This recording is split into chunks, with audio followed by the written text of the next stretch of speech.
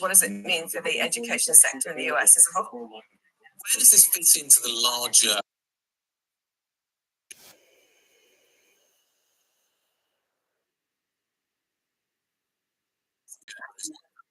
Well, that's the thing. So if it starts from Harvard, where does it go? I mean, there's universities like Columbia as well, and so it's spread out across other universities. We can also see the actions that Trump administration is taking against institutions writ large in the US, so the legal sector, for example. So does this support a bunch of institutions in being in society in the US, not just the economy, but society, free speech and so on. These institutions to what they're going to be and pushing them quite heavily. So yeah, it supports the legal system, universities, and it's law firms. So you add that up and you wonder where is it going?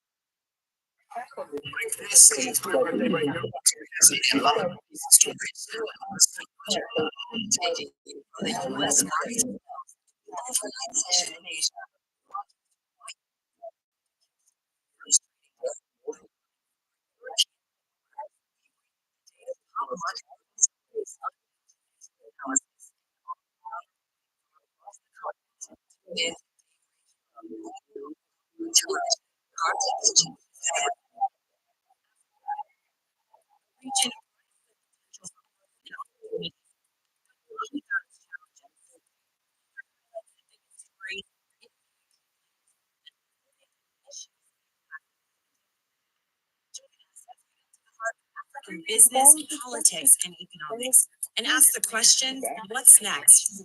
I'm Jennifer Zabasaja, and this is Next Africa. New episodes every month, only at Bloomberg. Policy in Washington is driving Wall Street.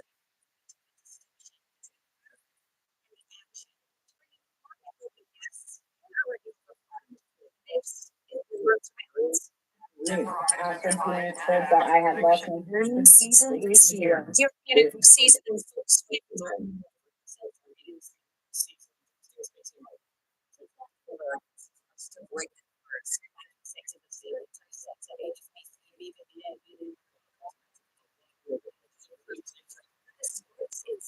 I think the radar that we have seen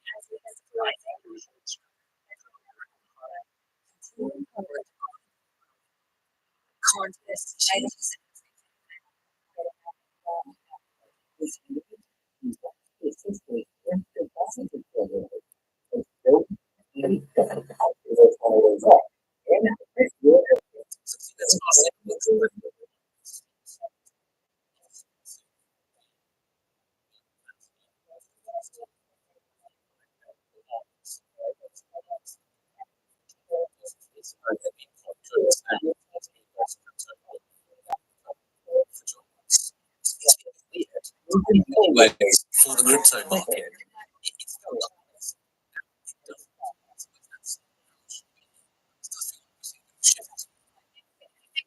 How Bitcoin is behaving during the tariff chaos, trading very similar to what we see in equities. The kind of narrative that Bitcoin can be a digital version of the safe haven had gone away.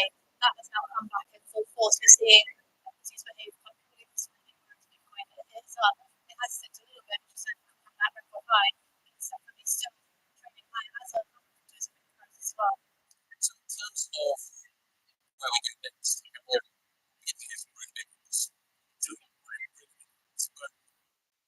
hearing where is the optimism right now? What's the expectation? We were just saying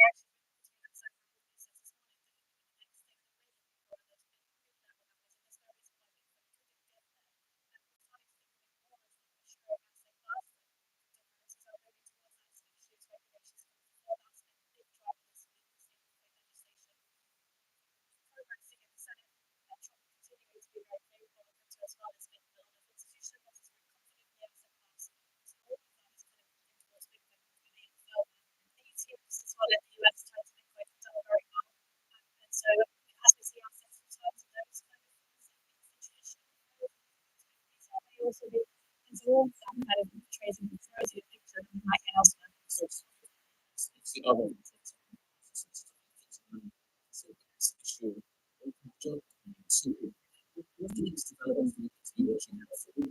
stablecoins are definitely very interesting. I think that's where the US is going to there. Legislation potentially going to be in place in the US by August. And it's going to regulation day until within the next 12 to 18 months. Very positive for that industry. The banks and big firms also looking to enter the space. So we have legislation for stablecoins in places like Europe already. It allows also that global harmony. And if you have dollar-pegged assets like that acting as a gateway into crypto assets like Bitcoin, that all helps with getting traditional money, big money into the space that wasn't there before. Thanks for updating us. Appreciate it. Evelyn, joining us on what is happening in crypto. Stick with the technology theme, coming from a different angle. Bloomberg has learned that OpenAI is looking at the he sees race to build out AI infrastructure. It follows use the region to make a secure deal through a massive data center project. I do think what is going to do is that the world understands that we are in there is imperative that we're getting access to this technology. The U.S. does have the innovation right now. And can the U.S. leverage this to bring a version of AI and democratic to the rest of the world and is trying to process bring investments down to the U.S. as well?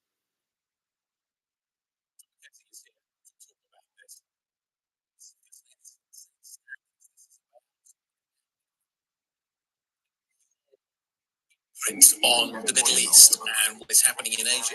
Is that the correct read of what is happening here? This is a Allegra, maybe the wrong way of thinking about it. Standard.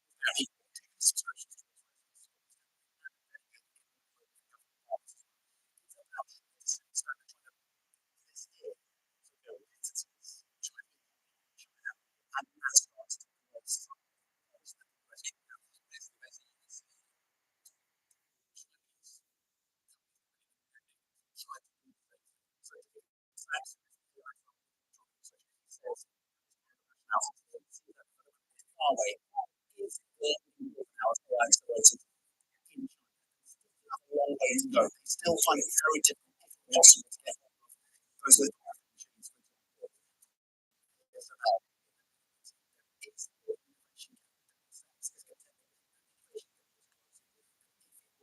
doesn't get the network which has very close relations with that region will make sure of that. Also, the questions about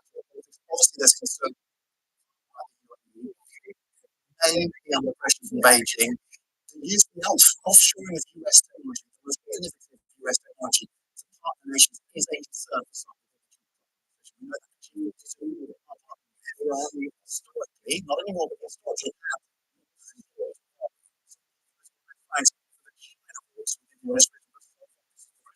they're the Asia Pacific as well. Very risky part of the world. Unresolved tension, of course, between Iran and Israel. You have to talk ongoing between Iran and the US. Trump not ruling out a military attack in Israel. Reports that Israel could be looking potentially at a targeted strike on Iran's nuclear facilities. That uncertainty is there. They are their partners. A stable operating environment for a couple of decades now, and the expectation is, or at least the bet is, that will continue. This is the biggest data center build out outside of the US. In fact, it's the biggest one that's ever come to forefront. They do not have anything of this size or scale in the US. So this is huge. It's a massive commitment in terms of capex in a region that is volatile. Yeah. There's a lot of power there, though. So maybe that's thanks for thinking as well. Great stuff, Tom. Thank you very much indeed. With this, Tom Mackenzie. Let's carry on the conversation around the AI space. The startup Anthropic is set to roll out 2 new versions of its Claude software, including a long-delayed update to its high-end Opus model. The firm's chief product officer, Mike Krieger, told us about some of the technical challenges.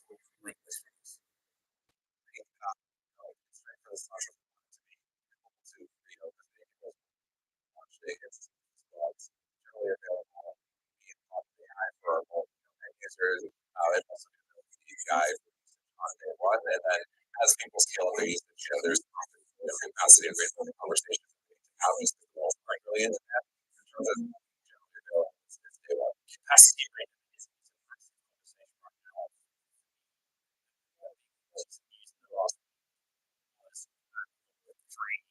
Azure Foundry. Is there any sort of technical contractual reason why we don't see Opus 4 be available in other places like that? If the demand is there. For us, it's not the chipsets that we're optimized for. So, really spending time on trading to, for example, it's your drug and on TPUs as well on Google Cloud, for example. And so that focus on that team has been really on those 2 chipsets. Over time, I can imagine us expanding that. I feature that I'm one of the few journalists you speak to that spend time preparing and trading into, so a lot of fun we had. The next evolution of that is just radio, right? So just for basic fact checking. I was not trained with Project Rainier, but one would imagine on the inferencing side that is going to be a very piece of infrastructure. Absolutely. And to be the effort and for sense on it. A lot of that is on that cluster on being able to bring in work on making sure these models work well on training all. That was Anthropic's Mike Krieger in conversation with Ludders, Bloomberg's head.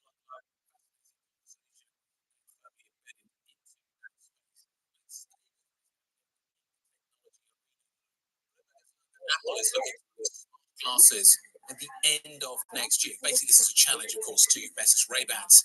So to say the glasses would have cameras, microphones, and speakers, and that they would handle tasks such as phone call.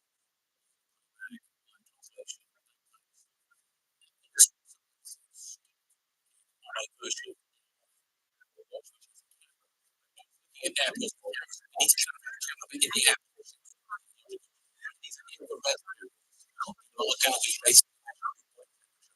That's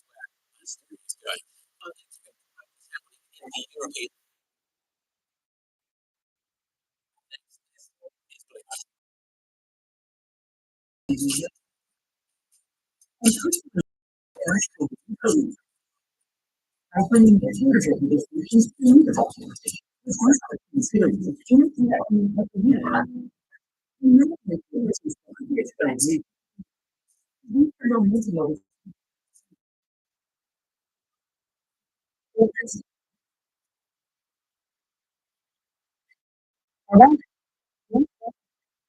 That's great.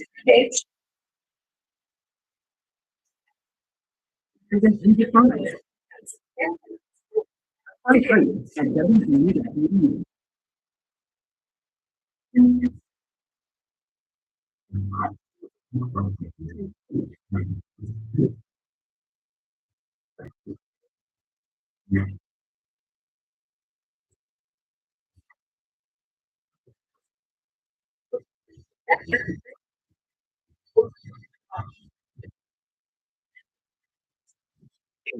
this on balance of power.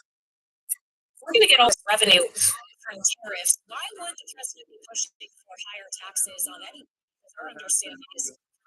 I thought they were gonna stand for that kind of thing. Well, if you realize that I can't.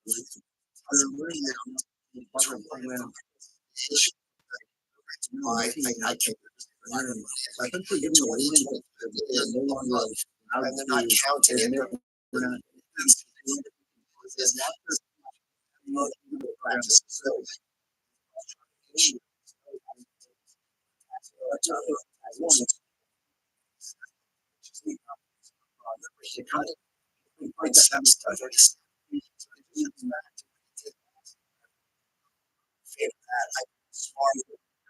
Lots of power.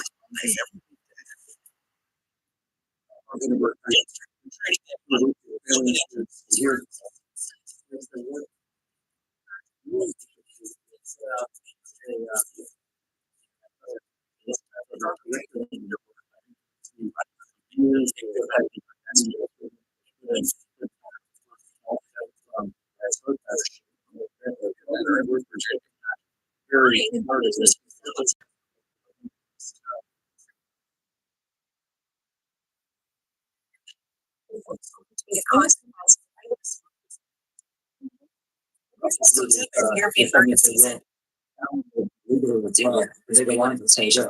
The government with the lawful Harvard says we are fully committed.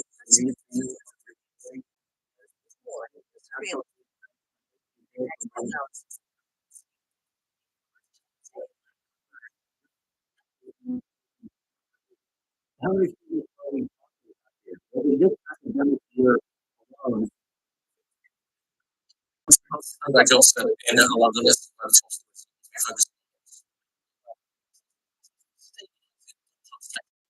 Almost 30%.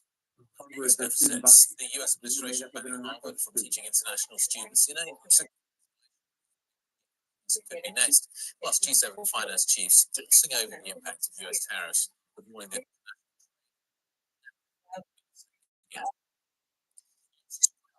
What is happening in the banking sector? There's a couple of stories floating around this morning that I think are worth our attention. The European Union has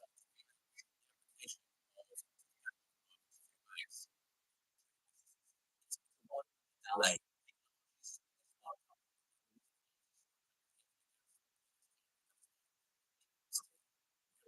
Definitely don't want to be first. Let's get details now with Bloomberg's Tom Metcalf.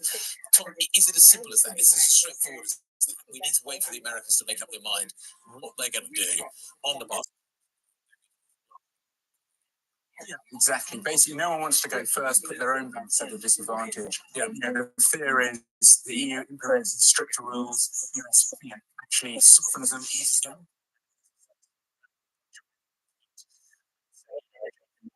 I'm basically talking, just give us specifics of why you would underperform. Yes. And in certain trading, we want a bit more capital to sort of ensure as the banks absorb, €5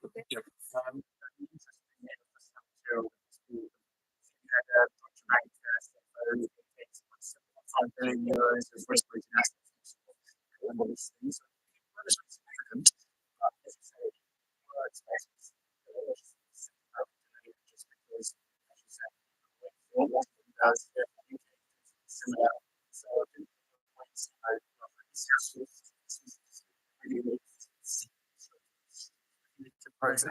Yes, a fascinating situation with a bank that's so much bigger than their economy.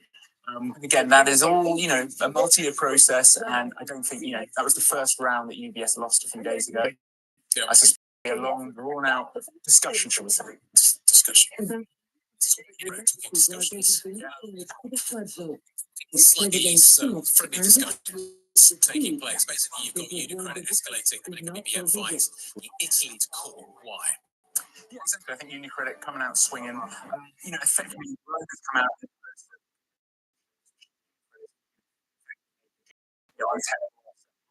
More attractive. And so what would happen in the first day, use that to affect the Trump pushback against those conditions. Again, discussions, more debates, just shows so much back very sensitive around that.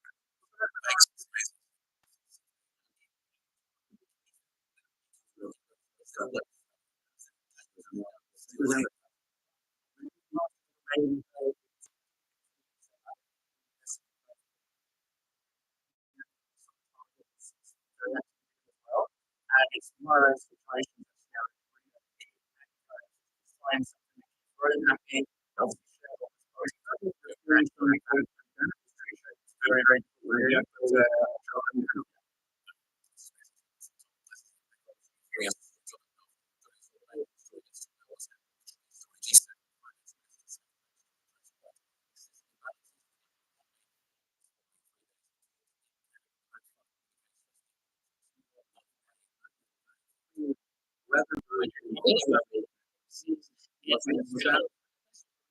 And after for me and how we're going to react, this is really a step forward. And it's like people have about the groups, but definitely there will always be tension around tariffs, but there's also places where you find common ground. Brendan Murray leads our global trade coverage and joins me around.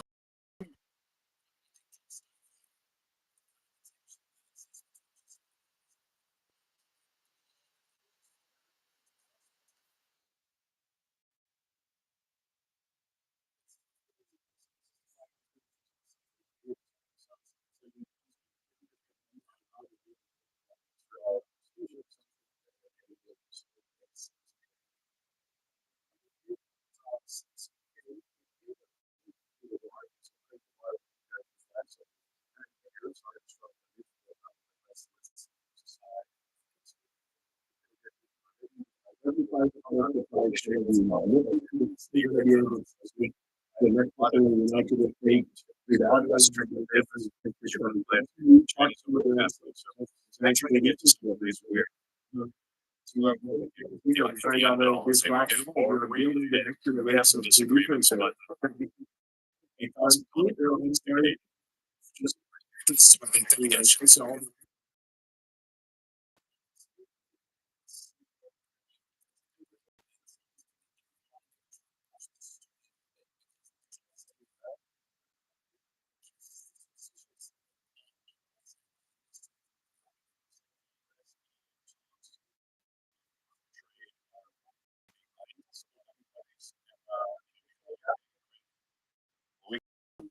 some of these Asian countries feel like that they're on track. The situation between Brussels and Washington looks difficult to even get things on track. Before you do a deal, you got to figure out what you're going to talk about, and they're trading these papers back and forth. Exactly. I mean, they're kind of doing this dance, and they're talking past each other. And in order to negotiate a trade deal, you've got to have an outline of it. You got to know what's on the table, what's off the table, and it sounds like there's more off the table right now than it's on. Europeans pushing for a deal with the Americans are basically just kind of because that seems to be my sense of things at the moment. It seems that the Washington is, and President Trump has said, the European Union just worse than we're starting from a fairly low base of cordiality between the two countries. It's a huge relationship, and the EU is the biggest destination for American investment. And there's a lot at stake here.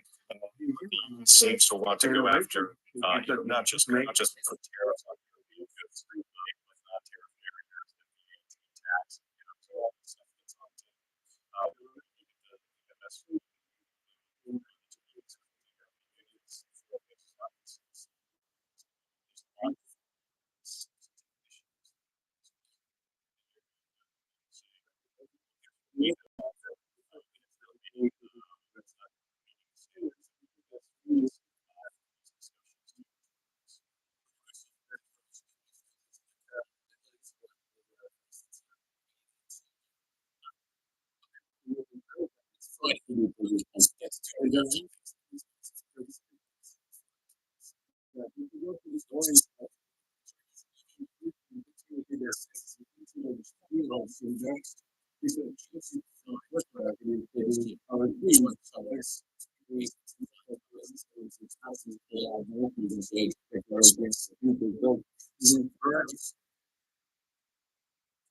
should not be just limited to two-dimensional problem.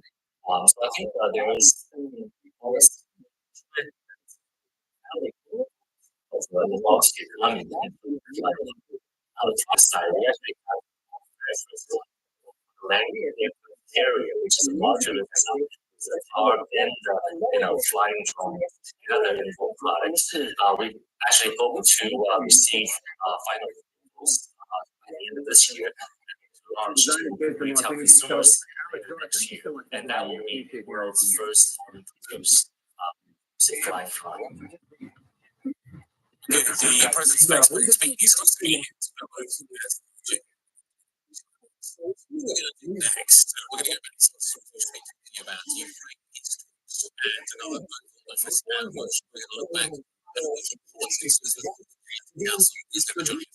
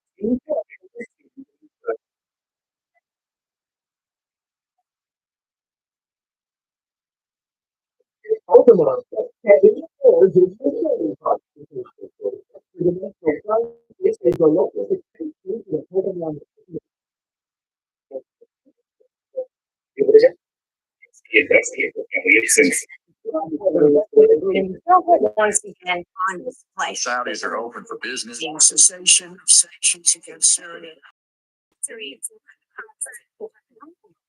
Maybe set up at a time after trust we're on the ground coverage. The numbers will be quite substantial up to the minute reporting. Driven the price of oil down. And the analysis This region is the same, so it's fair. China. coverage to your business.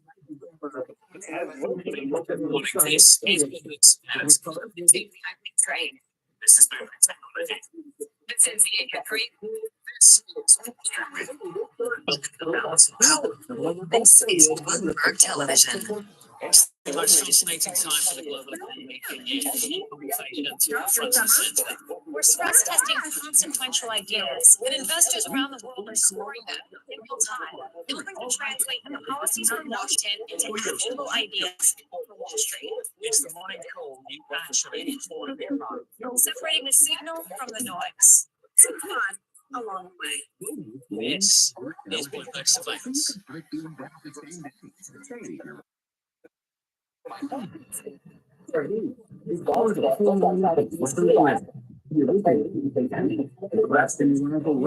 Consumers are starting to cut back on their spending, and business owners are starting to push off capital expenditures. It's like there's going to be a business cycle, and when that happens, the Fed's going to have to cut rates. The tariffs are not going to be as bad as we thought on Liberation Day, but they're still not going to be zero. And I think as we get more data that comes out, markets aren't priced for disappointment. I think some people not so much selling Americans, maybe not adding as much to Americans they're going to have to. And so you're getting back to, okay, this is a storm, but we'll get through the storm. It used to be very US exceptionality, US. And we've seen some shift from US to other countries since the beginning of the year. I think we should be very careful. There is too much debt in the system. We have seen a de-escalation. We still know that some tariffs need to be negotiated. We're in a period of pause. Some great guests we've been talking to at the Qatar Economic Forum in Doha this week with their views on President Trump's trade war. Let's kind of carry on that conversation. The chair of the private equity EQT has told us that Donald Trump's policies are making the Swedish firm more attractive to investors compared with rivals based in the United States. Claire Johnson has been speaking exclusively to Bloomberg's Pretty Good. Tell us, what is rather favorable for us. Based in the US and the EU. The ones we're competing with is almost exclusively the US firms right now. And they are having some headwinds out in the world for reasons by others than themselves. And the flip side of that is that people are looking more for managers that are not based in the US. And maybe to deploy money in GPs that is not US based or US dollar denominated. So it has benefited us, especially in Asia, but I would say also in Europe to some extent. You say to global investors that are saying, give me a reason, Connie, give me a reason that Europe will suddenly wake up and catch up to the rest of the world. Is there a reason to be optimistic here? Well, Europe would never have been able to get organized without getting pressure from somewhere.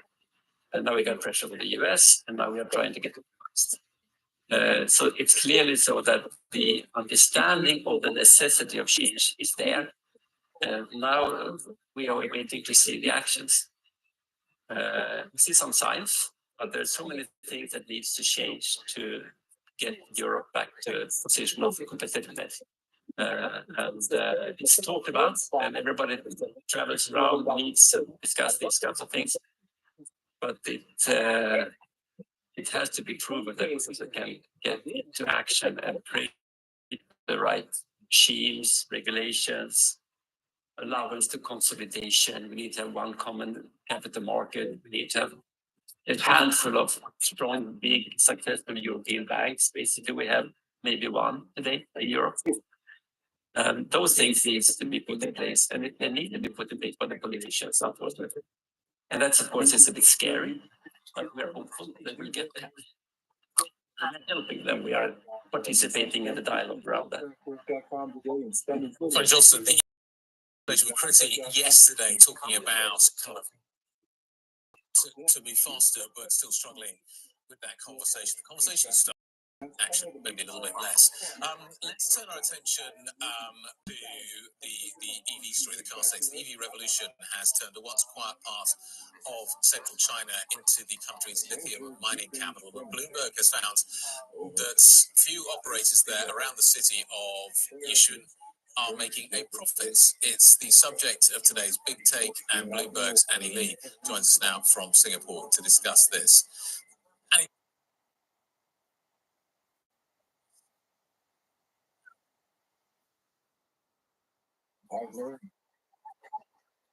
For lithium in specific, it is a key material that are used in today's batteries. So, for the metal mine comes to lithium, we still import a lot from like other countries like Australia or Chile. So there's always the strategy for China to reduce risk and to increase domestic resources. So when the energy transition take off in this city of Yishun, that went to that a lot of companies were going to the city to invest to these resources called lepidolite, which is low grade lithium.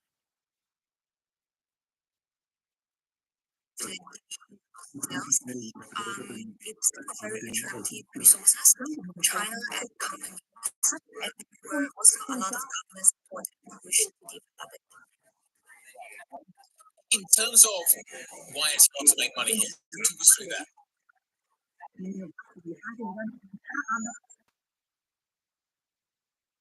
So, this is no longer like a very good time for the prices because supply of the battery. As I mentioned, this is a very low grade resources of lepidolite in China. the processing of it requires more steps, and therefore it's possible to make to a specific grade that will be useful for batteries, and also the processing generates more waste, and treating the waste is also expensive. So we found that actually a lot of the production right now in this city is struggling to make goods unless you would be paying for chain with factors. And in terms of the environment,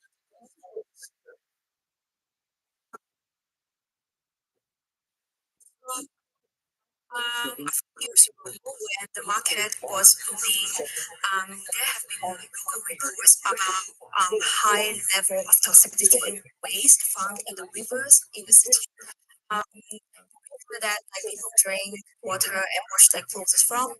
And because there was a flood of like people going there into the city to mine the raw material, there was a case of like back of the mountain. After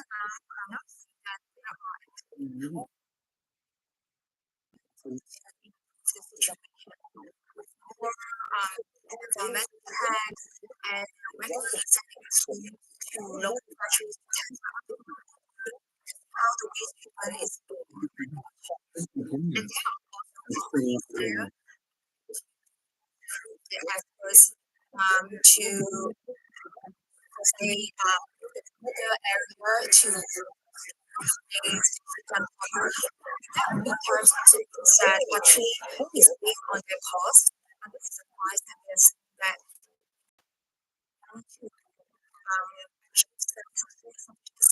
and also to get to use their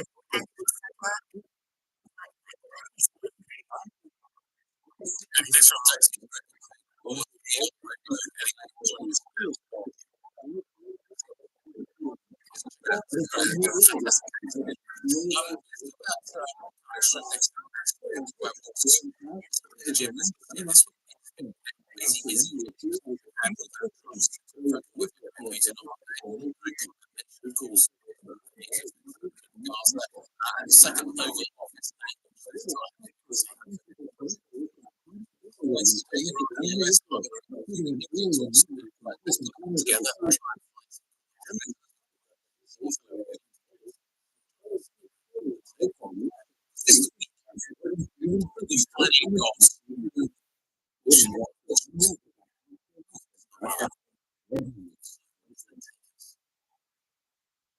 I don't know whether it was tacit or not tacit, yes,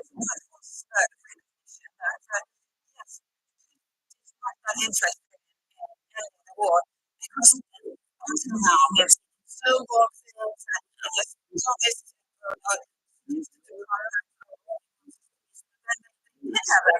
Remember, so it was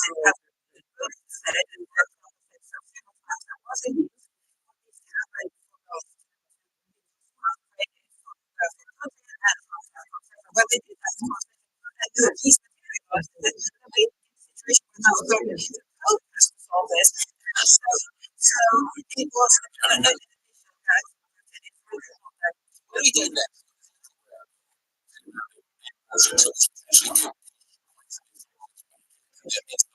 With regards to White House basically allow Congress to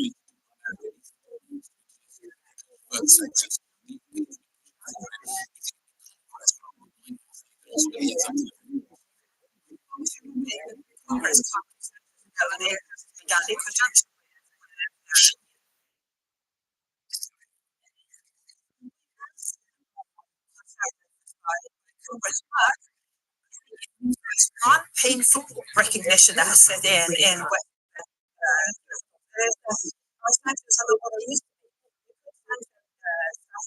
back in the day.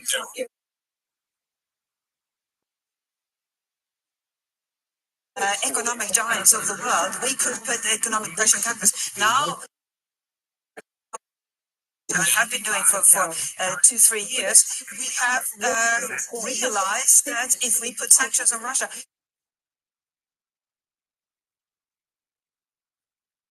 trade to other countries that are now economically very powerful. China, India, similar countries that 30, 40 years ago could not have replaced us.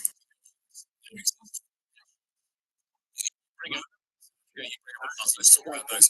Why is the leader I want to sit down in the Oval Office? Why would you? Don't become a world leader. Although you're a but this is another stunning development, staggering educated to use. World leaders have been using every connection they could think of.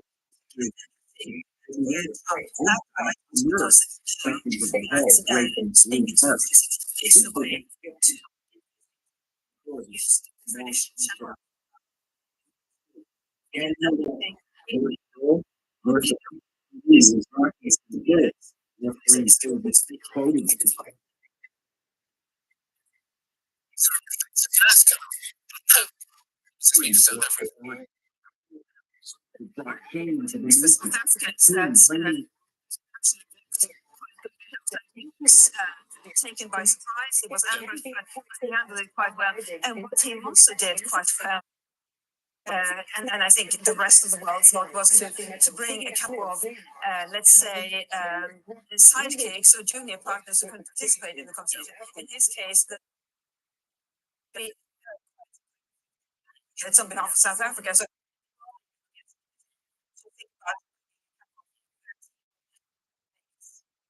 golfers. The president obviously has an interest in that area. Let's talk about these Iran talks. This is the week in which we've heard an attack. Talks take.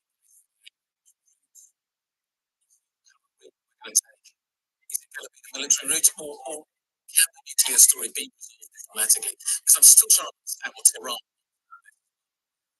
red lines are.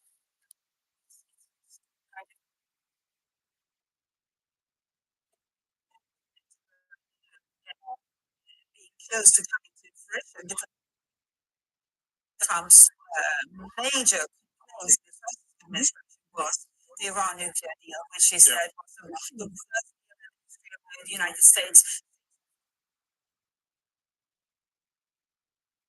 to leave that deal, which we should remember had been negotiators from a number of countries, including the European Union. So it was a major diplomatic effort that had resulted in the Iran nuclear deal, and then America left it. So it is surprising that there should be this effort by the United States now to get to a new deal. I think it has to do with the fact that it is clear that we need some sort of nuclear deal, and the world would say the previous nuclear deal. It's nuclear. Is the Iran threat, so is the Israel threat being used to push the talks? There's that option over there, or we can take this option. Because that option is not an option there, what it really wants to take. But is it by design that both are on the table at the same time? In a way, but we should remember that Trump is not man of ideologies, so he will seize whatever opportunity he has. And so that makes it so hard to predict where he will go, what country he will speak.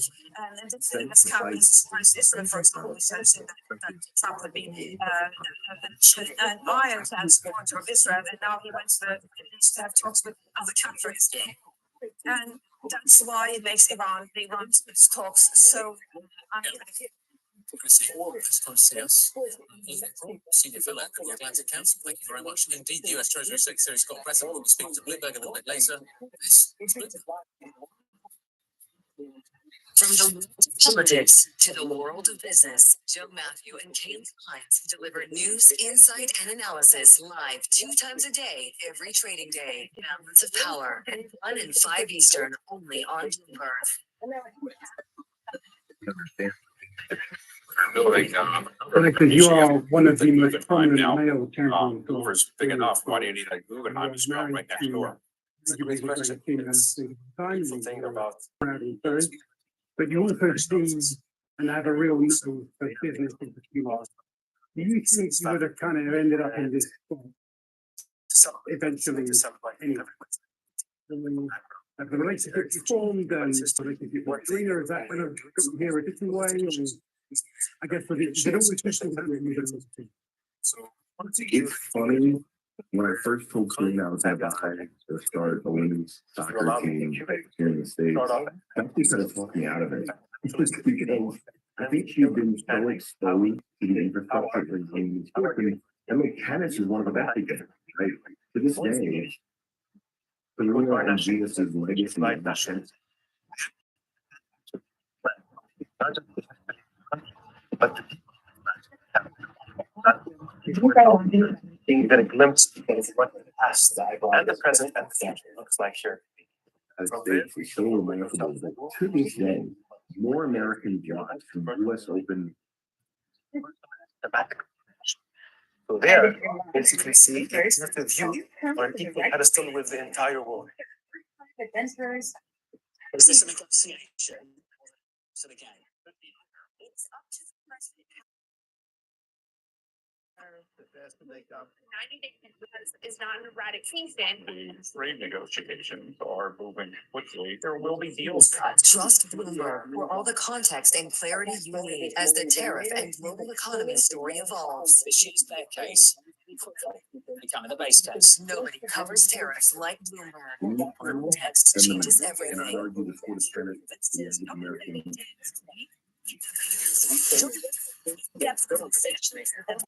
Here's Vegas, honest news, top stories, insights with President.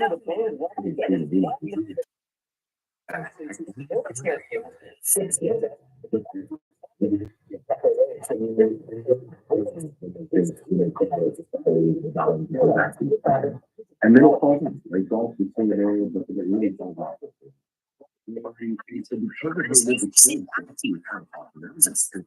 Yeah, see how we get them, but how many times it's like, really cold. I think falling out of it.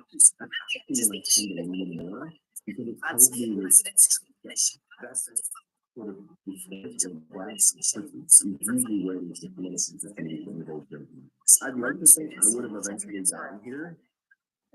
But we certainly hope that we have the close proximity to the village, and especially with the June and Venus never with proof of I have really enjoyed after thinking towards shifts over the last year. So the plastic years that have been telling me I'm using the numbers and creating for the future, I'll show that. So I can every time I get in the mode.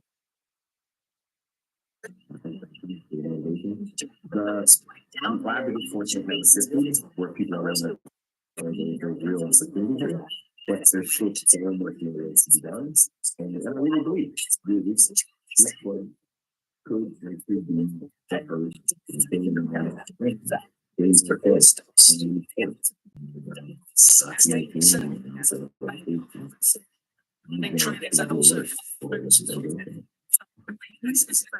Shiny, colourful trainers, which are as many as expected. The output speed pretty well. That's stocks in 3 months. They never also stocks and other nuclear power ship. So it's going to rejuvenate the industry with some executive orders setting some defensive ones over the country. Up 19%, Citrus Energy 22%, almost going to see some big move. Intuit, a bit of volatility in that one after the close last night. This is in the tax industry, so it's tax software, one of the most glamorous industry. Culture was great, but I'll take that for you. Intuit, as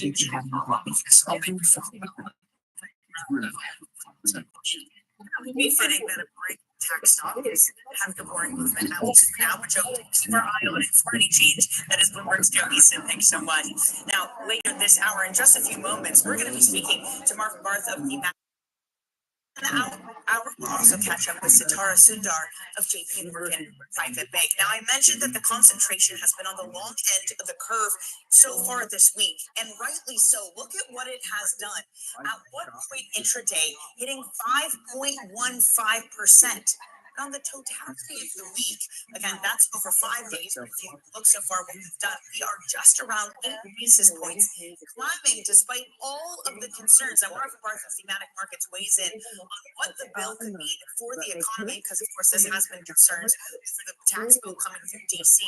He writes, quote, "The big beautiful bill, if passed and sent forward by the Senate, will further cement the unsustainability of the US fiscal path, increasing the fiscal deficit to a whopping 8% of US GDP in 2025 and 7.8% in 2026. Marvin Barth joins us now. He is the founder of Thematic Markets. Marvin, so wonderful to see you.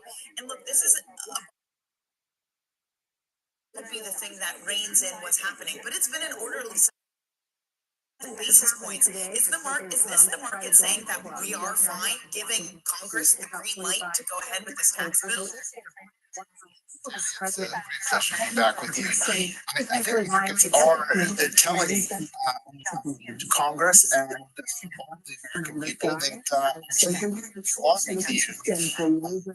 you to continue to bring these deficits. This has been going on for a decade. We're just putting a cap on it. This point, and shocking the term premium haven't risen. In fact, much of the rise that we've seen is really just an adjustment of the negative term premium built up over the last decade. It's certainly still well below what we saw in the 80s and 90s. So it's not to threatening levels yet. Maybe that's why. To your point, it's revolving around the mean point.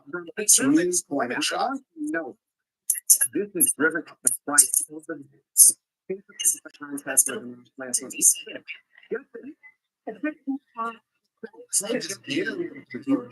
The US as those old Wile E. Coyote cartoons where he's running off the edge of the cliff and only after he's well over it does he realize that it's a straight drop down. Unfortunately, I think that's going to be the situation, Tammy.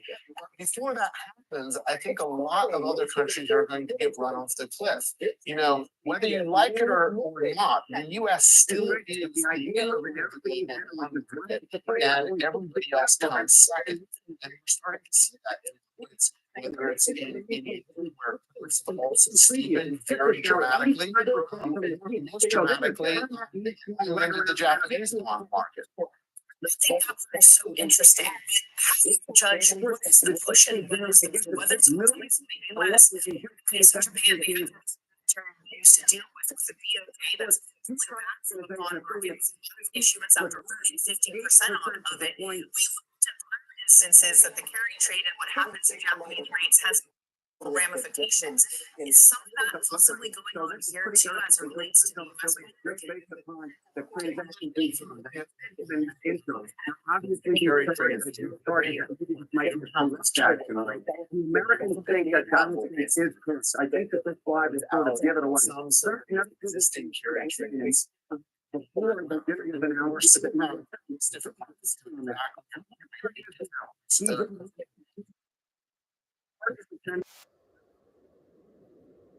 sorry, that's now a previous but he's back now.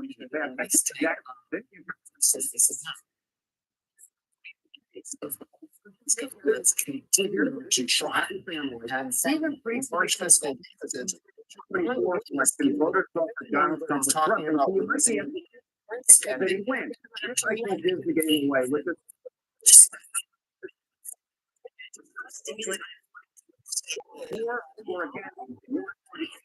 This is one of the things that markets really underestimate.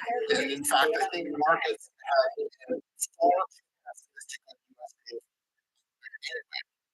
everyone hears on tariffs. This is going to be a disaster. It's going to be terrible for them. I've done the number crunching on this. It's actually not that bad. The tariffs.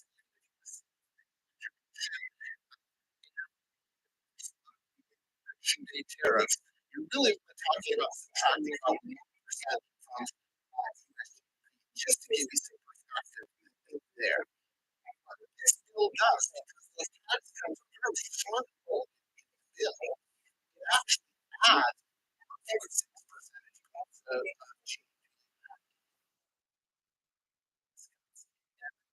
has a fiscal friend, I estimate is about 10%. And growth, even when you take account of the spending cuts that are invested as well, which unfortunately aren't that big. So I guess what I'm trying to understand is that this is a big growth, but it's also flashing an amber indicator, a red light for the bond market. Is this good or bad for risk assets? That's a good question. But I'd separate two different effects that are going on here, right? I think the key point is absolutely this is a tremendously bearish bill for bond market, right? Because you're getting a powerful growth effect, which means that actually the Fed is like that this year or next year. It might be a hike. You have that weighing on the curve, but then you have this term premium aspect at the end of the curve. That's the part that's negative for most assets. And so that's why you're seeing these back and forth in stock. But I just want to your research.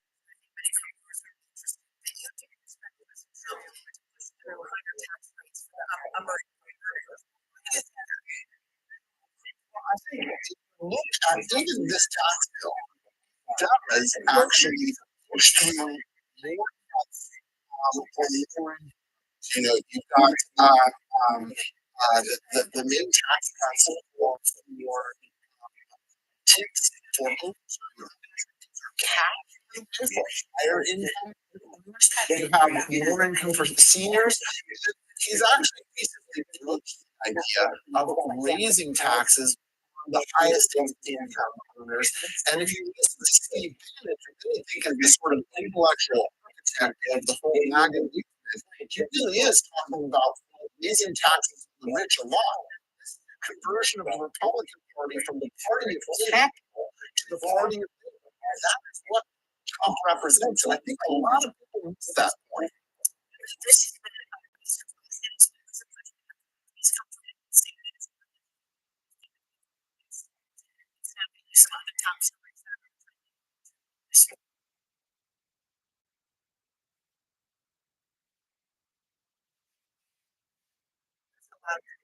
Create a safe environment.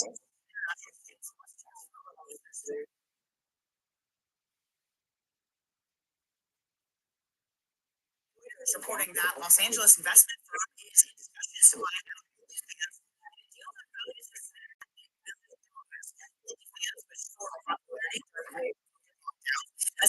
since at least March. Terms are under controversial proposal to hit non-EU residents.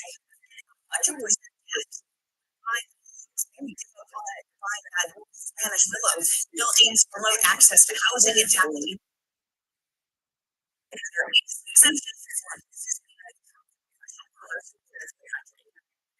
Coming in the House passes Trump's bill will have more.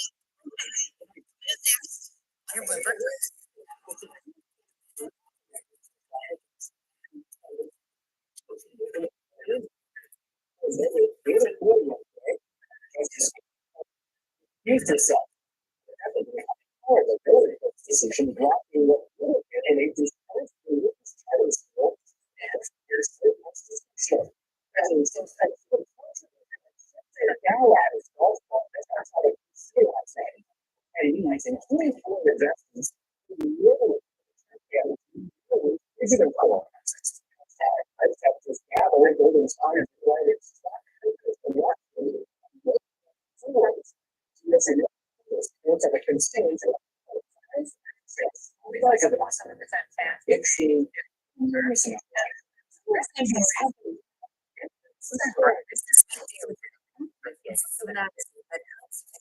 Stay ahead.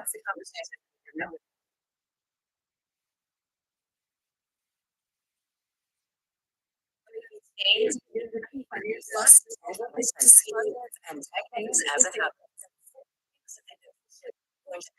Yes, safe fashion. There are Sweet daily. Making money isn't about drowning in emotions. It's about understanding what's actually Markets are the best way to link signals to noise. That's what we're trying to do every market. It's universal balance. Get your fix in the fix. Really right here. Context changes everything. Jumpstart your trading day. Stock stories.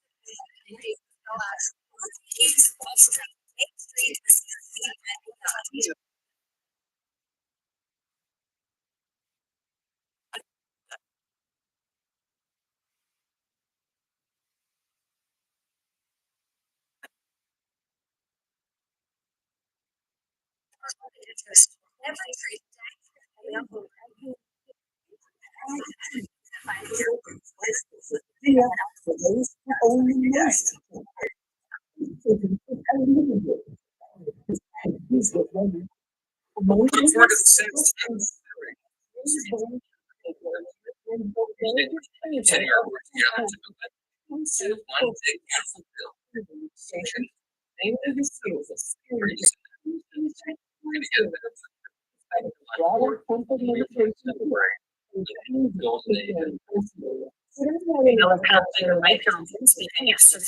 Senate Finance Chair Mike Clapper. The bill through the next stage.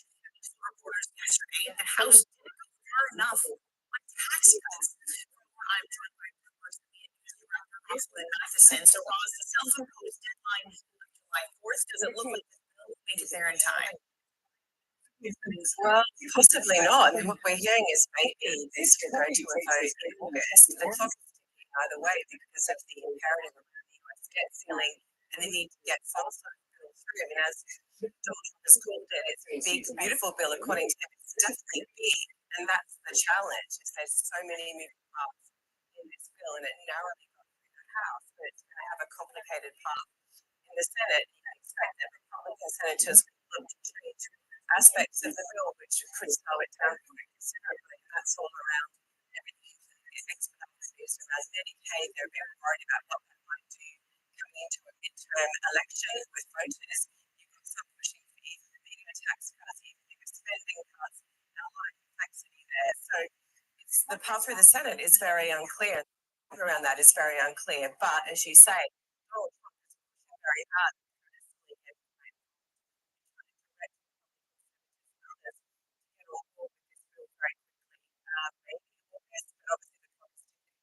Well, it's going to be in Washington, D.C. because it's not just the self-imposed deadline for taxes, it's also the self-imposed deadline for trade. When some of these reciprocal trade tariffs start to come up in July. Ross, where do we stand on negotiations? Well, as you say, there's a long list of countries. Frameworks of understanding that have been reached, including with the UK, but that was arguably the easier stuff because the UK has a surplus with the US, getting trade deals with places like the EU, for example, some countries in Asia, Japan.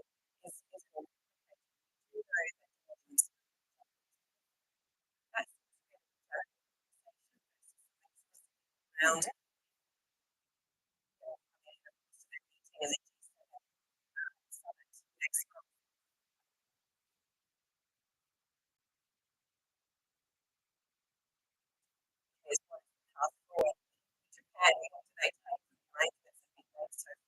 China, UK, and so on, and how do they go into those conversations? Realistically, countries can get sorted out.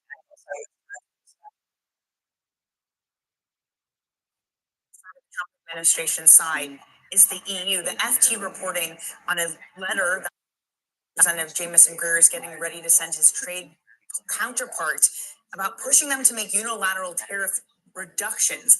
Is there any sign of appetite for the EU to do something like that? Well, we know from our own reporting the EU's taken quite a strong stance on this, and they've sent counter proposals back yet again to the US. And what we know is they're expecting to have a phone call today between Korea and the EU trade. The US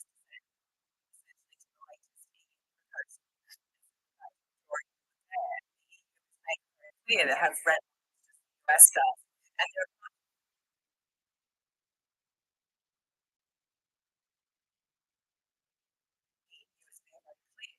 don't want agriculture. And so that relationship is much more complicated. We'll see how that call goes.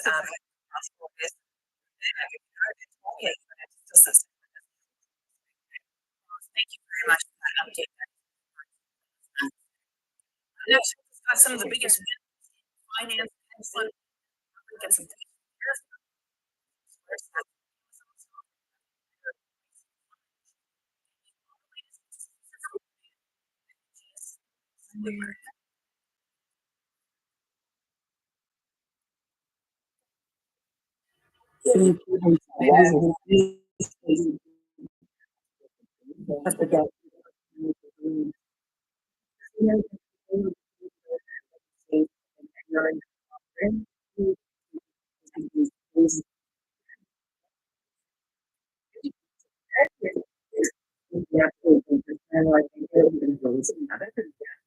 What were the license plans?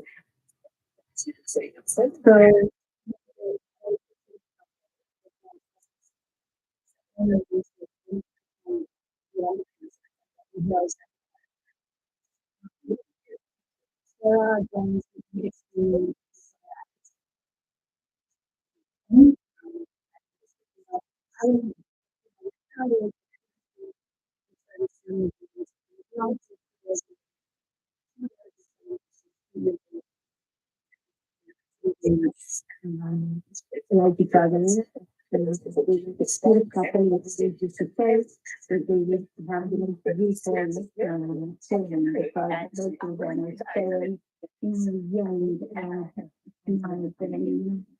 The world was interesting. It is impossible to know human beings reminding me of the people who are not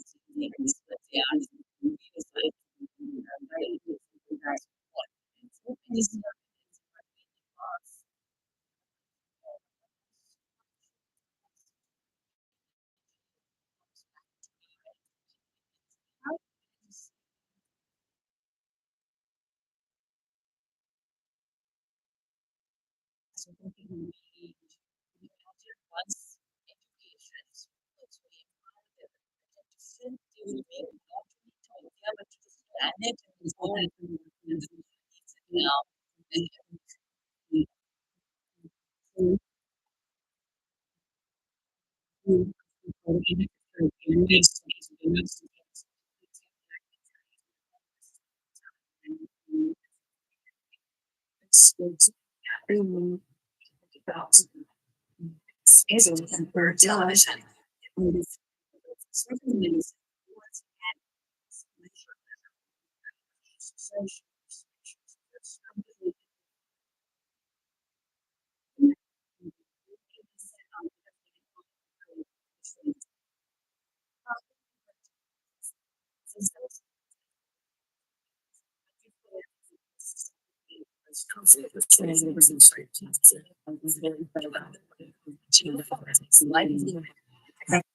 If I might say just one last thing about John Sterling.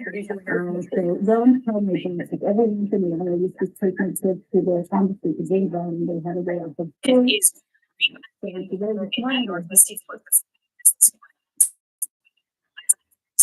First up, the topic says National Students Administration for student exchange for some programs immediately accusing them of promoting woke ideology and failing to tackle anti-Semitism. Next up, the Wall Street Journal has this on the front page: the biggest banks in the U.S. explored and team up to issue a joint stablecoin, an intention fend off competition from the crypto industry. German sources say the conversations have involved companies Morgan, America, Citi, Fargo, and other large banks. And on the New York Times, hundreds joining an exclusive dinner of crypto fortunes here last evening. And as Virginia Gulf Farmers, the highest paying customers of this cryptocurrency, were there. Protesters outside were condemning it. Now elsewhere, some exclusive reporting. More than $2.3 billion in net revenue from equity derivatives last year in India. smart to get probed by regulators. Joining us now. I'm not mistaken. This is a strategy that they're sued around because traders left and reportedly brought it with them to other places. Clearly, the strategy is still working. That is, so to the tune of $2.3 billion in net revenue, as we mentioned, Danny. And I mean, it's interesting, the Indian stock market had been in such a dynamic place last year that it's no wonder that we're starting to learn about the significant financial firms started to take their options trading really since the pandemic in India. So this really is starting to show an increasing focus for India, not just for India's firm, but for Jane Street as well, where that India revenue or the India earnings was responsible for a tenth of their net revenue. So huge. But it's back on the people on the Speak to your hedge funds. This market is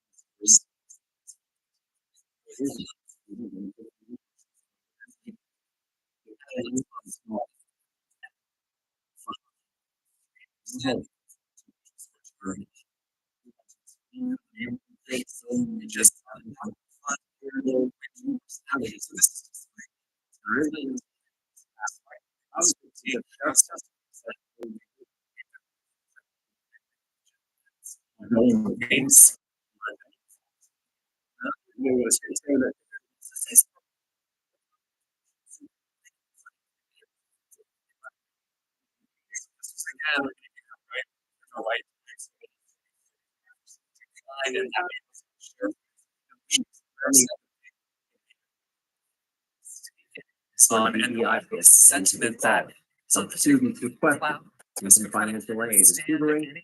The room is about immigrations. like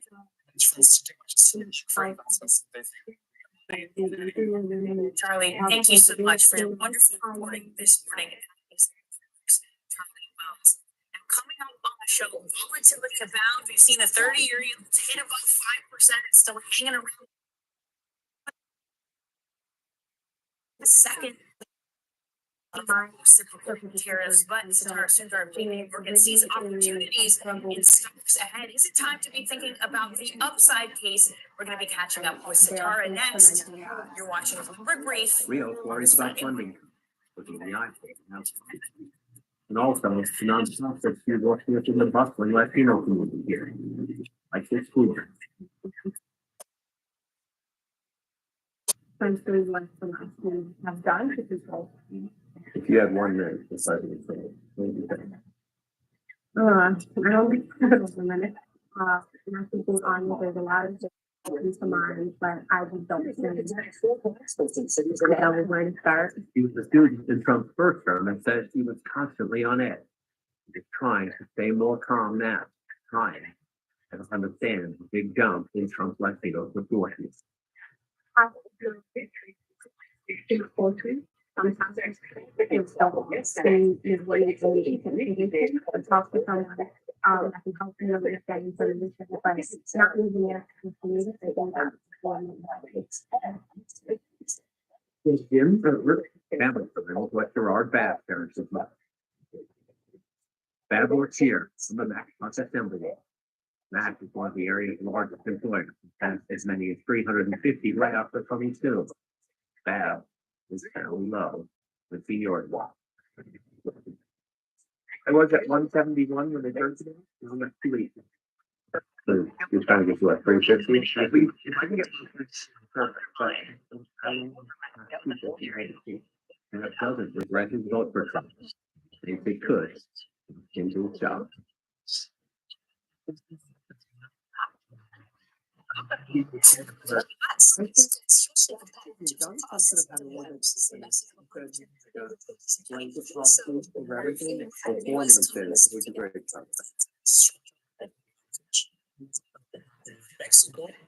I understand that.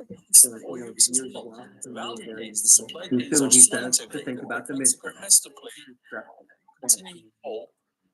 I'm gonna have to be in the future.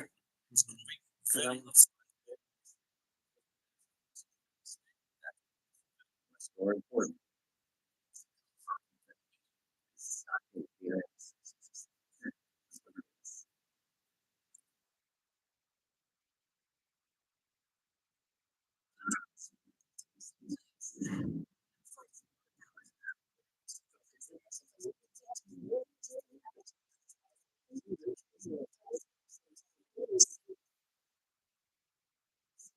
Actually speaking, leverage is so low, just a little bit of leverage is going to be able to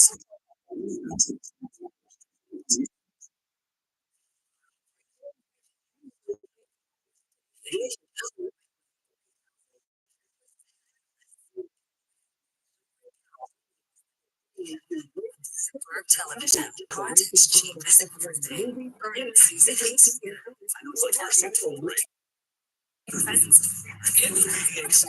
nobody covers or makes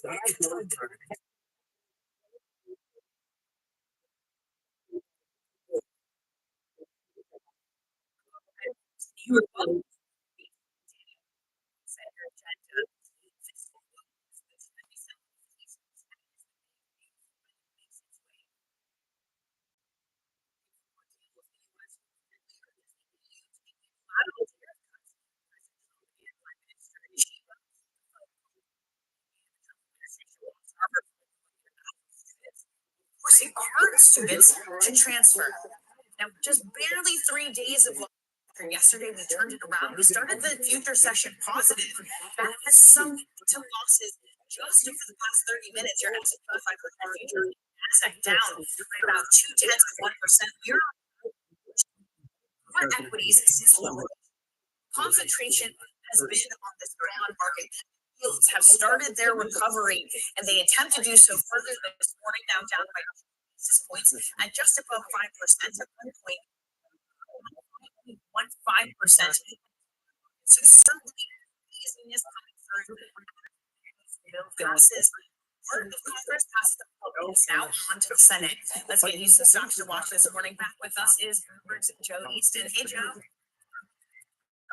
Hey Dennis, I'm going to start with these nuclear stocks. The double digit gains across this sector this morning, and it is a bit of a political story as well. Trump seems to be looking to executive orders to rejuvenate the industry in order to highlight some over in China and other countries using a bit of a defense for this. We actually going through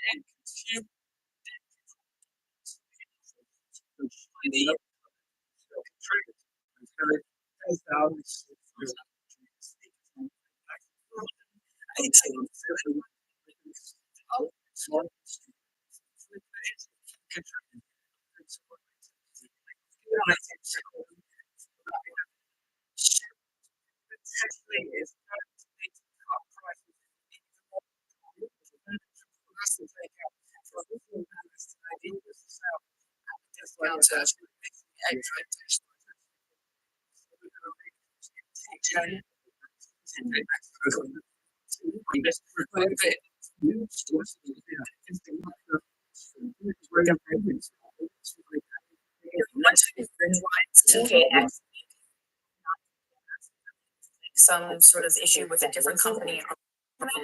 So there you go. There's your transaction for the day. I've been wondering about that for years. It's finally something. Yeah, there you go. Finally, kind of like much of it. Thank you so much.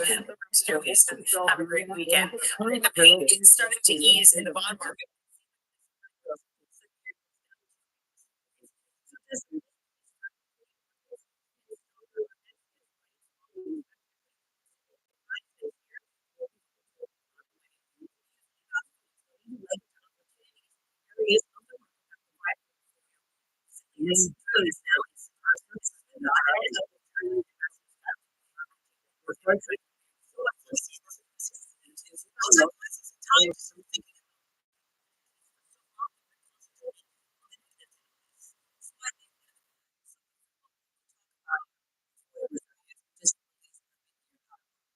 The title of it is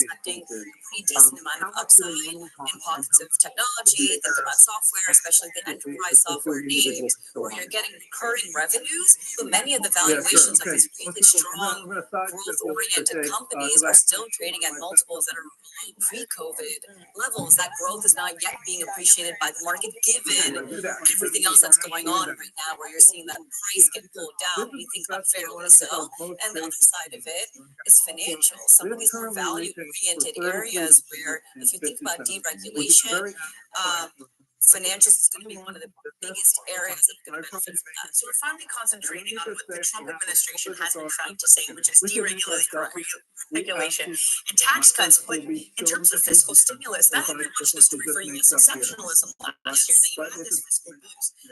Back to that, do you dust off your U.S. exceptionalism, tech rates, green countries?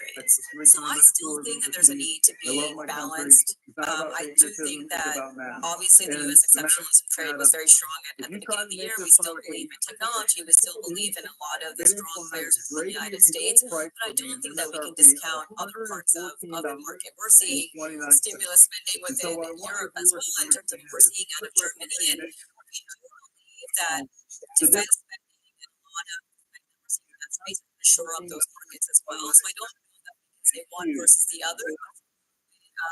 Rising tides lift all boats, but there's still a need to be selected. The other thing that I talk about portfolio resilience and big, there is still a need when you think about the volatility, think about the risks that are there. There are risks on the downside when you think about inflation and the need to hedge. And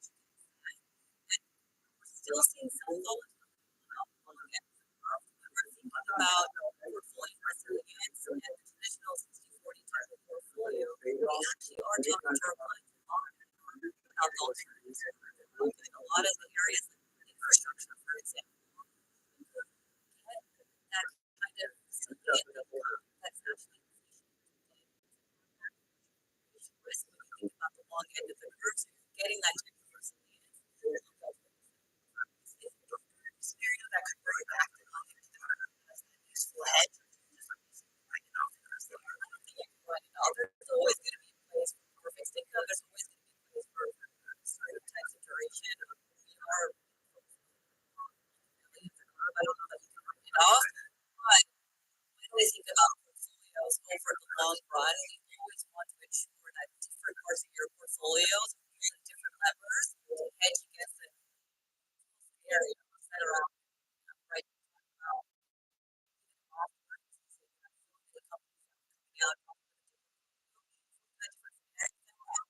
And the different earnings outcomes. We talk about probability weighting, a scenario weighting their portfolios to see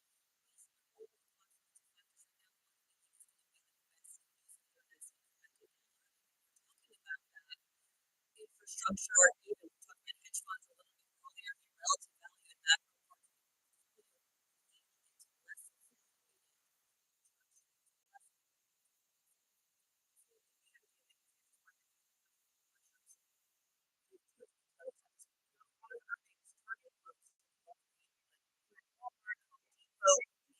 So the law firms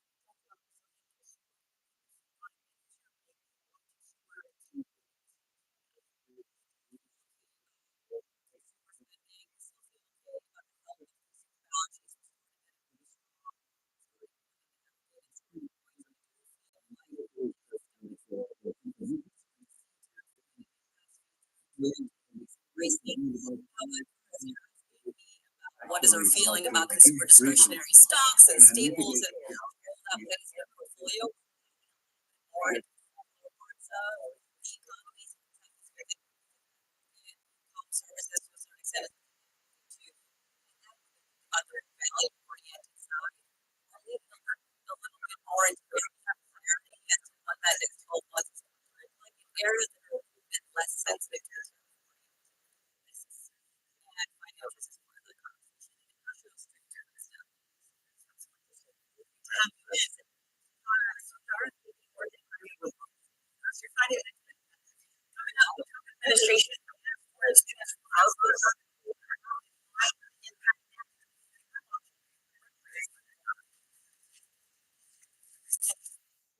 bit. To avoid housing, he wanted to be yes, it's been so many years. And I was president. And I think it's about in the country, in the south, people, you know, underline. Imagine they also somehow relate to human rights. Yeah, and it's devastating. However, we are, we all, you know, we try to help it so they are, whatever they are. So we continue to do that. We'll be able to help. And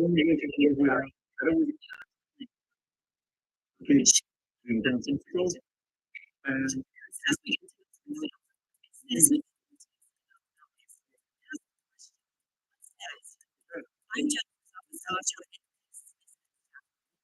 New episodes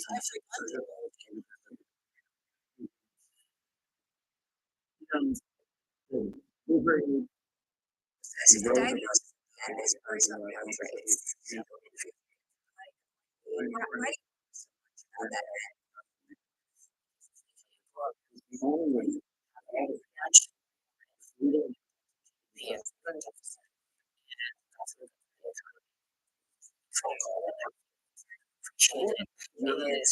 It's hard to get to the growth hormones. We talk about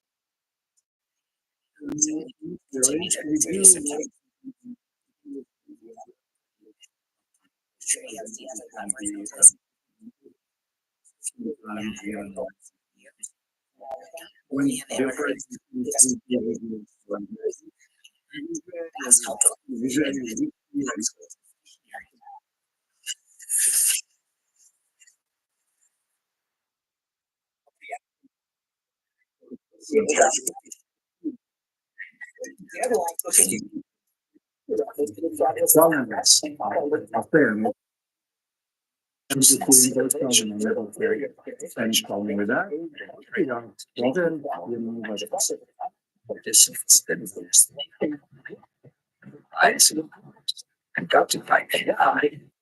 There's music components. And if you want to learn it, show you. That's outside of DC last night. Attendees and flared backwards. Millions from digital part of the Saints travel more than 5 well staff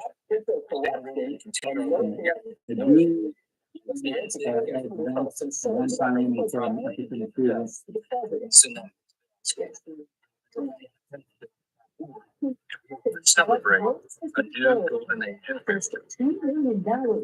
Speaker of the House, Mike Johnson, speaking after passing President Trump's landmark tax bill on to the Senate.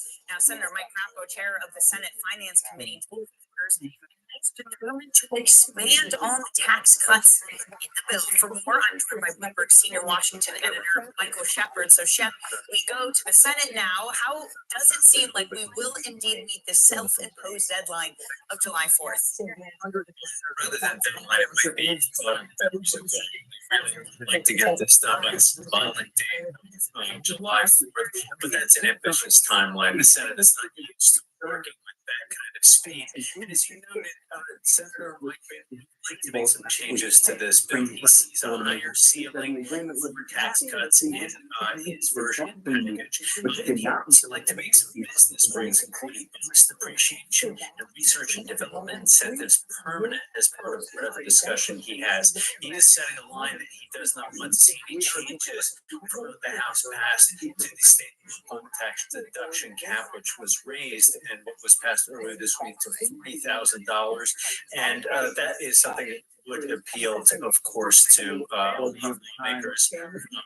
Those states, you don't have nearly as many Republicans from those regions, so it's a different equation there. The deadline they really face, of course, is August, and that is when we get closer to the exit. This bill also contains contains language that raise the US borrowing limit of $4 trillion and give them a little bit of leeway when it comes to budgeting for the next few years at least.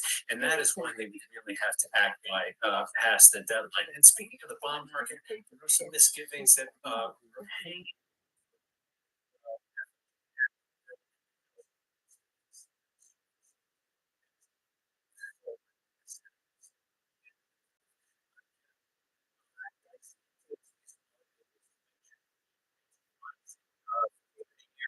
And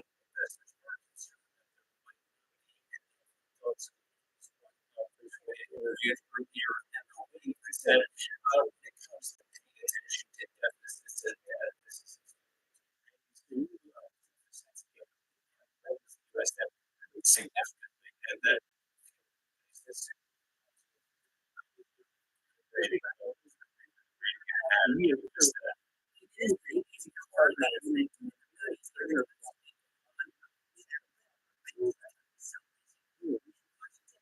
Because it's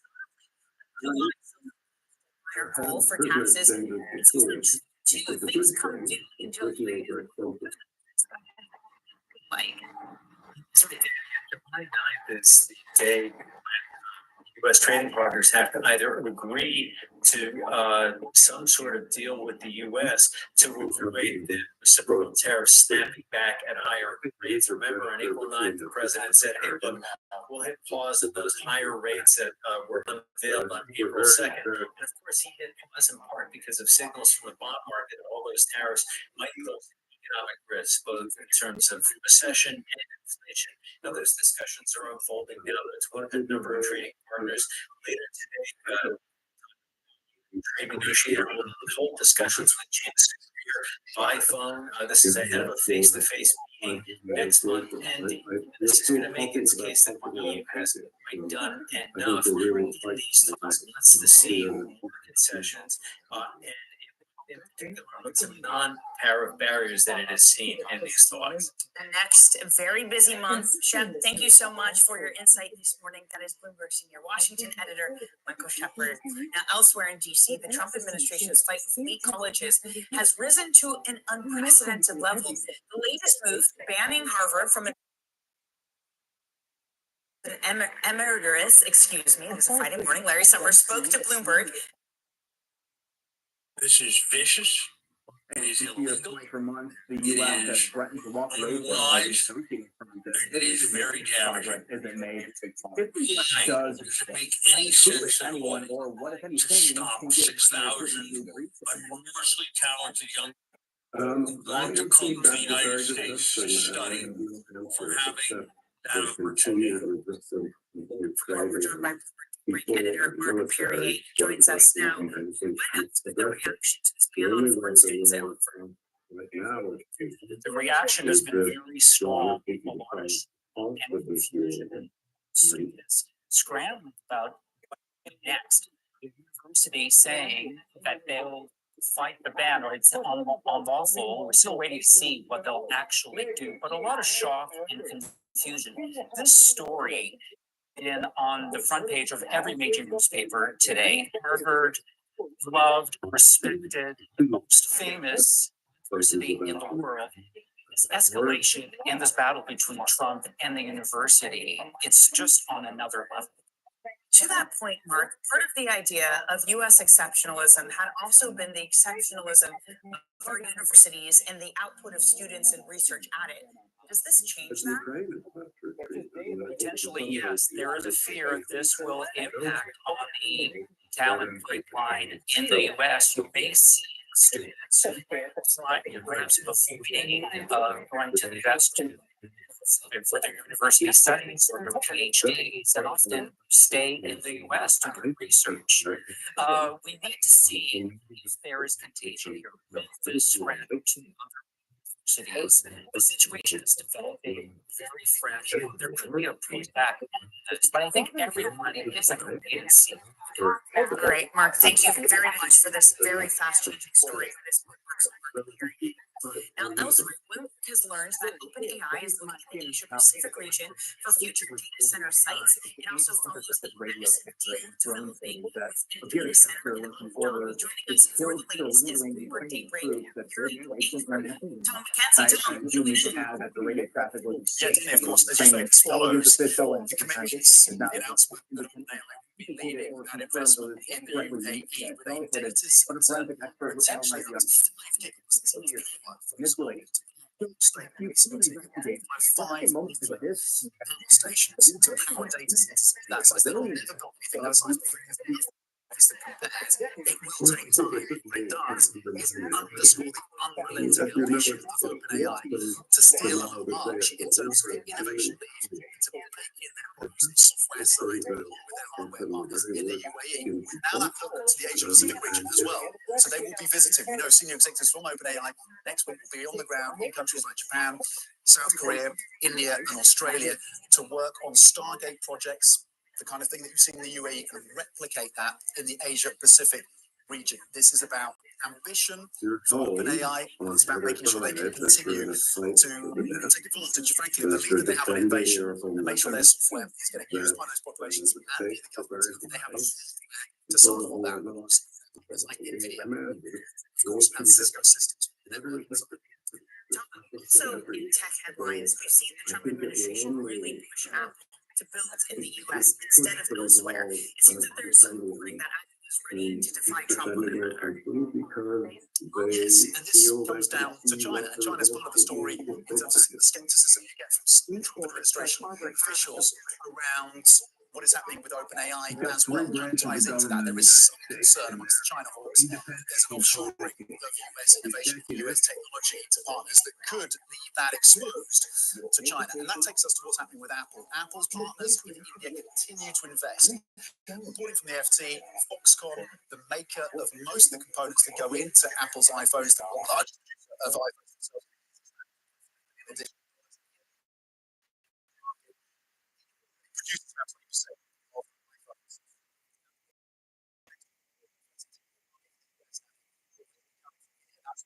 we understand.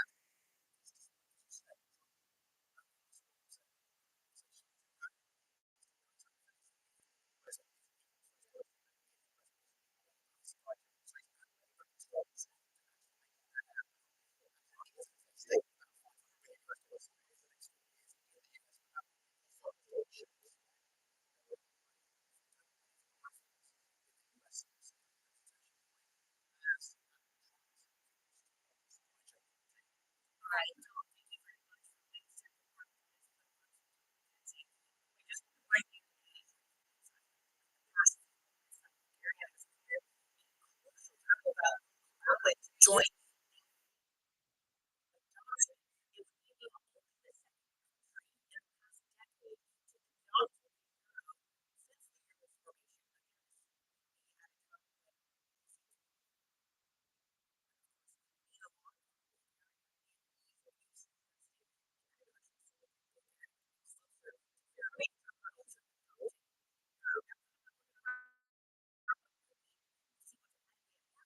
Heading into your long weekend, this is Bloomberg. Graduates of the Macaulay got new answered questions from themselves that were reported years ago. Let's explain. Nancy thinks, Nancy thinks, so is this still soccer? Those are the biggest suggestions. That's fine. I don't think any of those. This that video has some wacky interviews on TikTok. Your basketball barbecue is where the cops are in. Say goodbye to the home. This Jesse Mitchell was saying it's moving on. It ended them saying this is the move. And the the guy was down that's one point. The next back, 53. That comes in 2 points. Despite Apple Pay season is falling at trouble and trading. The National Association of Realtors reports existing home sales dipped 2% from April last year and in both periods since 2009. That's despite high demand for homes, but economists pointing to high interest rates as the problem. It's fascinating times in the global economy in years of conversations, consensus center. Research testing consequential ideas, and investors around the world are scoring them in real time, helping to translate policies from Washington into actionable ideas. It's the morning call, the action, 105. Separating the signal from the noise. Along the way. Yes. Surveillance. Cookout for 10 adults will cost $103. The multi-trillion-dollar industry. We'll show you what's happening in ETFs like no one else. ETF IQ only on Bloomberg. At the CBS Money Investors, Tony Seconders, innovators, sensations, biggest newspapers, insight with Haslam on Bloomberg. Tune in to Bloomberg Business Week Daily, the magazine that helps global leaders stay ahead. The conversation around your company, bringing you insight on the people, companies, and trends shaping today's complex economy. Things as it happens. Of innovation are going to open up. Can't say passion. Bloomberg Business Week Daily, only on Bloomberg.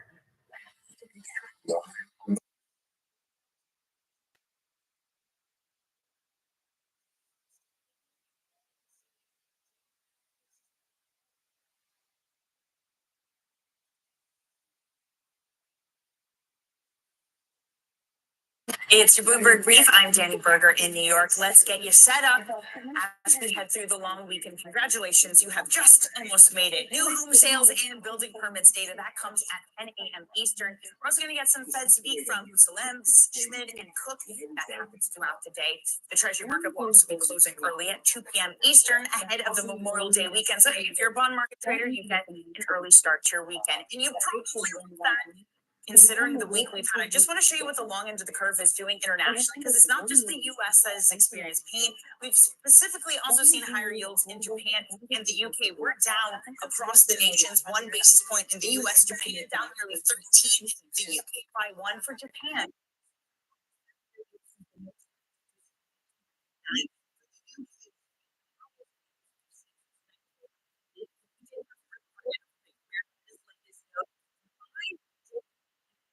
Ends of the curve in the Treasury because he does believe that Washington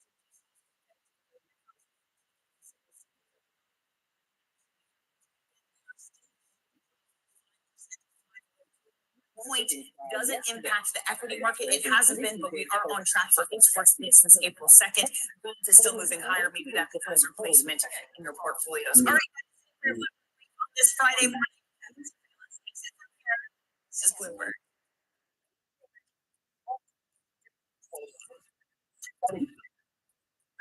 This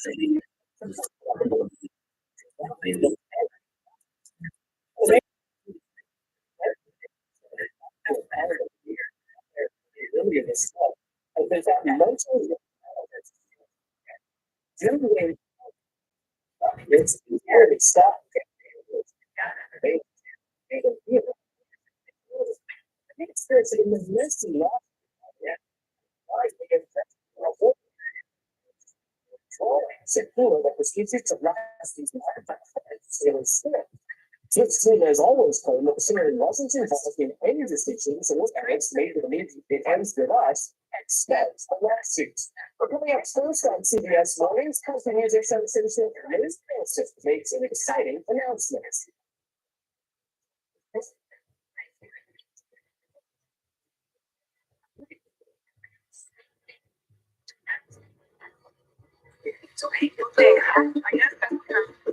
You're building another RPG at Guggenheim now. Uber's big enough. Why do you need a Guggenheim right next door? I think that's a great question. It's the beautiful thing about is we live with all international institutions. In doing so, we have become part of countries and cities fabric. Identity, background, his heritage, everybody's history. What a beautiful way in doing so, it is beautiful institutions. these museums are educational institutions and community institutions.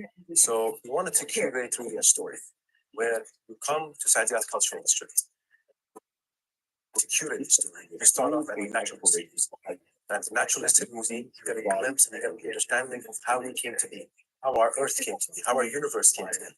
From a scientific perspective, once you leave the naturalistic museum, you go to our national museum, Sheikh Zayed National Museum. There you understand the history of this great land, not just the history of the country, but the people of this land who have been a part of this land for years, the past and the present and the future looks like here. There,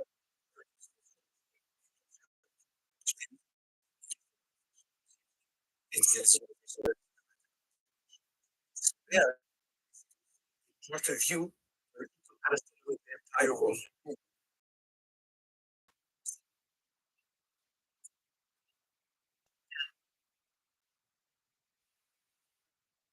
If you context changes everything. Bringing you up to the minute political news. And this is Bloomberg.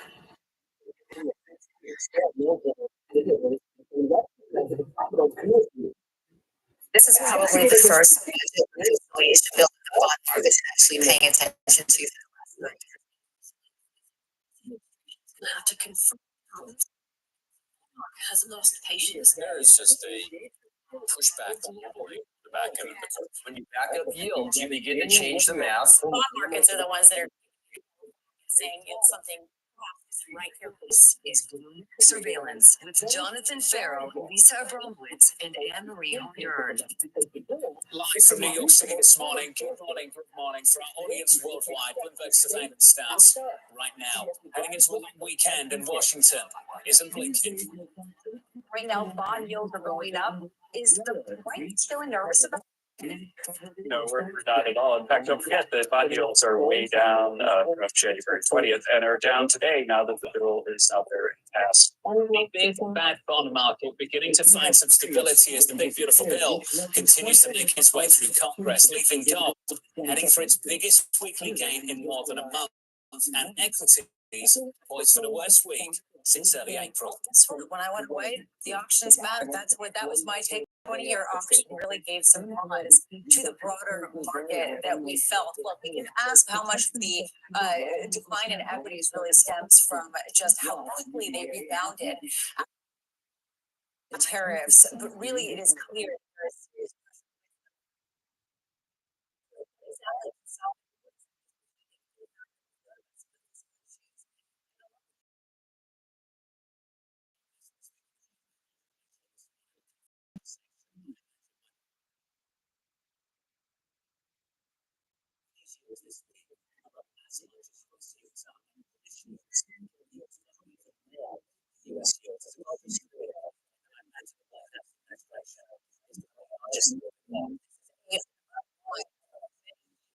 zero rate policies at a time where inflation came in harder than expected, the strongest going back a number of months over in Japan overnight. There is a feeling that with increased fiscal bills as well as the potential for inflation, it just seems like it's hard to see what the vintage duration is going to be. They have a hard time understanding the dollar and whether the dollar weakening is really something that is by design or whether it's just simply a byproduct that is momentary. But to me, that might be the big That's been the complicated mix throughout the whole of this week. The yields have risen, and once again, the dollar is weaker as the toxic mix that spooked a lot of people earlier on in April. Just to talk about the bond market this morning, yields back down, lower again through yesterday afternoon. I think this is bad interest.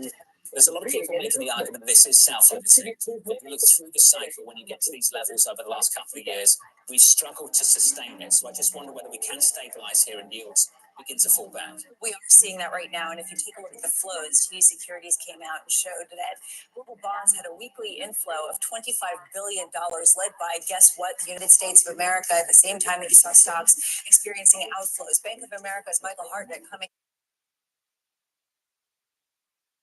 Point, people are leaning into it. It does become self-limiting.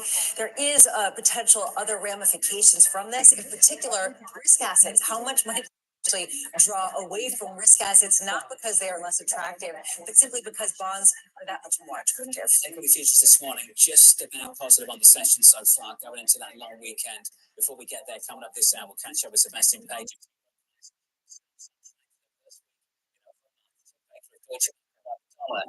And the product.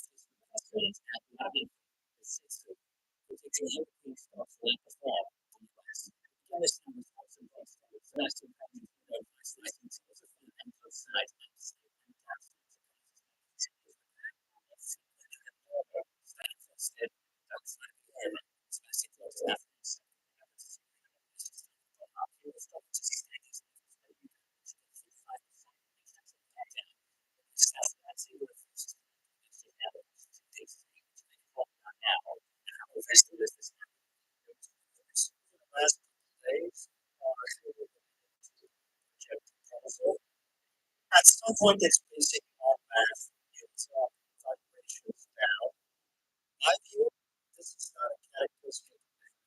All money have deficit levels, and at some point, it starts to rise. Let's just this next year, we're talking about its rising in other countries. I will. Some of the markets have over 100% net to GDP ratio. So back to the discussion.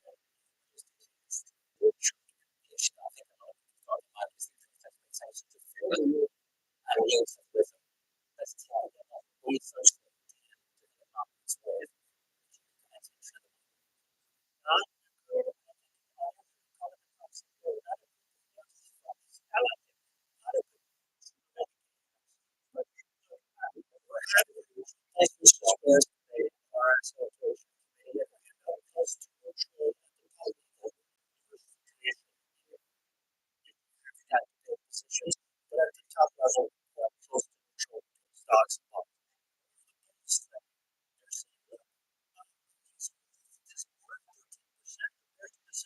Last year, the Fed is still interested in how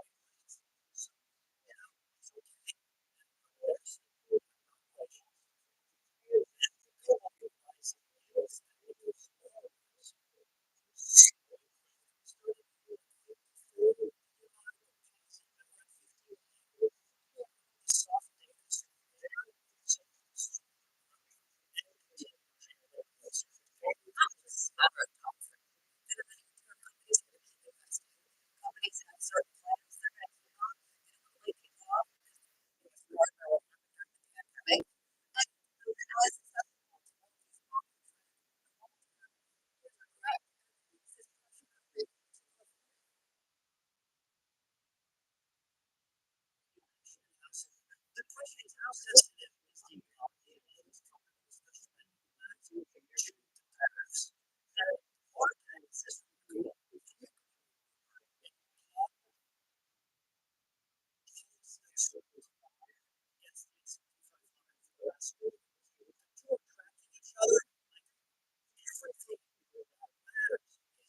Tariffs and the political bloc.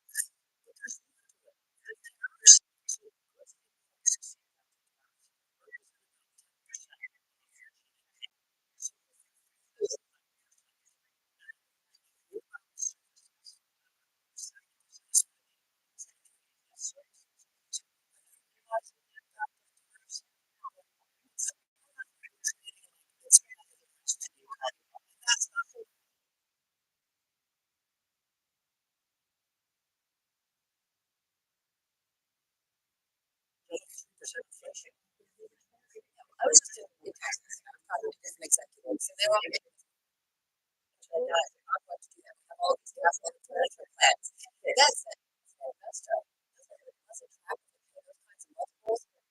5%, even 6%.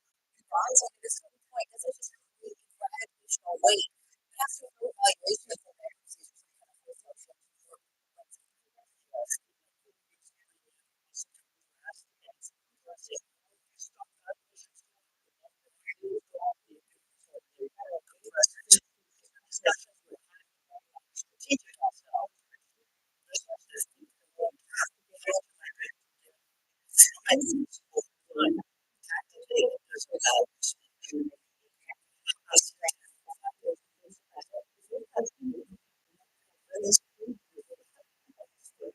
This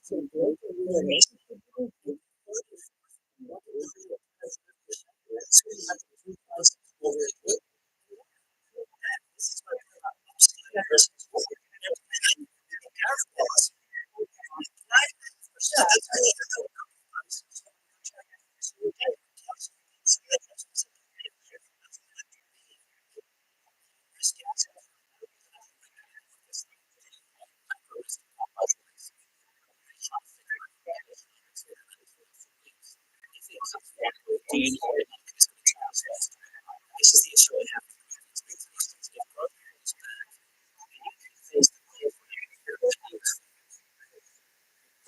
There's a threshold question. I think it's resistance to these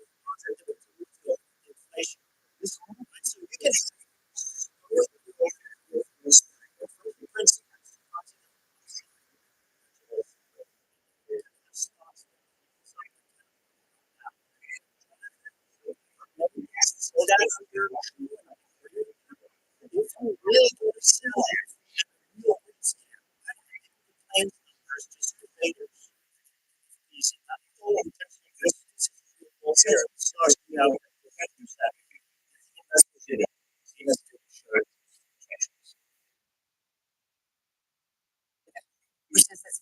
agreements. Confirmation of that 45 more days before the reciprocal tariff pause.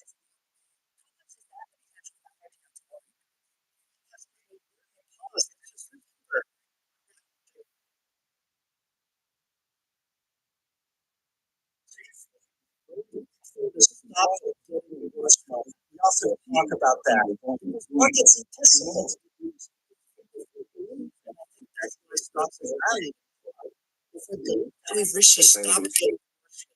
We're leaving deals and you kind of see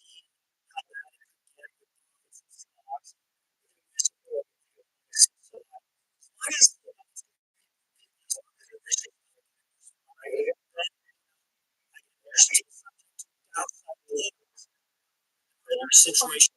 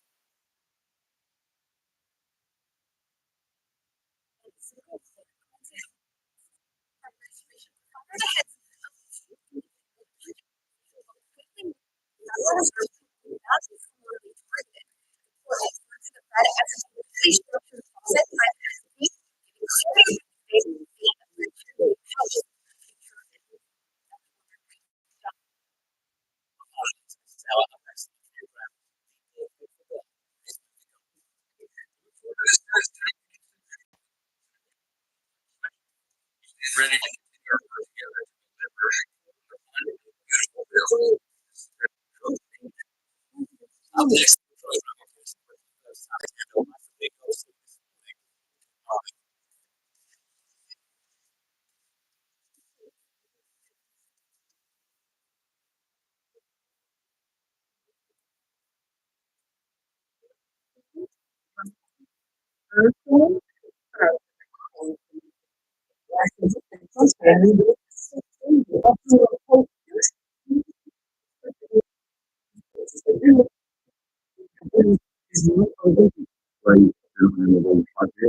I really enjoyed one looking at a lot from the bank.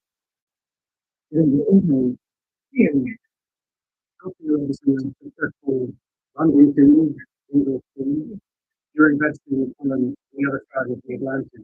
How big do you see? Yes, a good kind of cycle, and how many people sometimes I think that's good as a limit. And coming from the internet as a red guy, things like power health and engagement mean nothing. You look at trusting them in Instagram, 2 million followers. You could have every WNBA team and still not have and that's kind of It's Cindy.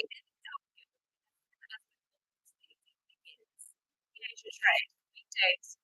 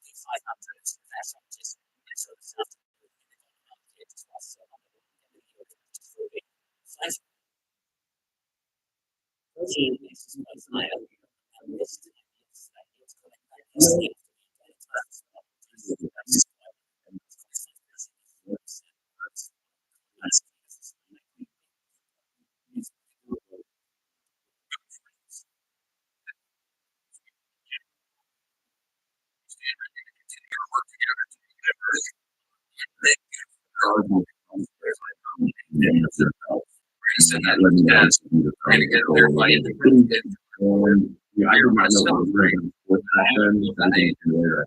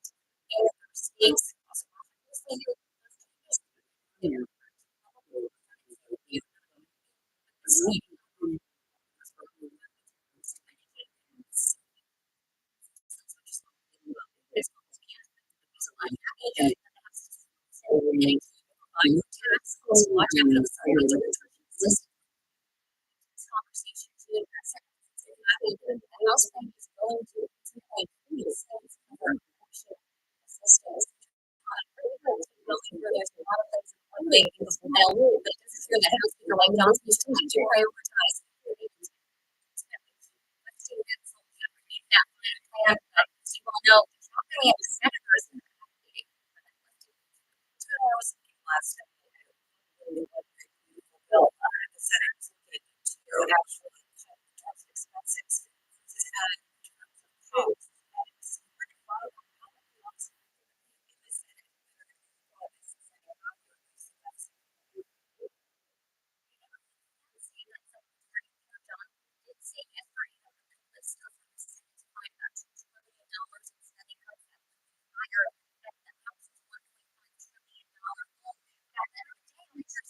Hard to see those cuts would come from perhaps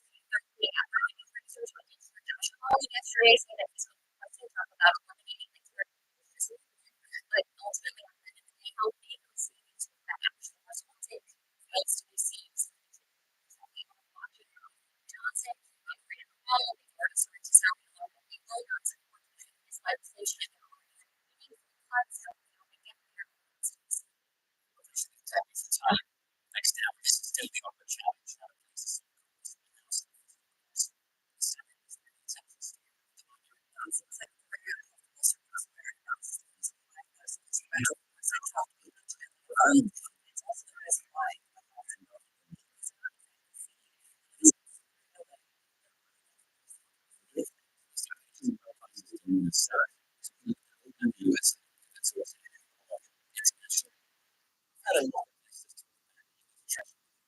If it's a credit.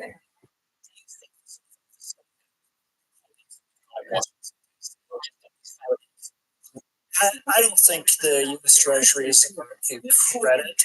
Again, if you compare with other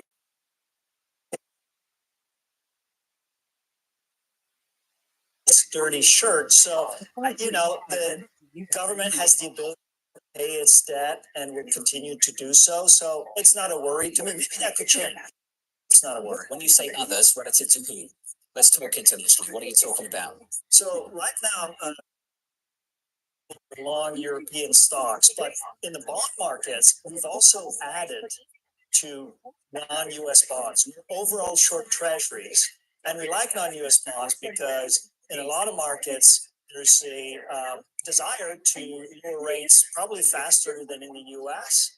And, we hedge the exposure. So we like that tactically. We still hold treasuries, which is underway. We're also long equities.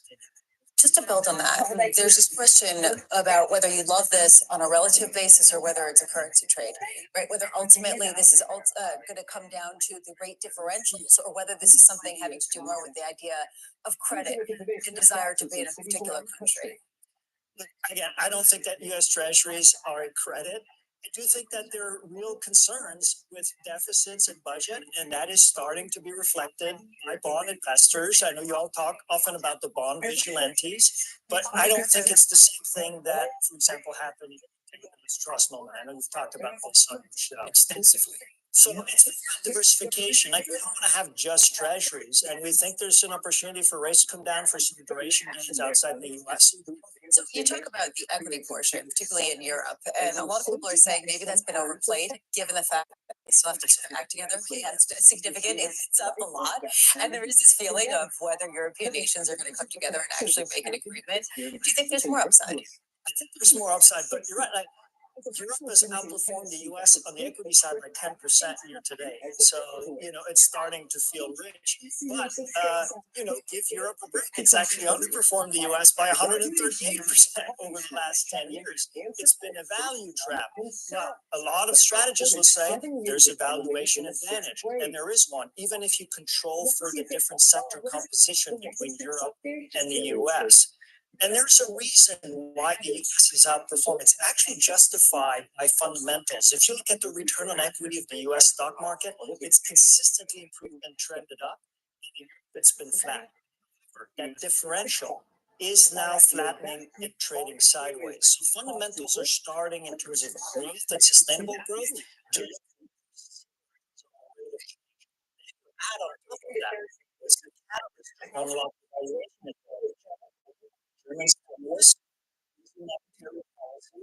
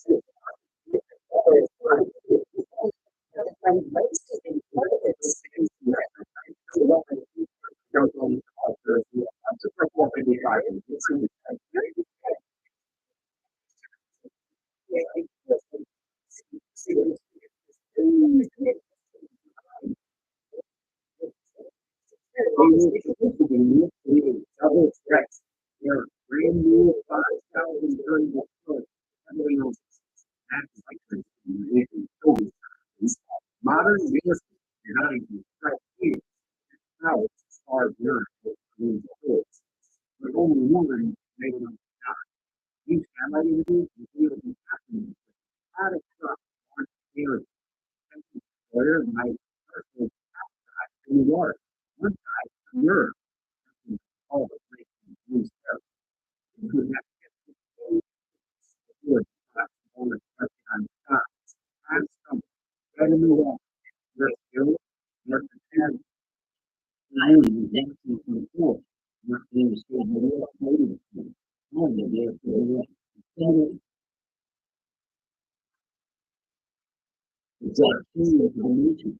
King, Germany, first time, the first of the world. The first military unit. That's a direct movement. First thing,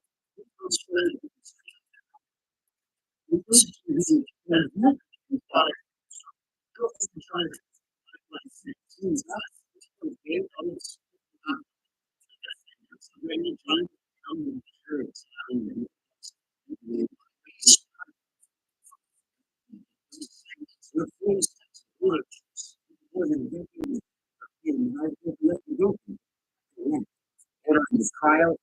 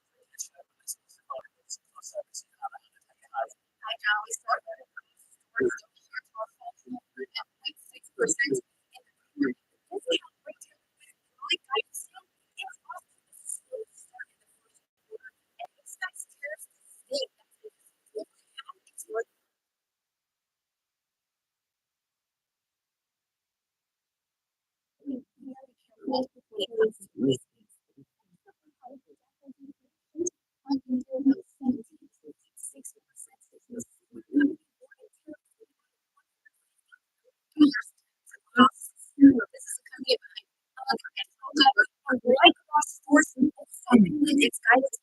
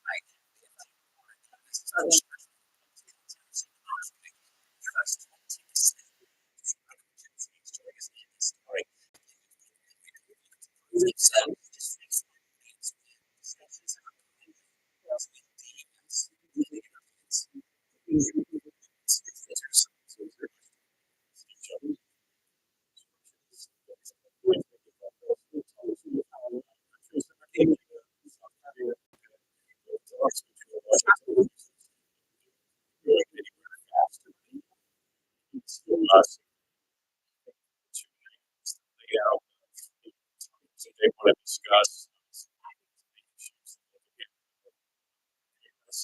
said consistently that I think those don't meet the standards that the US wants to for jobs.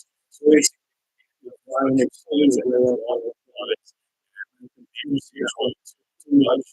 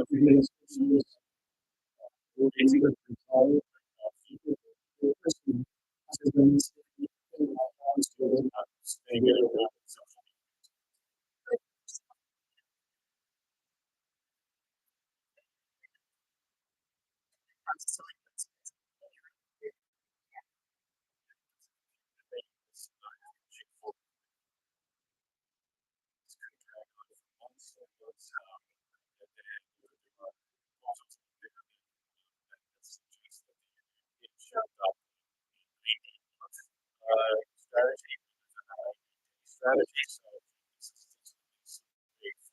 short term, medium, longer term issue. If this decides what to go for it, so appreciate thanks.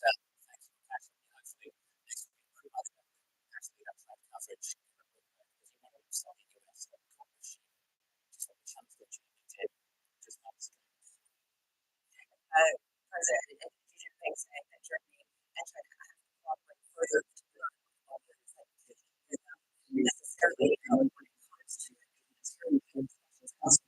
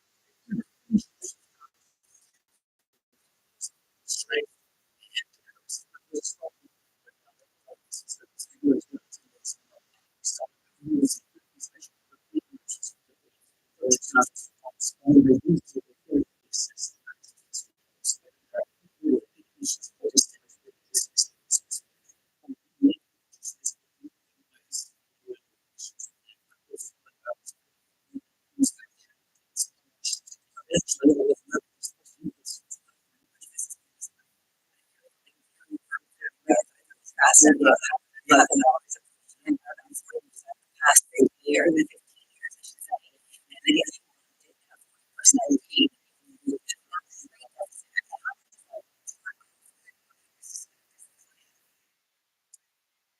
you would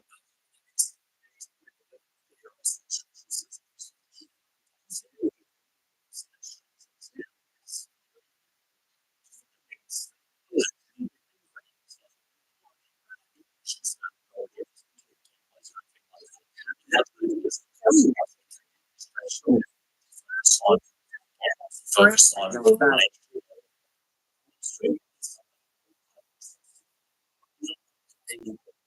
We have all weaknesses all along the retail strategy.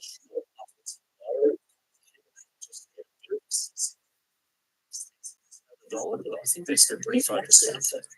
Interest rates are reasonable and fostering that private sector growth. Now, whether they can do that, whether it could be achieved, it's a separate question, but I think that is their primary aim. The dollar's not quite as important.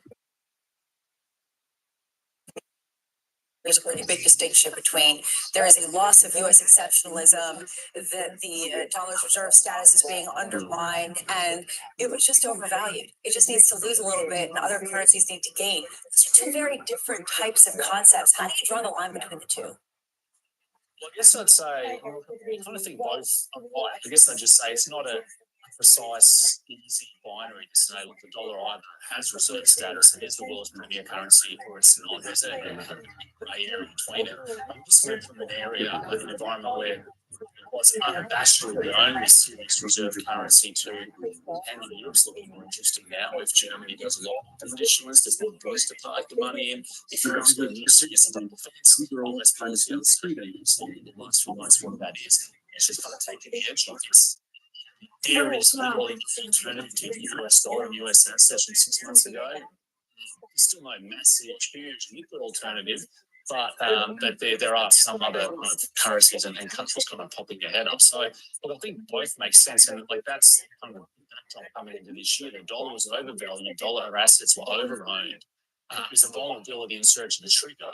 European or German fiscal policy and US policy uncertainty, but no. So it's just going from extremes in valuations. There is no other place to be to maybe reallocate some other places. So just it's a moderate dollar bearish picture going to speak for quite a while. Tim, I can find you a big bond market. I don't know.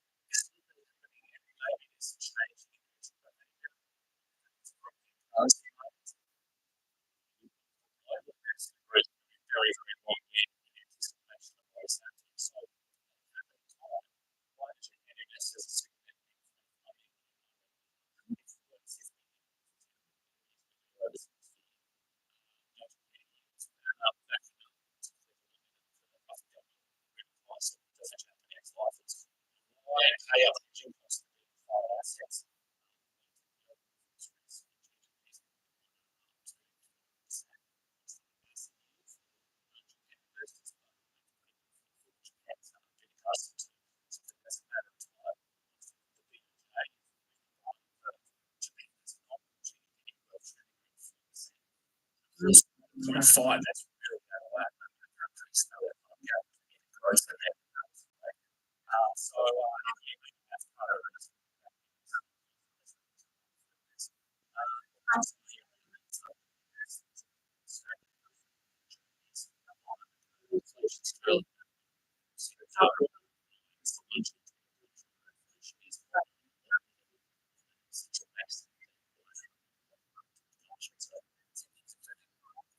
Time. Let's do it again soon. Tim Baker there of Deutsche Bank.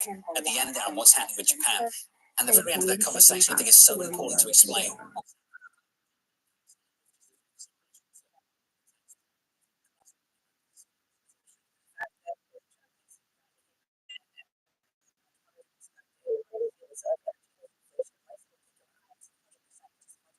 Going back to 1971, but Japanese buyers, investors, have been some of the biggest buyers of U.S. assets over the number of assets.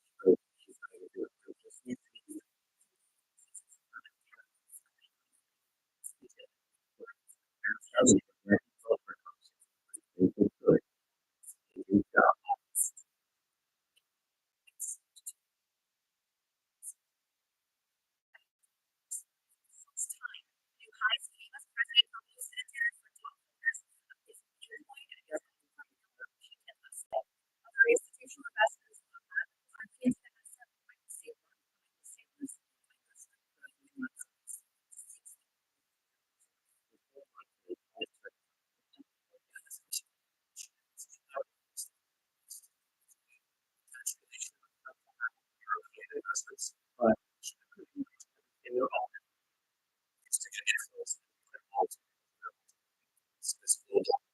Some relocation stories will be tells us some nice.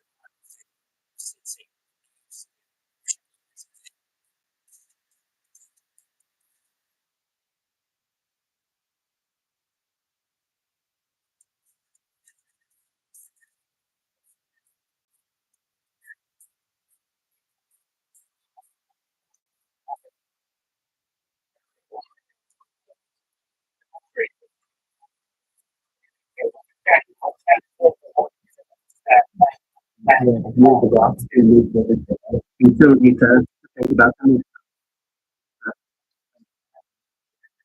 We've got to work in the future. I want to provide some of those. That's more important, Bobby. Okay, so yeah.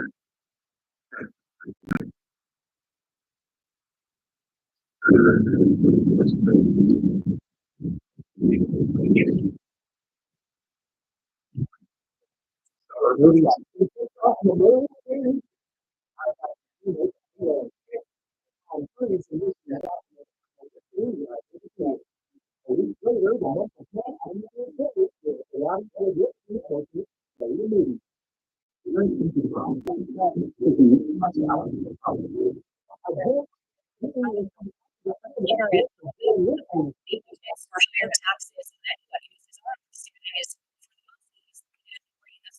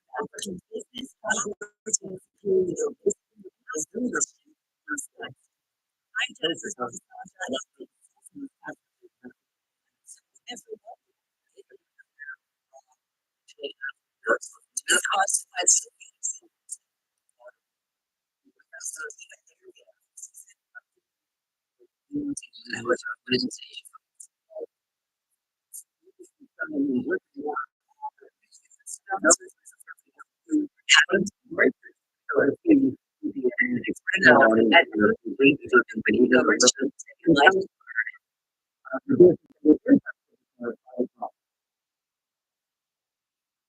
Yeah, first of all, thanks for having me, and I want to thank people at the end that have to continue to highlight my success.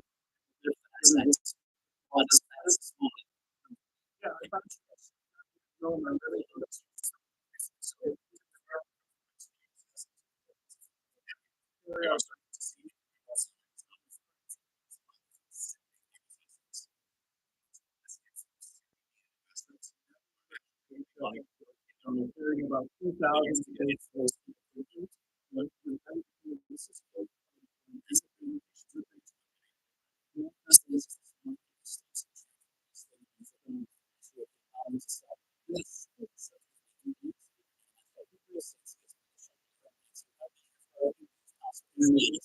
If so, it should set up. Last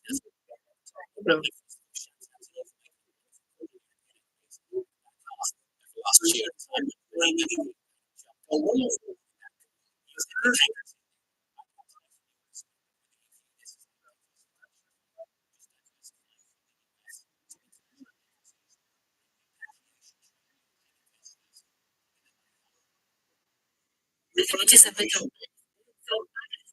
last year. I did a brave call. We were suggesting that fundamentally trade with an easy diversification. I think it's important to say what was it, especially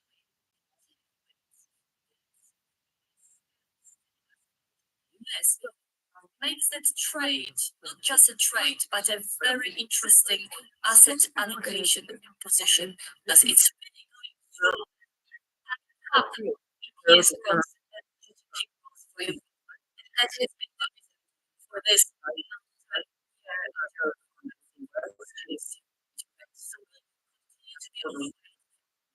Very different reasons, and we would say better reasons.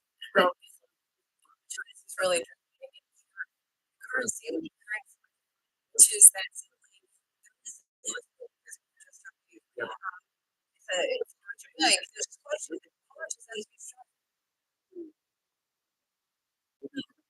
Comes to the European market,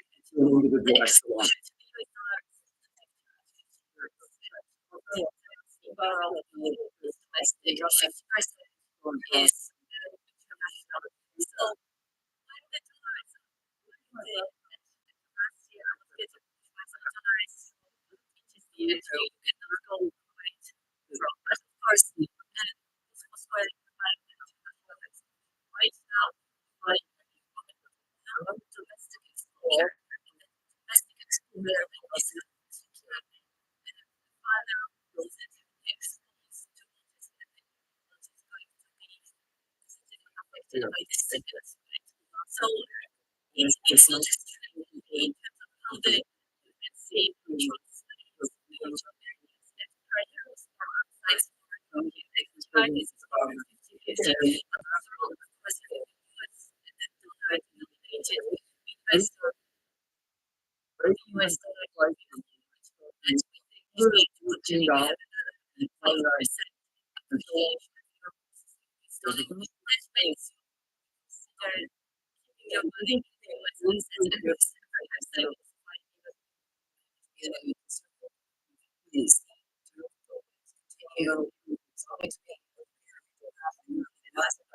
and the European side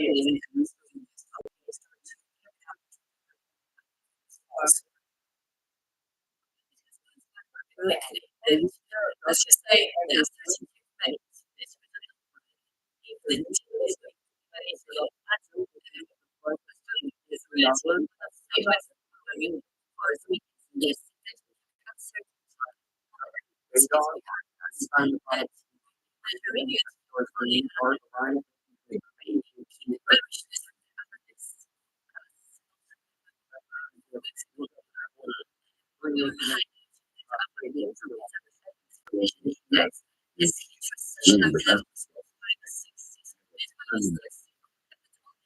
I got to go to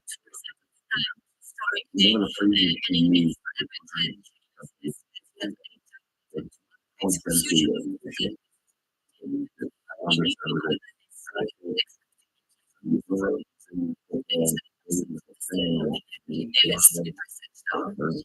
Here in America, you used to go on holidays because you're women.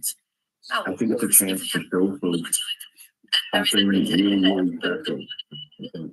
And inspire.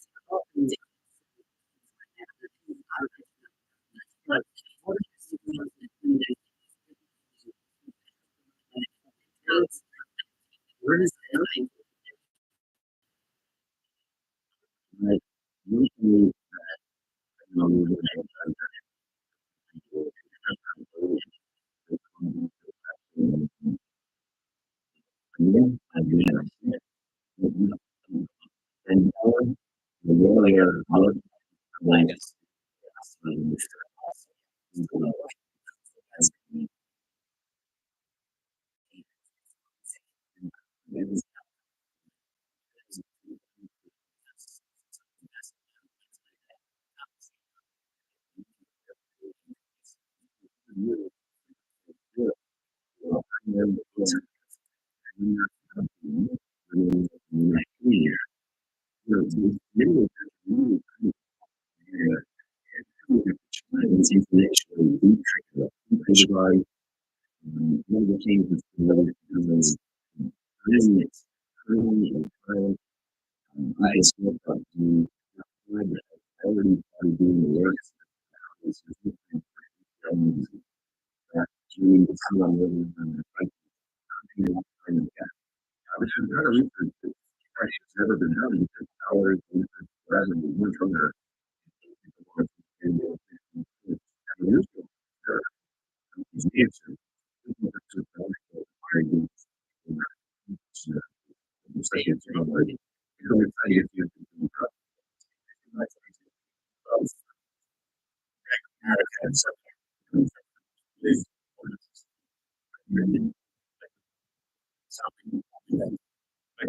Your question was about it's she looks at what's happening.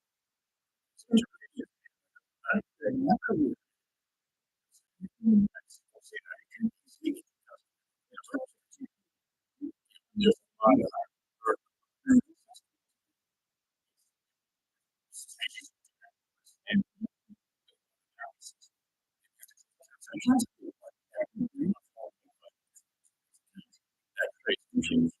another area.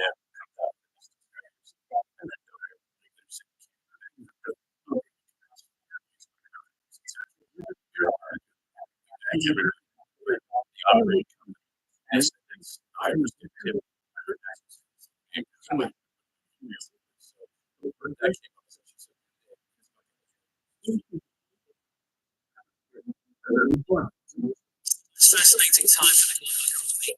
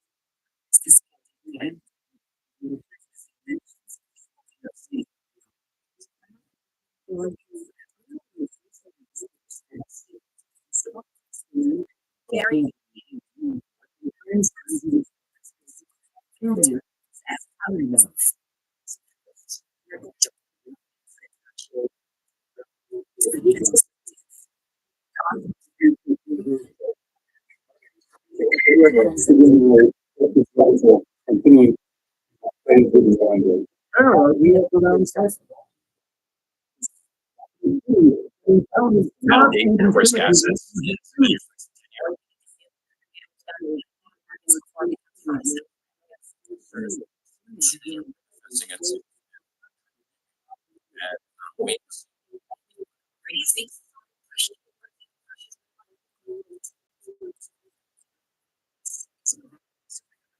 Jonathan Farrell.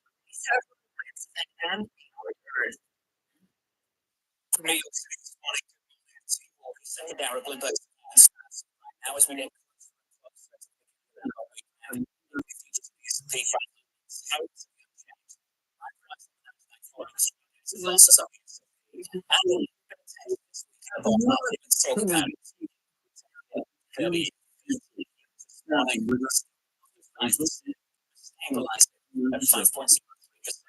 I think like this is important.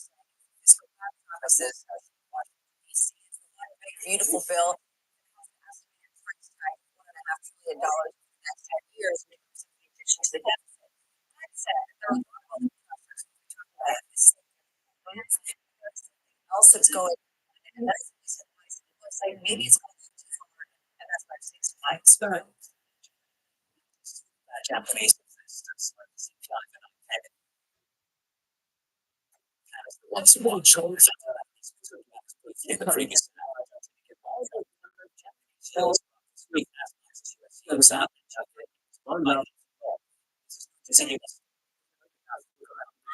talk about Washington DC. It's not the only feature. When you talk about Japan, it's important to note this is not a very liquid market. Yes, this is not a market that entirely dominated by government purchases over the past decade or two. At the same time, Japanese investors have really fueled the buying overseas.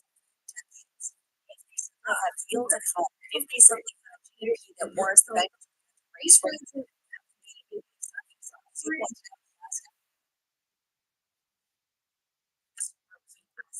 This is a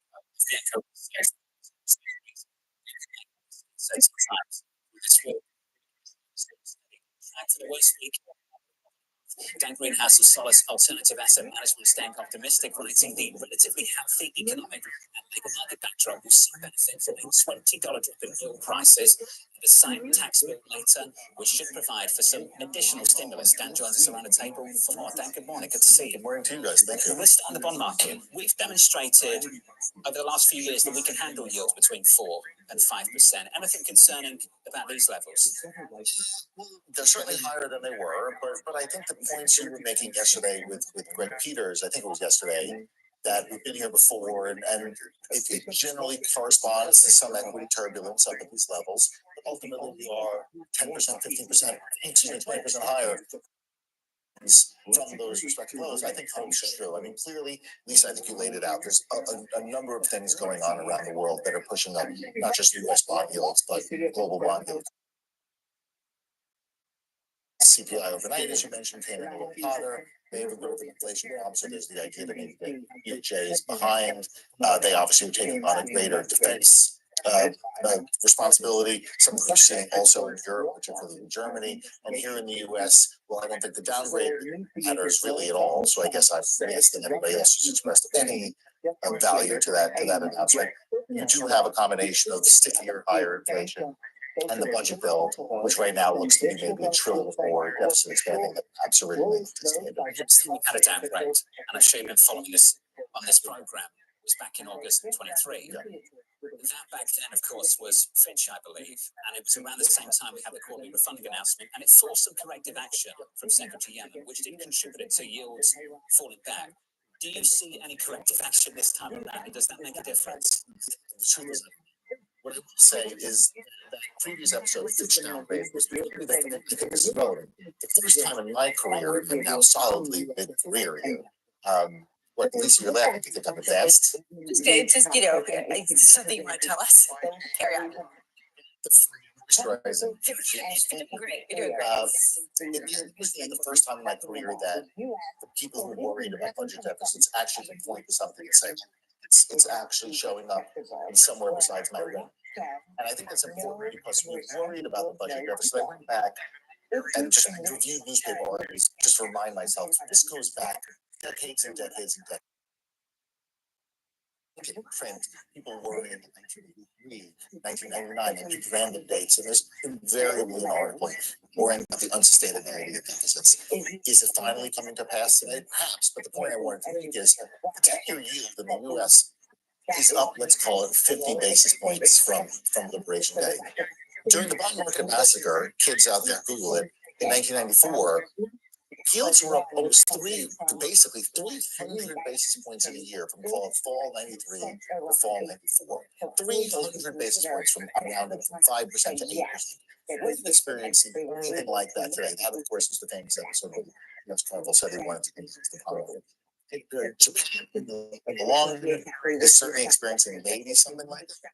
See anything like that. If you put these two stories together, though, it's a very different feel, which is that the rest of the world is seeing yields go up. You are seeing some real concern about inflation, but also with growth in places like Europe and Japan. At the same time, there is this debt sustainability question that has been ongoing and isn't necessarily anything new. Do those stories combined create some sort of drag of money away from U.S. assets simply because there is nothing else here? Listen, the story certainly itself in the USA. The idea that the US is now the only place to invest. And I think there's some truth to that. I just don't think there's as much truth as everybody else makes it out to be. When we look at the best company, the ones listed in the United States, they are still the mega cap names. And even below that, they are still the Visas of the world, et cetera, et cetera. On the margin, global, I don't,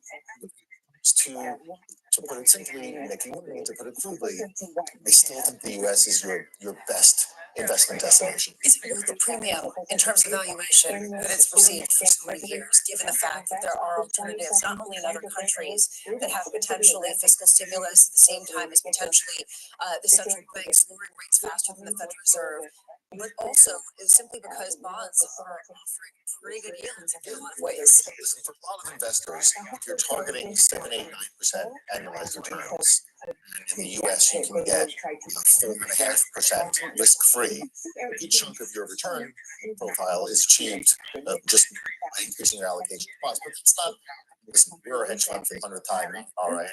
4.5% is not going to cut it for a lot of investors. It's going to cut it for some. But not for us, that's for sure. So yes, I think there's some truth in that. But the premium is largely exclusively, but largely concentrated in mega cap tech names. The other spaces of the US are not as large cap tech is. And we need to reach back on that idea because of the growth profile. Sure, there are some like Apple that have less attractive growth profiles.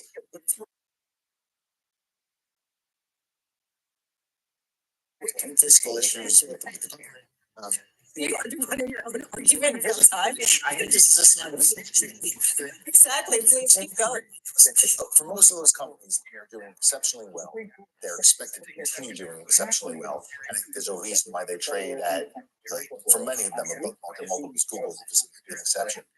But so again, when you look around the world, I just don't see companies listed in France, listed in Italy, that or even in the UK that compete with those types of companies. You used the phrase in that response before you moved over to equities. You said risk-free. You talked about 4.5% and then said risk-free. We've spoken to a lot of people in the bond market who don't believe that it's a risk-free asset anymore.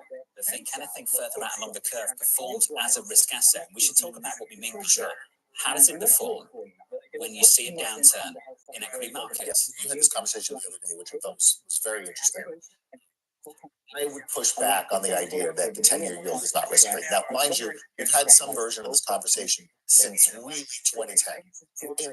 Listen, it's existed as long as the budget debate is existing. The real firing of that debate began in 2010, activities, et cetera. I don't care. I believe we own a printing press. You will get your money back. It billions of value in dollars. You will get your money back. And in that sense, I reject the idea that the yield is not risk-free. Now, that's not to say have volatility will hit you. And that's volatility, depending on how we want to have this conversation, volatility is risk. But with that, I feel very confident. And even in the experience we're having now, there's an increase in volatility, but it's not. If you talk to the guys who live and those who live in the fixed income market, they'll tell you the volatility that's being experienced in the US bond market right now is not historically high. It is an orderly backup. Yes, the vol is a little elevated, particularly the long end of the short end, but that skew is not suggestive of anything going wrong. It's just to Lisa's point, I think investors repricing a budget, an inflation profile that perhaps wasn't exactly what they thought previously. It's important to understand timeframes here. When you talk about it not being risk-free for the long term, if you're going to hold that 30-year treasury for 30 years, you're going to get your money back. Hallelujah. If you're trading in the near term, you are seeing some pretty big volatility, and you said you're a hedge fund. Yes, you are. And a lot of hedge funds have been playing in 30-year treasuries because they have been so volatile and potentially return worthy or not. I'm just wondering at what point you get interested in them if you're looking for something more than 4.5%. And you know what? That volatility creates a lot of entry points and exit points. For us specifically, we don't really play. We trade the market. We have over time been long short treasuries as a trade, but it's not something that we do regularly. Really, I mean, to really make money, vol is your friend, and this is the dirty little secret. Obviously, markets go up, markets go down. A lot of people suffer from the volatility. But if you're a trading desk at UBS or Barclays, you love the vol. If you're a hedge fund that tries to trade around this stuff, you love the vol. And in that sense, this is a terrific trading environment. Does it get more interesting at 5.13 or wherever the 30-year sits, 4.50 for the 10-year? Yeah, to some degree. But again, Solis doesn't target 4.5%. We're trying to get mid double-digit returns from various asset classes. So can I get some of that from the 10-year? Sure. Is that going to do the job for our investors? Probably. I think it's easy to say right now that the problem with the treasury market, for me at least, is not the level, not even the speed of the move. It's the correlation with other asset classes. It's the fact it's moving in lockstep with equities. It's the fact that the dollar's weaker, even though yields are higher. That's what I think is most concerning about the performance of treasuries over the last month. The concept of risk is that it has not traditionally been this kind of, correlated asset. It has been negatively correlated to risk assets. And the fact that that's not predictable creates more risk in people's portfolio. That is what I think a lot of people are talking about when we say suddenly there's new risk. You've seen this from Michael Harner this morning, Bank of America. Treasury yields are now higher than the Microsoft bond yields out 3 years. 30-year Treasury Microsoft yield spread is now 20 basis points. It's the tightest ever. Yeah, well, we've seen this, and this has been something that's been ongoing. And that's one reason why people are increasingly looking at treasuries over stocks. That is what you are seeing, is that you're actually getting more yield from the risk-free asset. And that's what the premium. What do you think of that tightness between corporate credit and treasuries? Yeah, I saw the story about Microsoft. I will say, commensurate with this conversation, there is this idea that inside of governments, I saw in a story, it might have been Michael Hartnett who was quoted, but in that story, someone was saying, this is the cue for governments to get their house in order. I reject that entirely. I don't think that this government, and this I don't mean right now, I mean the U.S. government has not shown in our lifetimes any willingness to be fiscally sustainable or responsible in any capacity. I don't expect that anytime soon. And this story that has been with us for 30 years and remains, and I in that sense, all of its flaws and big flailing that it came in for was like the first in our lifetime serious attempt on the part of the government to try to do something, to try to root out fraud.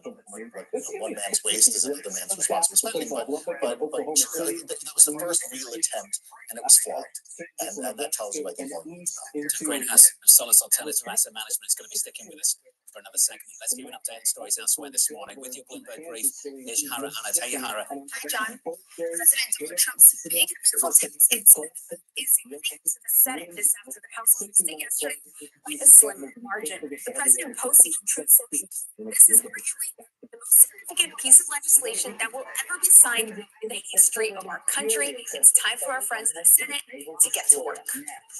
Meanwhile, the Trump administration has barred Harvard University from students. The move is threatening to disrupt the education of the school's student body. The White House cited the school's failure to address widespread problems impacting students, including anti-Semitism. And a check on Ross store shares, they are falling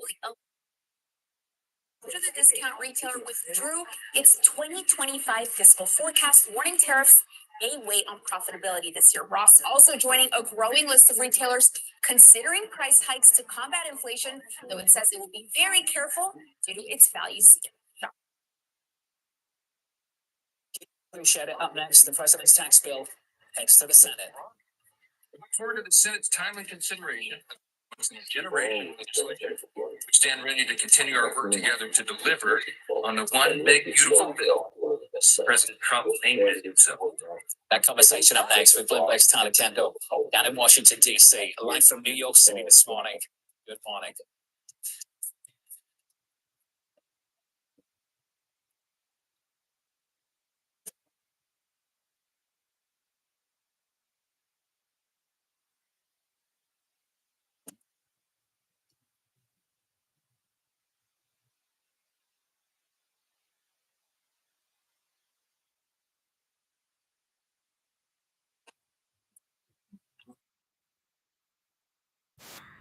Yeah.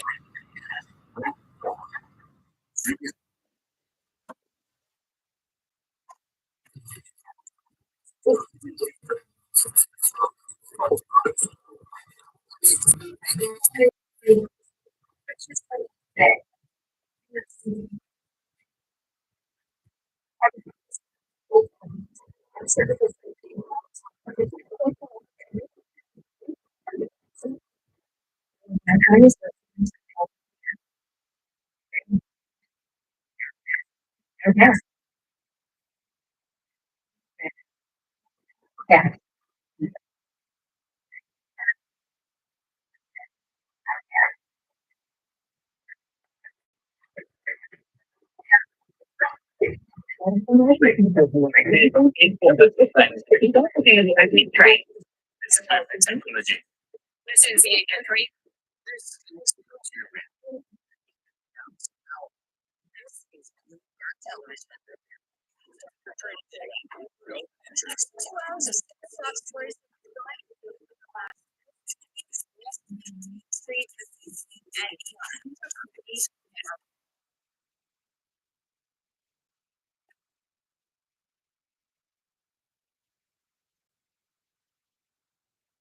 You're better before journey.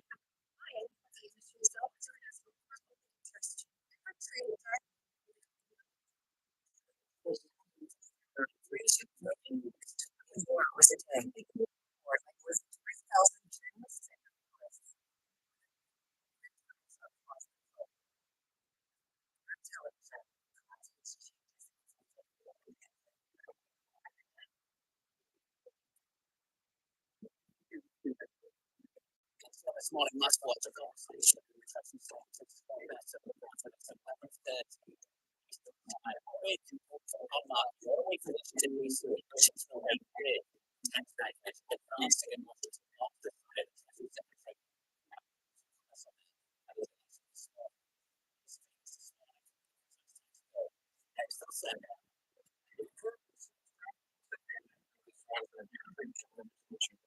And then they are working together to deliver one big beautiful bill.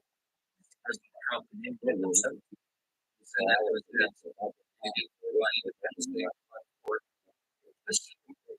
Golden age. Places this morning. How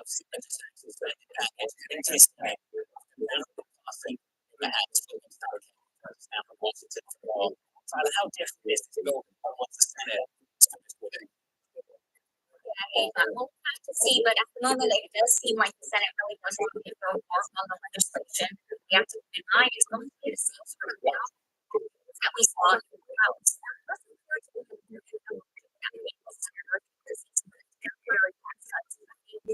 Particularly when it comes to the incentive, the bonus appreciation, and the raise bills. That's also along the line of this. We're seeing some senators really raise concerns that undermine and undermine investment in their states. On individual basis, features of ours changes. Maybe not necessarily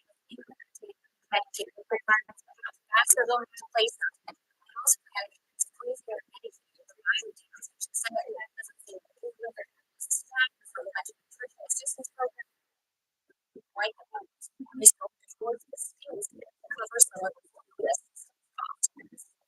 coming up politically fraught issues for the party. Yes, Congress is the midterms. Now, first, we're closely going to be watching it represented for the House agreement. Significant national tax of $40,000. As you all know, many senators aren't necessarily inclined to keep it there. They're not actively engaged with it, and it's going to get pushback from those senators that want to see some more savings. Senator Ron Johnson has already come out and said it's really the first thing on the chopping block in his budget. And let's see what all takes out, John, because mostly Johnson is making these senators changes to this bill maximize their chances of getting this all done.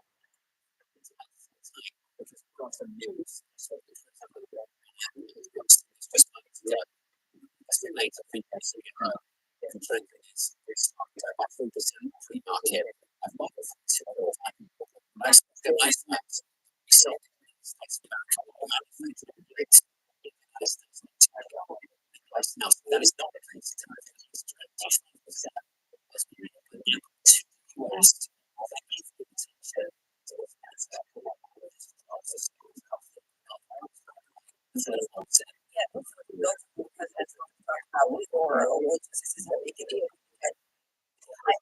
of the ways that we've heard, is that it would cause places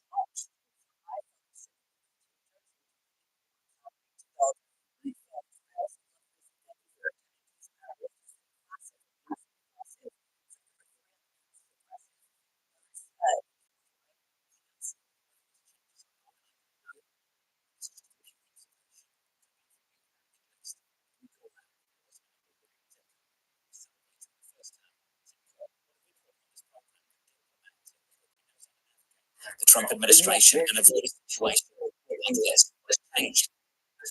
How much of it is driven by business concerns? How much of it is driven by proximity? Right, Justin White was supposed to traveling with him, so the person maybe gets the big concessions when it comes to leaving. But it's a great question. How does great favor not to be called out in a truth, which is the nightmare for so many different executives? Tyler, just to bring it back into the conversation, to Lisa's point, you wake up to a social media post that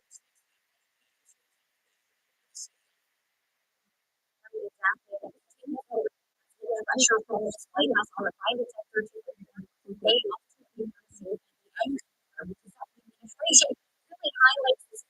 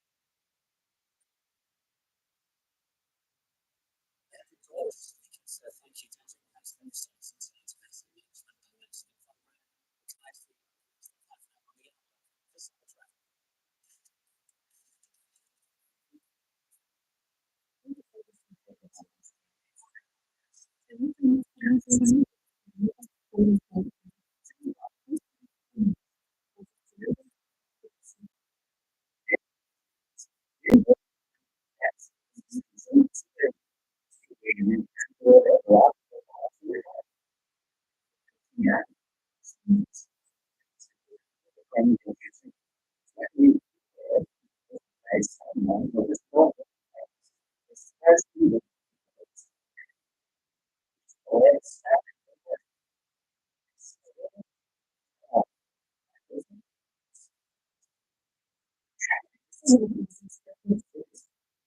Investors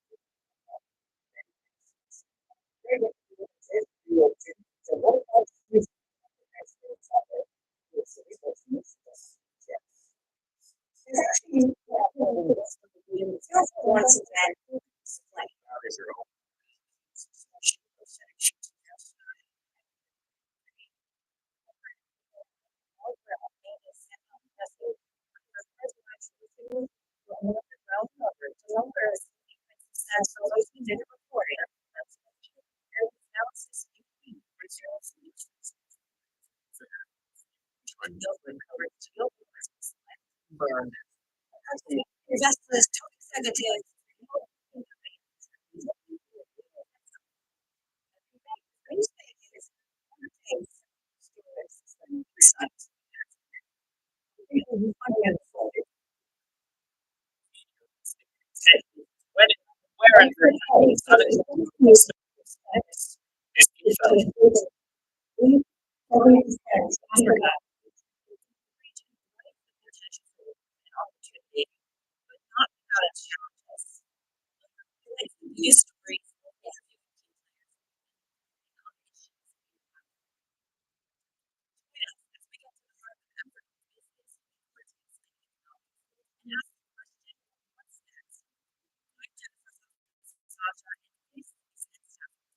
New episodes every month.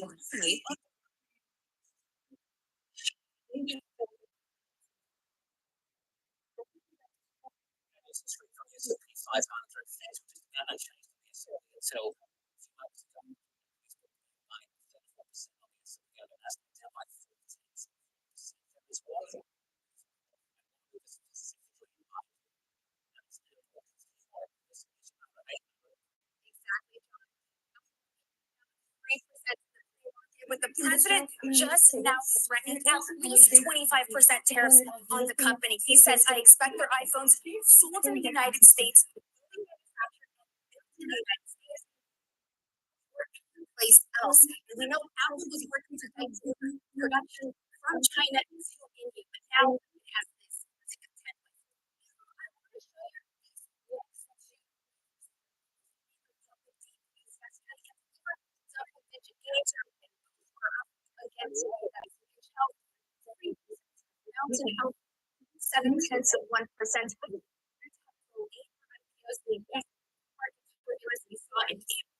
now the IPO market showing looks to be flashing signs of life here.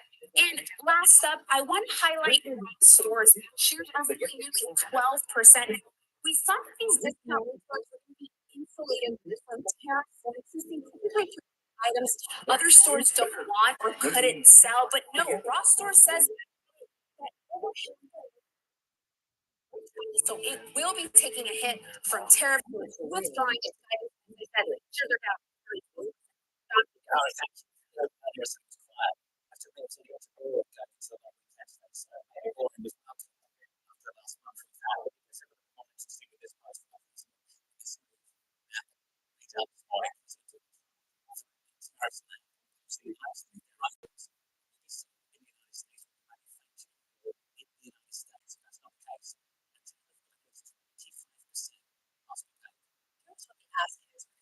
products that are not being made in the United States. It's just a doesn't announce a plan to move some of the production to India.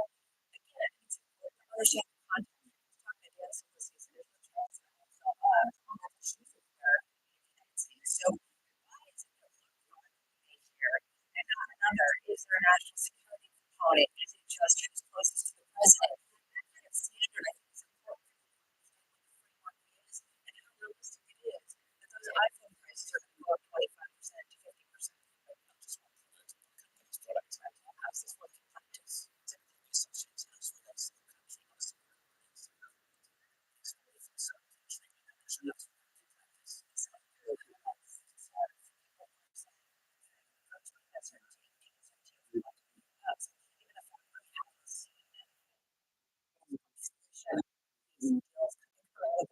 associates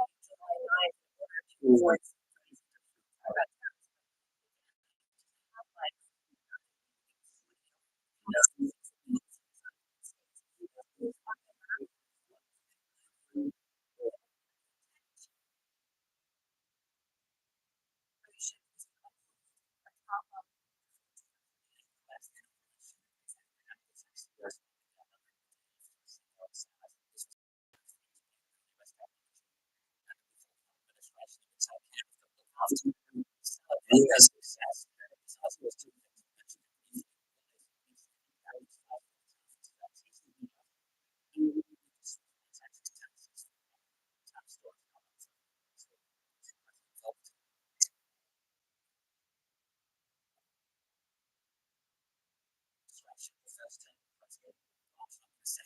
to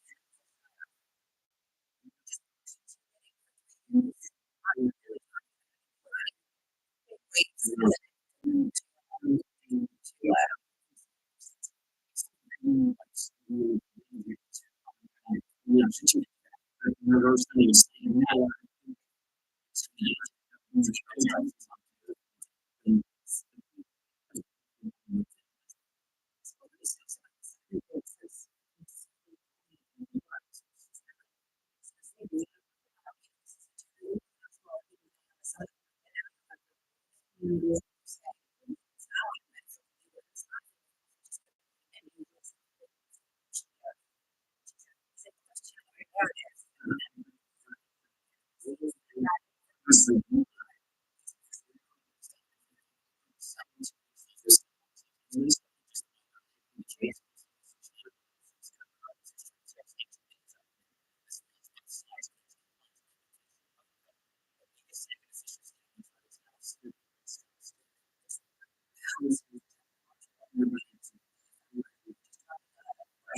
How China has come out and really slammed some of the restrictions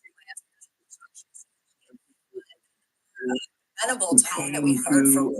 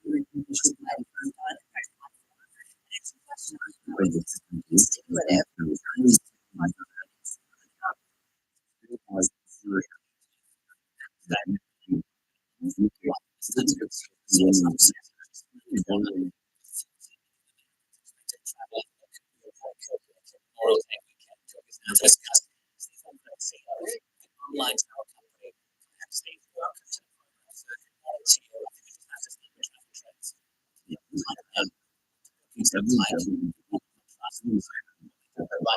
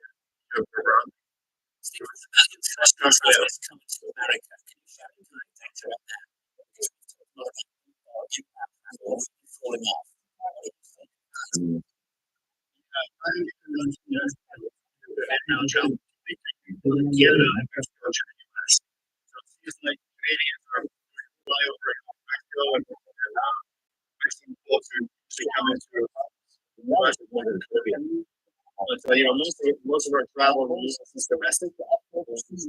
Transit staying strong. Staying strong across the both one and three, as well as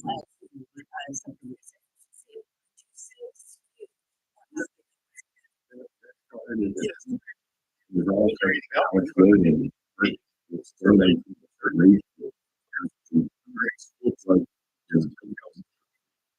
it's like that registration so and we didn't know it was going to report thing during the 19th century. This was a word of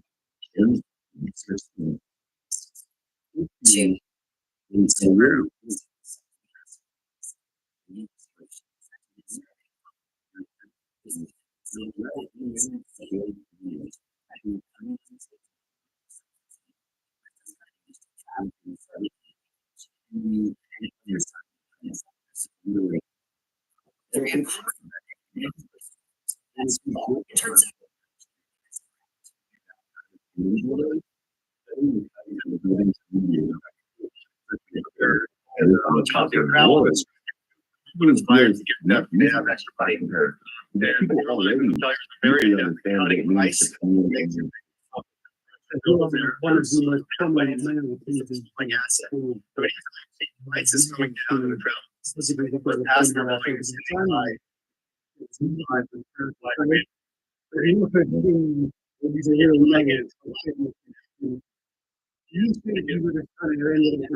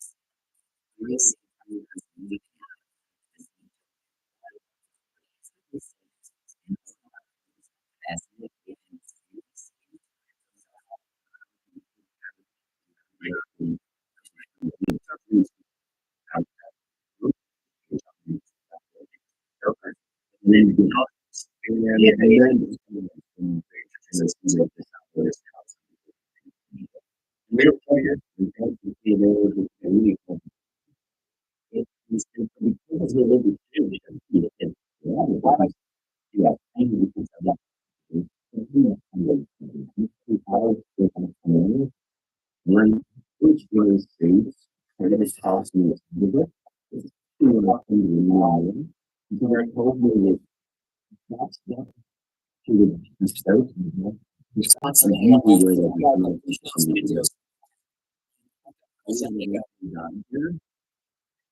right. First many days. Would be happy to get way to move, especially here. It's for them, you know, here.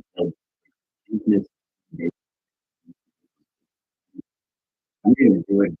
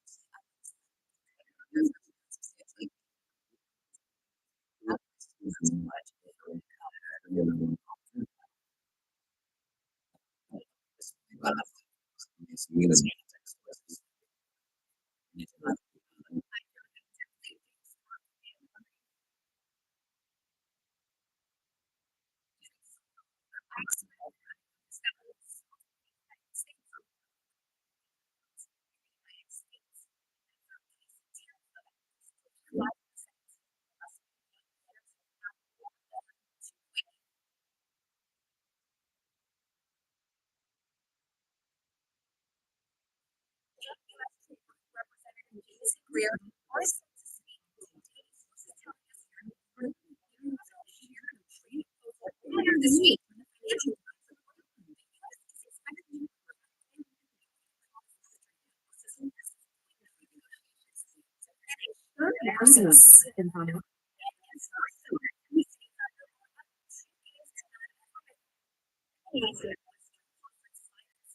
Means that we shape and just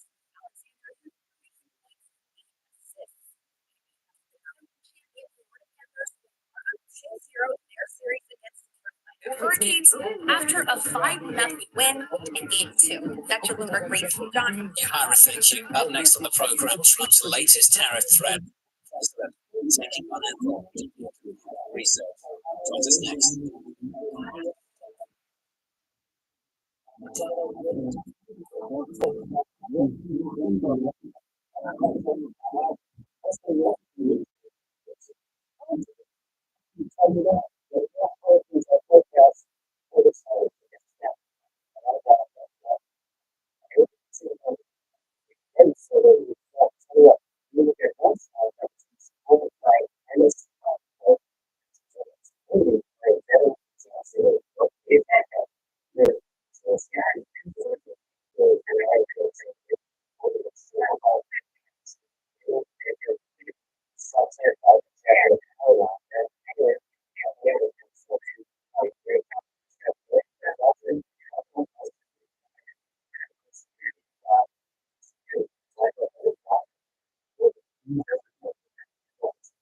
Military is not intervention after Commerce 747 that was sent to the U.S. and replaced the new Air Force One with Donald Trump. This is the foreign president in 2019, which was represented for just 2 years. He has only recruited to a food country. He has estimated English as a transform it down seeing in the time for now with us. Yeah, we define it's a business it's three demands everywhere. I have so much positive energy comes back to me. I mean, I just say, please take it. Words and words I want this to read. For now, inspiring age. Imagine what's education as sports. We empower them with a different view of being lovely to India, but try to add it to its own. And the world gets it now than ever before.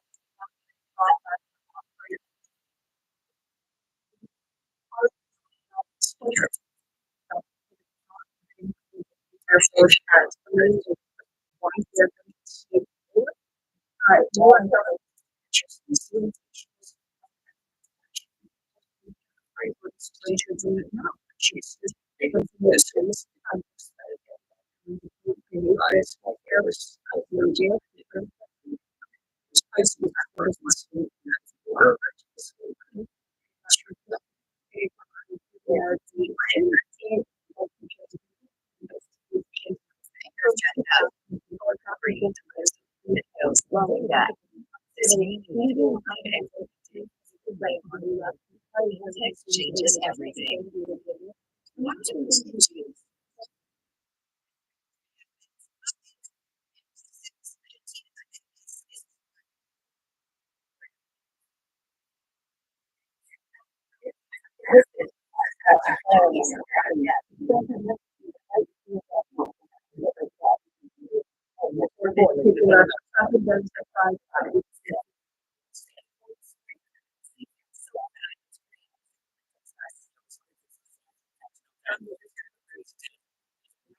Yes.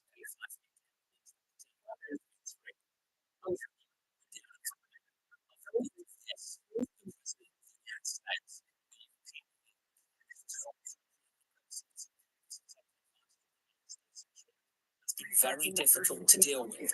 I'm recommending a straight 50% increase on the EU, starting on June 1, 2025. The tax is down 1.4%. Yeah, the news obviously there's no tariff. It's built in the manufactured in the United States. And again,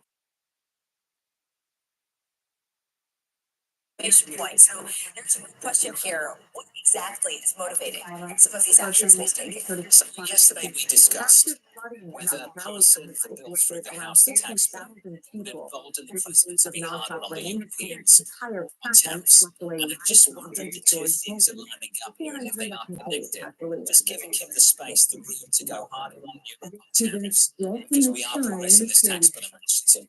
It just highlights the point.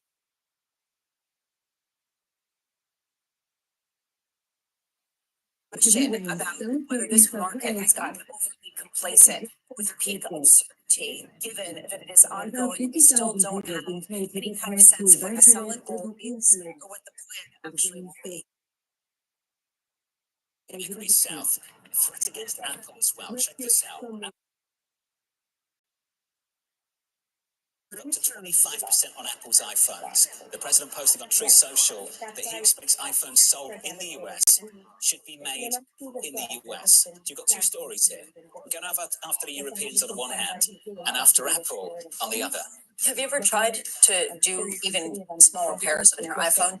I've got to say, I'm not very adept at that. I don't know that I'd be very good. You're not the guy with the skills to be doing those things. Like, or trying to make sure that the screen protector is on perfectly. There always are bubbles when I try to do it. I'm just saying, I don't think that would really still be easier to do that. Jim Bianco, Jim Bianco, Bianco Research joins us now for more. Jim, welcome to the program, sir. I was hoping for a quiet weekend. We're not getting one going into this opening.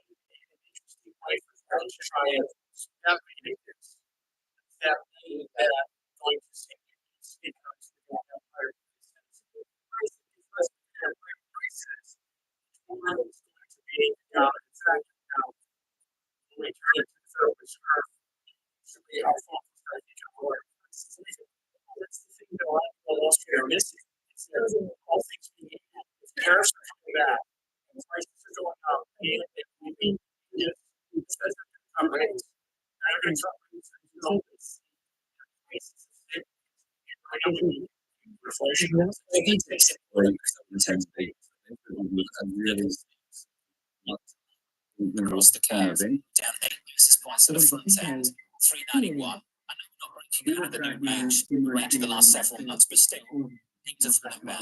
10 years down by 6 basis points, 447. Your response to me to that, given that you think the centre inflation down the road? You know, that's a knee-jerk response to the stock market falling. I think we're seeing right now. If you would have backed up and started talking tariffs, it's been trending higher in yields. Been trending higher in yields. It's really about as things settle down, we get higher prices. You know, as I'd like to argue, you know, if you take the tariffs that were collected in April, that was 1.75% increase on $400 billion of goods. It's an extra $78 billion in tariffs in April, 1.75% on the $400 billion of goods that we imported in April. Which means somebody's got to be paying. I know the president wants to. It's going to be Walmart and Apple eating those tariffs, and maybe the Chinese. But if you look at numbers like inflation and price stats and stuff, which are these of prices, if they check their prices are going up. The prices are going up for the construction. That continues to happen. That reality is going to drive the bond market. One thing that we've been talking about throughout the morning, Jim, is this is not isolated to the United States when it comes to the yield because of these inflation concerns. How much is this applicable in terms of a broader inflation globally in global markets that leads bonds globally to be less attractive in the same kind of way as they were traditionally for a price action, albeit more attractive from a yield perspective? Oh, I think you're right. It does affect all bonds, especially if they're not working, because of the tariffs are pushing all of these markets to do trade deals. You can be got a trade deal as well. And so what we're seeing is the opposite of globalization, which I've become aware is now the word is segmentation. So we've got a segmentation coming in global trade, and that's going to just add frictions and add more costs. And those costs are going to show up as elevated or sticky inflation, and that's going to start to impact all bond markets. And it has no point because if you look over the last month or so, developing bond markets have been going higher. One exception has been China, where their interest rates have been is in such an alarming shape right now that also with these inflationary numbers that we have, their economies is one trading to the ground, and it's being driven by the reason. Is not special to the United States, so it's global. It's the movement with the dollar is distinct, and it is raising a lot of concern that this could be the biggest casualty of some of the trade disagreements. We are seeing a bit of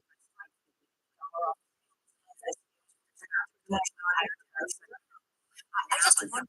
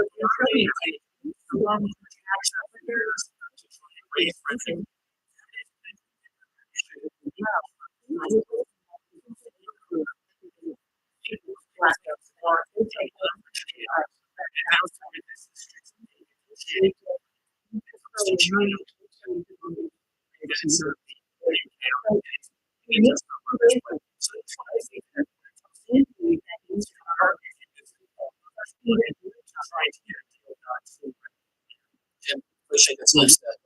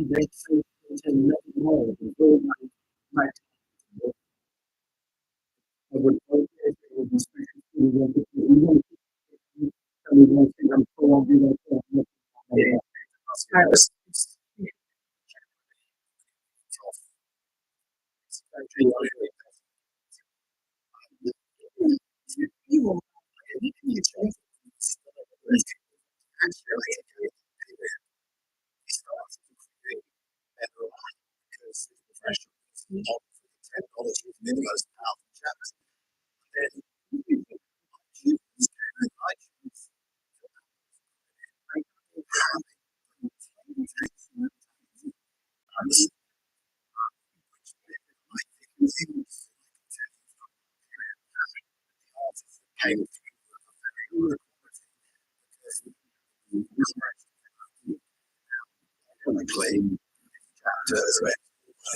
Times 5 than the iTunes chapter.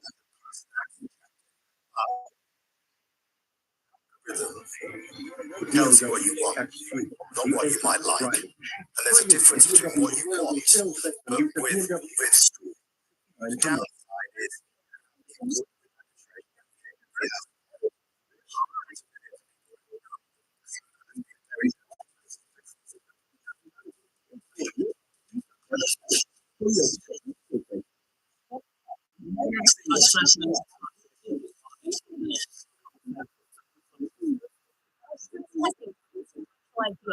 Investors around the world are scoring time to translate the policy from which they have legal ideas.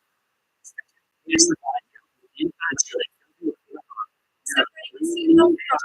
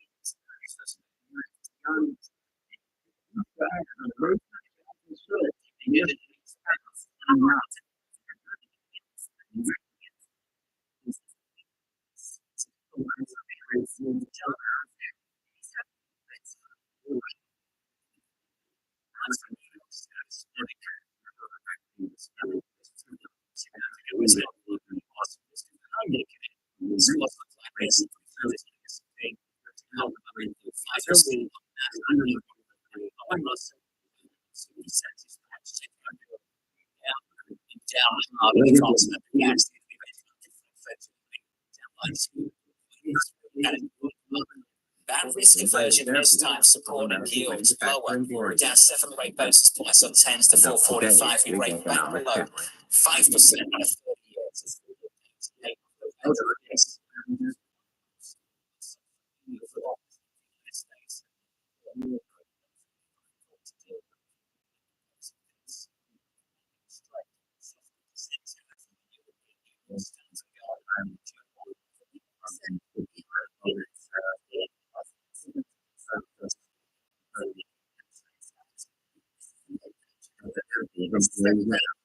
years. Exactly.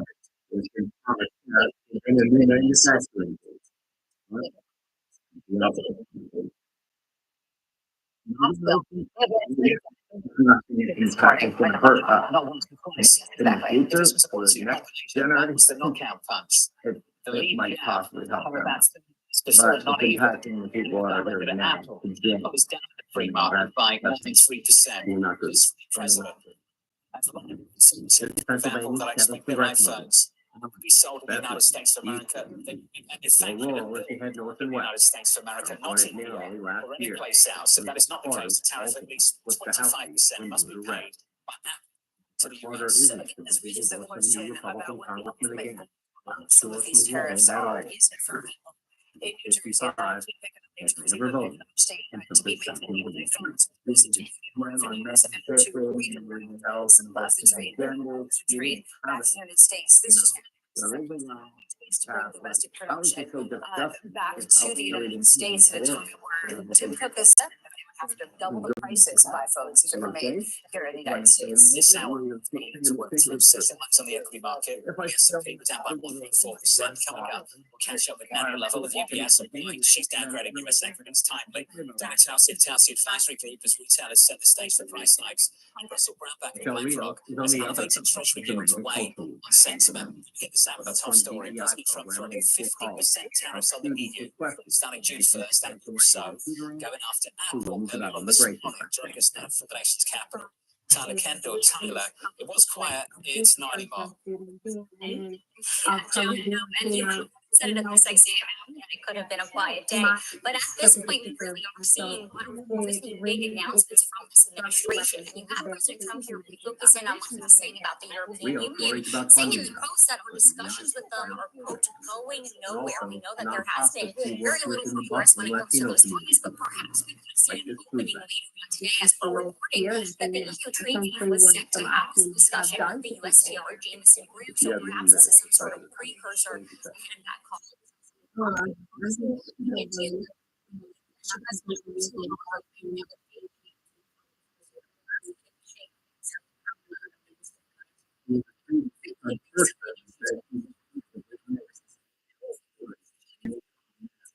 It matters among all 27 member states ultimately negotiating these concepts and highlighting it has long been an issue, like those non-tariff barriers that he talks about, like the VAT or the digital services taxes, which up to this point haven't really seen really on the table for negotiating. And John, Bloomberg News was reporting that the EU was prepared to put forth a new proposal here that included lowering tariffs down to zero on both sides when it comes to agricultural products and industrial goods. It doesn't appear that that really was able to One of the area's largest employers is that it's nearly 350 layoffs are coming soon.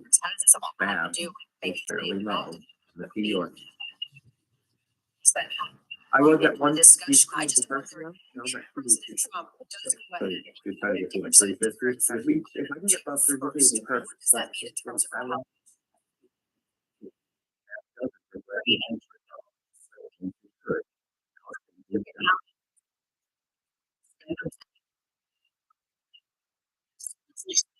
trees that really those tariffs have really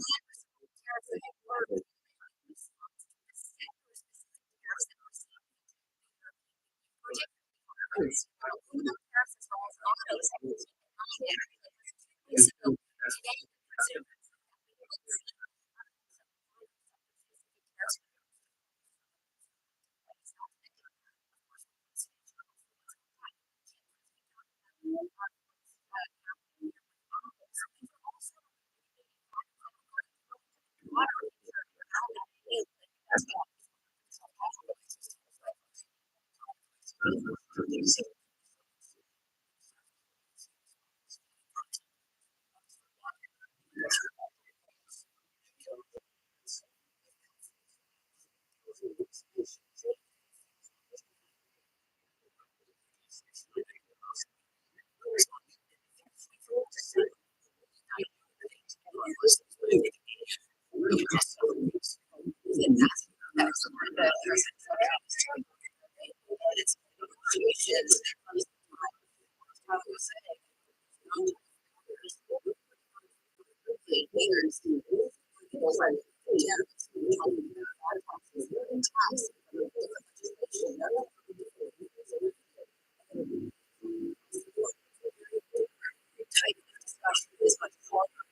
Yeah.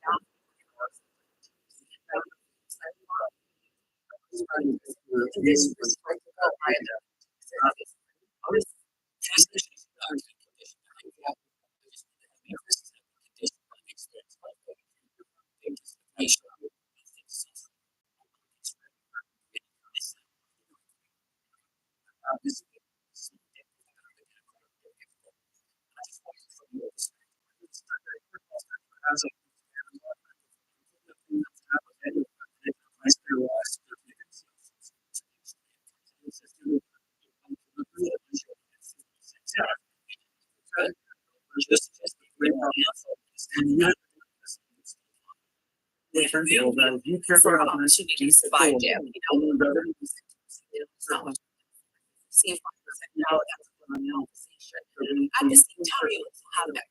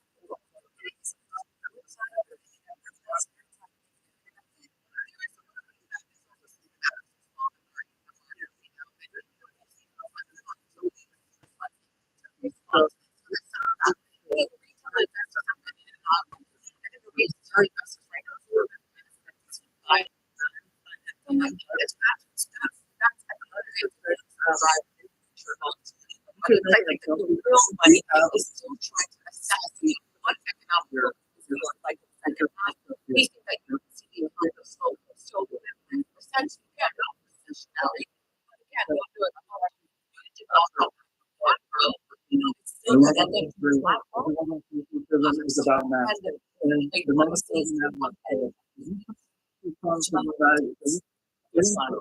any kind of raging,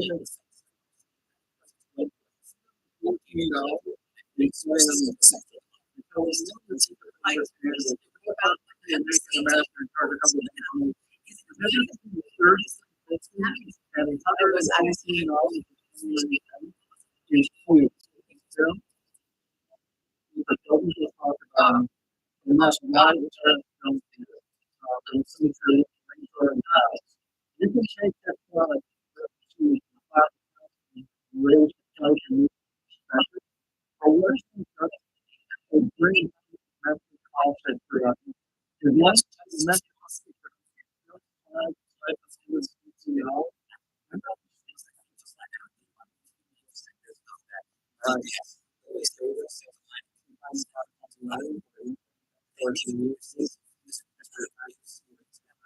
Right basis points at the front end, and we're down on tens by massive basis points too. Is that treasuries are sold in a fire sale when it comes to potential growth, because this has to do with growth.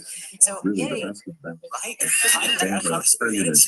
Yeah, monthly don't put American assets wholesale. Actually, Could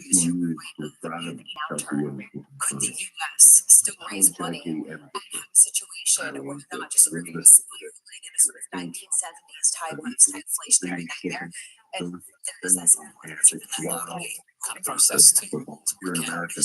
Continues to grow in popularity, specifically women. I think it's a chance to show folks something really special.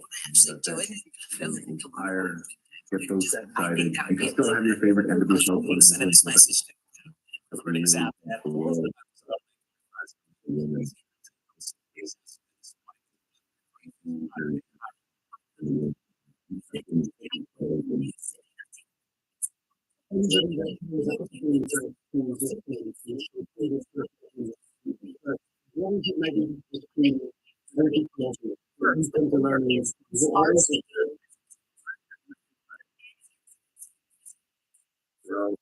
One thing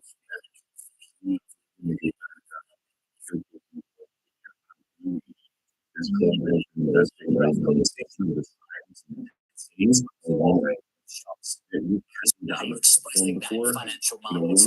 What are you doing? So in our multi-sector fixed income portfolio, it's actually we heard Rick Reader said this is the golden age of fixed income. It's the golden age of income.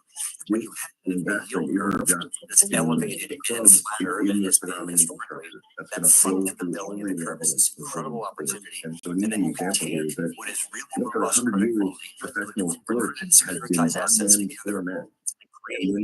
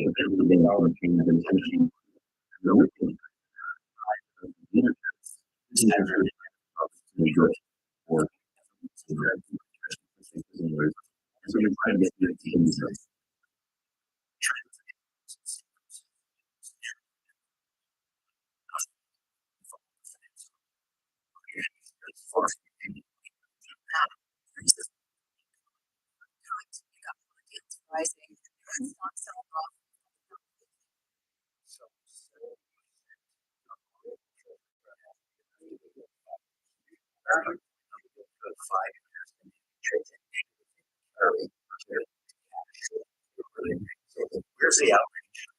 Honestly, that's a sure.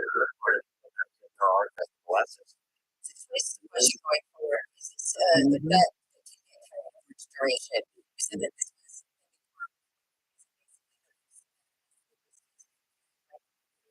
that 30-year or 20-year. That isn't very predictable. It's really a matter of valuation. So, actually, if you look into the curve, when you've got the long part at 5% in bonds, high quality curve, 6%, that's a really nice environment. If you're a duration buyer, an insurance company, or a pension fund, for us, you don't really get compensated for the implied volatility of being out the curve. So the sweet spot is to be in the front of the value. Without all that, I look for a 60-40 portfolio for the 40 fixed income party. That optimized expression that I just described, and then you vary it with equities. So look at this place right now, between both risk-free asset and credit for my free time. Like behind the back that's why outside my research was trading. So the other got treasuries and it's not maturities trading trades at the very front end of the curve. Typically we'd say that was a lot of confidence about corporate America. That's why spreads are so tough. This time around people are saying it's the opposite. They're saying there's a lot of fear about treasuries, whether the US government is trading as a credit. I push back a little bit against that. Can you explain that a little bit more about what we're getting so wrong? So I think the risk-free curve is in equilibrium. It's really steepened since the election. I don't have my terminal in front of me today, but we're 444 election day. It's right about there. Front end's low, back end's higher. Curves evolved in a stagflationary outcome.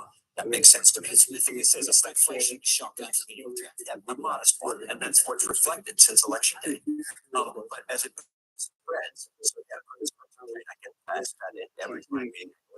There's three reasons. One, all these factors staying across and that's great. It's certainly in the higher part of the high yield market.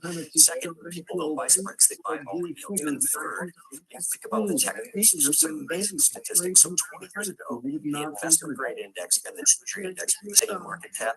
Today, the investment grade index is about half the size because the treasury market is growing more quickly.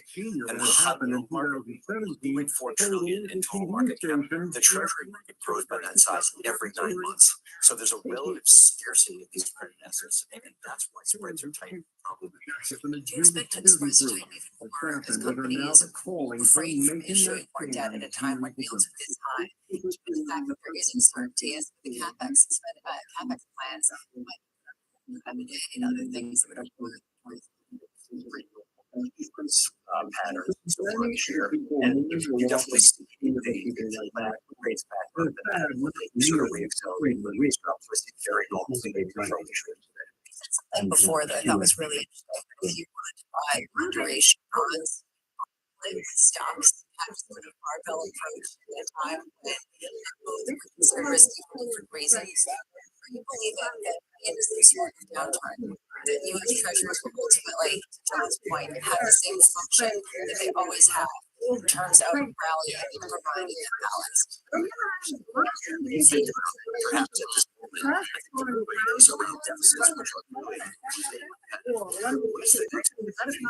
really shocking.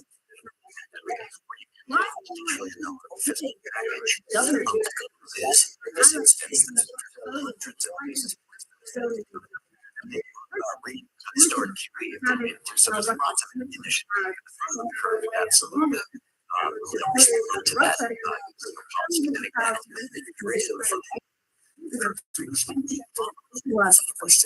the point of this is scarcity.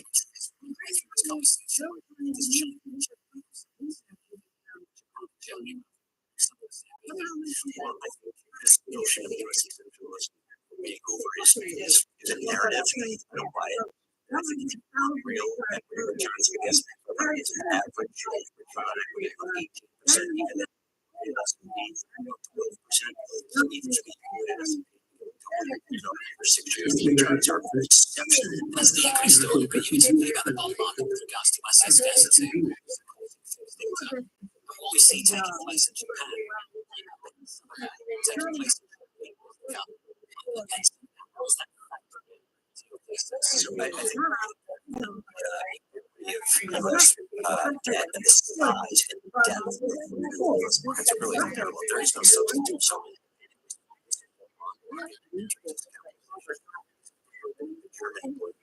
it's just not really a whole lot.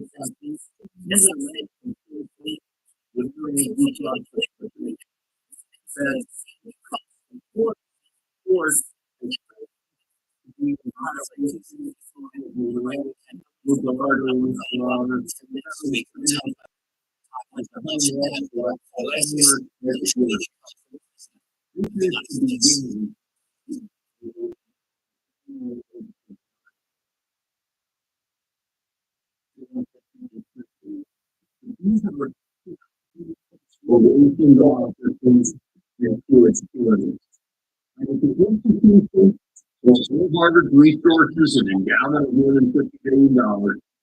All trustees, incredible, wonderful presidents, Nobel Prize winners, for great life. The farmers can't resist these steps toward hearing it's fascinating. You left the versatile into the even different foods. So it is.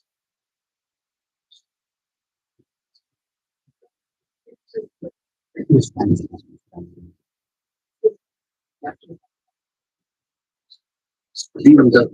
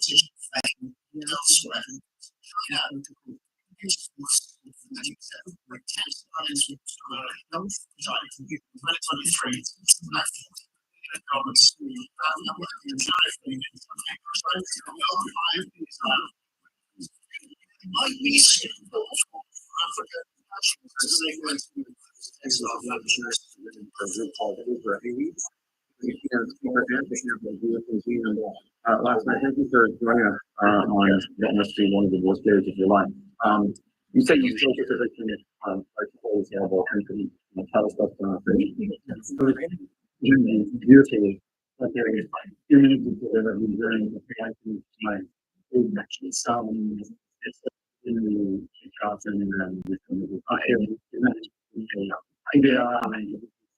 audience to the big ones, so we're like this is the beginning of their career, looking for their future. She's ready down organization, the global organization, we want to be 1,200 years outside in the mechanical factory. And people have been able to Israel actually then but it wasn't very high relations and actually about to build bridges and mitigate those gaps between the different cultures and work together with college and mitigate a lot of and it's really also delivering very important to us as well. Yeah, because Sarah told them that the monitor for like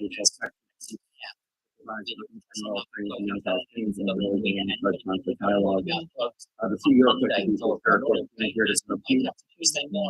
General Biscuit says he's passionate about diplomacy. So many of the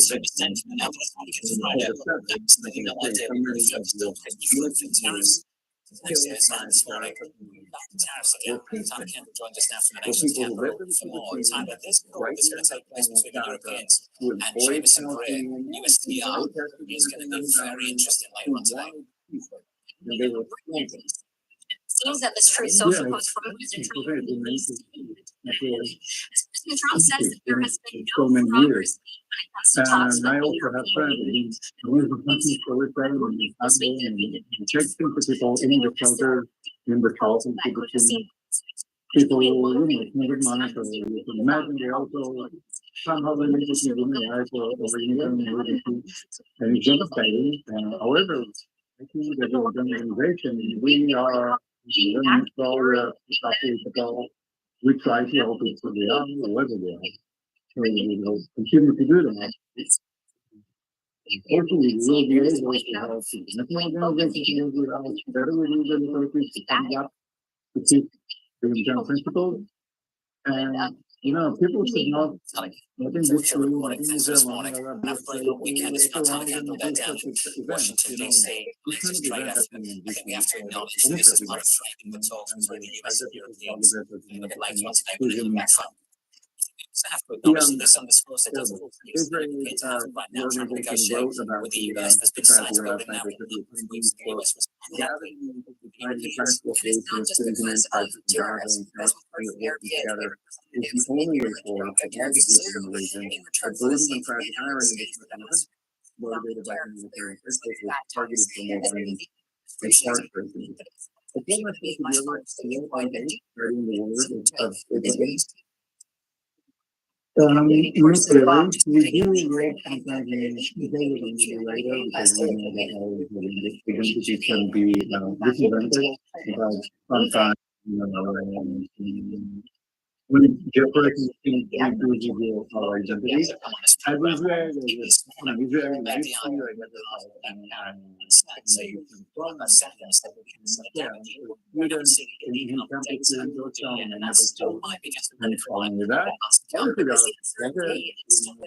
for companies taking action as a result is how do markets respond to some sort of negative data and if it's significant, is it rate of 10%, is it fine? It's not it comes back to the question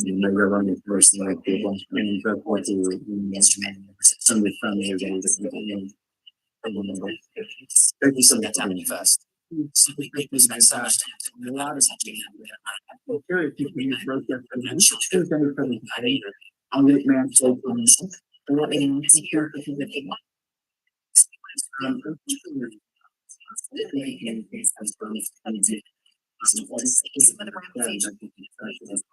order the big you know, only consider transportation, I'm thinking form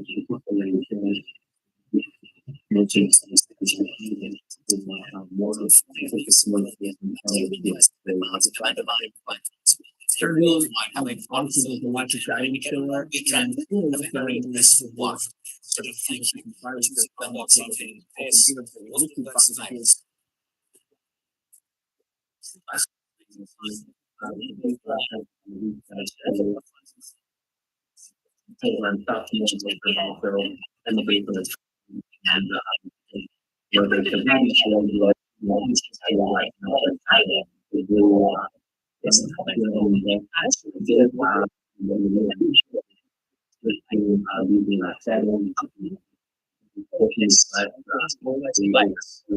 Basically,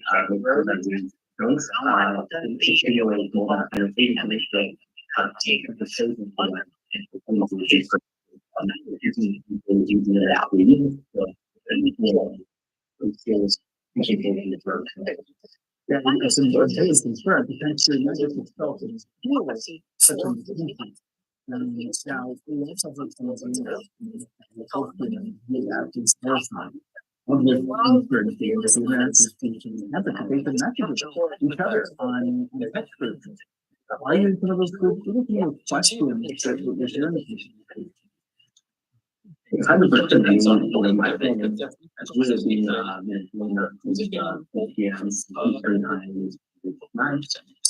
yes.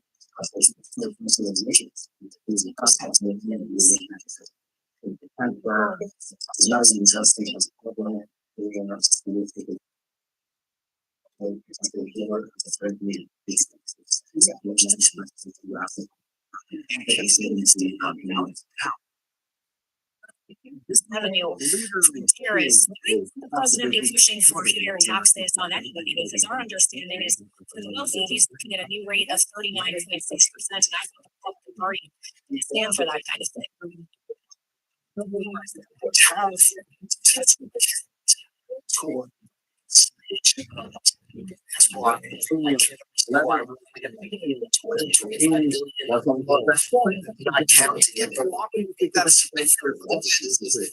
Washington, they have their own accounting practices. President's trying to make sure he gets no tax on tips, no tax on alternative tax on social security. And he says,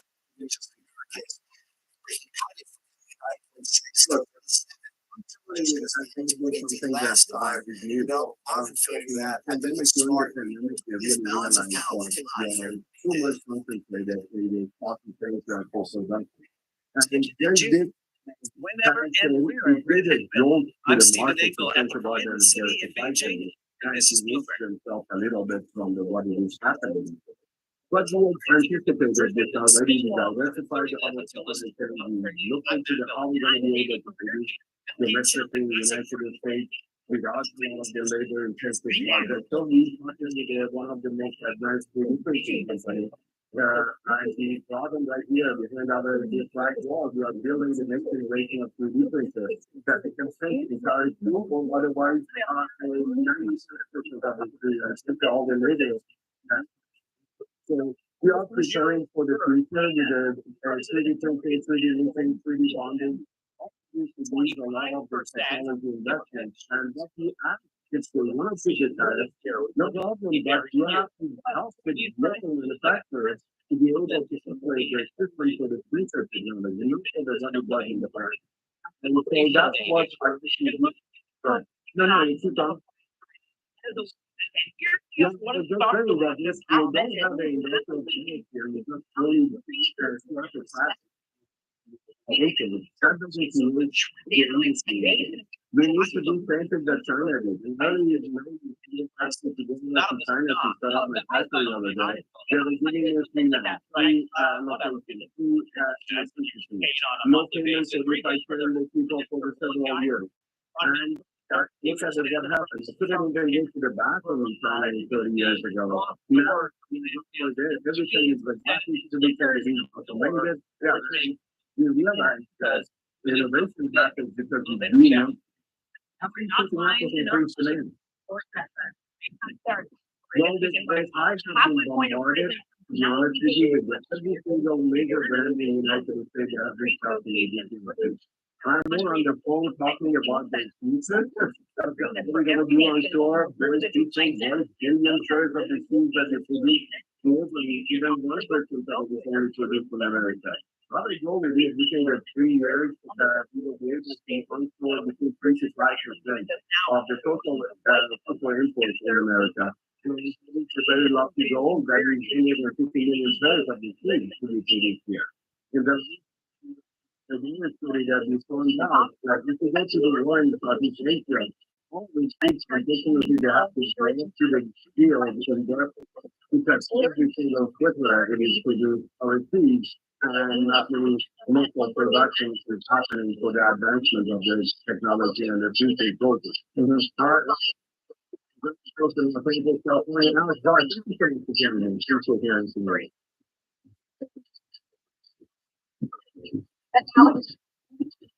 No, this is not a multi-party person. This is for the whole people. This factor here when it comes to immigration and foreign daily.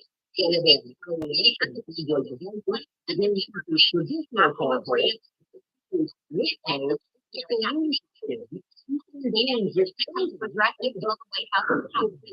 non-tariff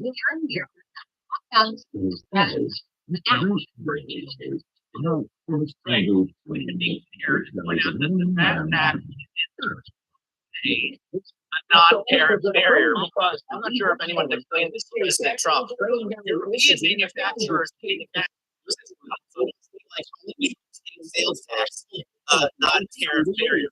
Anyone has to pay that. It's just a simple tax on sales, which is like what we have here in every state. In terms of the 50% tariff that Trump wants to put on, he says June 1st. Does that mean it's going to happen, or is this just leverage?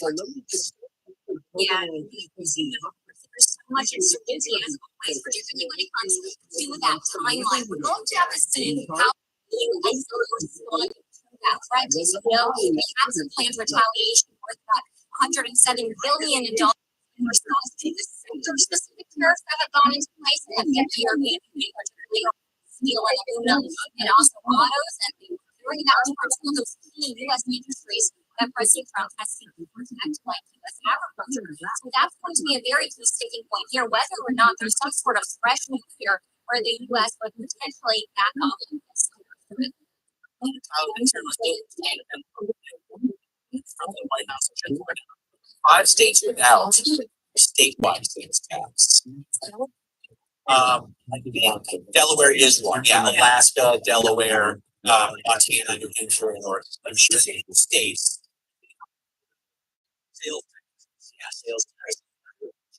That in, for example, Germany, BMW, by BMW, Germany, Germany, France. Yeah.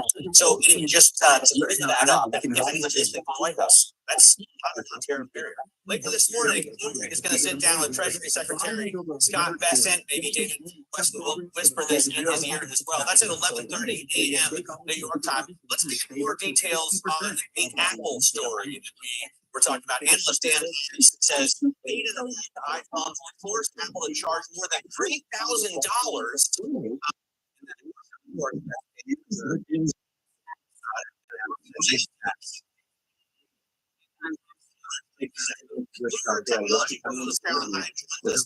About this. So, President Trump had given Tim Apple reprieve, and now he's saying, "Look, you got to make these iPhones." And it wasn't even a monthly phenomenon, because we've heard him being for the last week or so, putting out big and Saudi Arabia. Remember, so he had a little problem about the amount of manufacturing shifted to India, and now quite clear on his social media accounts. Charged 25% United States.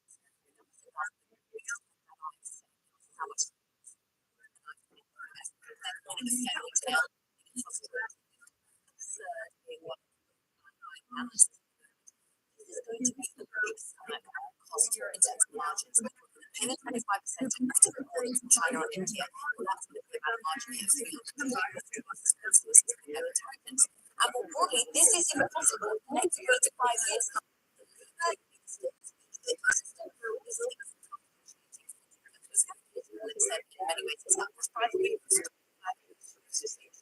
The president, by the time that they achieve that goal, doesn't this come at the worst time? Hasn't the NT just been reporting that they were doubling down on moving production to India? And maybe that's the spot to be coming from. The manufacturing India, it seems as though they're still going ahead with it. They need to go ahead with it because they need to diversify. This isn't overnight that they've shifted to India. This has been years, decade in the making, going from China to ensure that they can build in Vietnam, in Thailand, for airports, make phones in India. They've had to build up the ecosystem of suppliers. This is how you're seeing the supplies hit, as well as Apple in free market trading, because they're ultimately worried about how hard this is to navigate to the right labor force, and ultimately the amount of price that it's going to drive up. But they're doubling down on manufacturing, just though tariffs are likely to be in the longer term for shipping to the United States. That's a lot of phones they're gonna have to make in the United States, and that's gonna cost billions. Let's just see those memes again. If everyone Wall Street guys in the factory making iPhones. Can't wait for my daughter to get a job. So does your daughter should study engineering? She's not the worst engineering. Thank you so much. Her technology is a pure line high. Let's look at some earnings that we've got, because that's making waves to retailers, raw stores, and Deckers not putting this out. After the companies their full-year guidance due to macro uncertainty, Dina Tesley, the Tesley advisor, downgraded Deckers today. She spoke to Bloomberg this morning. You've seen some companies being able to withstand the shock, whether it's Ralph Lauren and Tapestry. Brand leaders are making a difference in product innovation.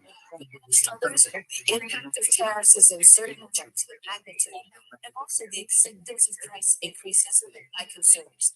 So at the end, retailers will have to raise prices with these types of tariffs. For more on retail, we are joined by Bloomberg earnings specialist Red Brown. Great to see you this morning. Okay, it's not all retailers that have reported negative earnings. Some like Walmart still have strong demand. How much of this is a Deckers and Boss problem versus a consumer problem? Yeah, that's a great point.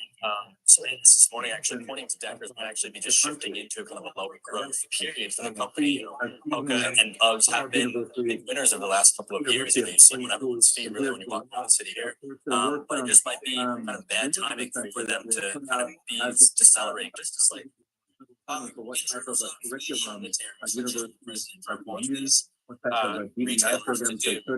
Could have, of course, the their margins. college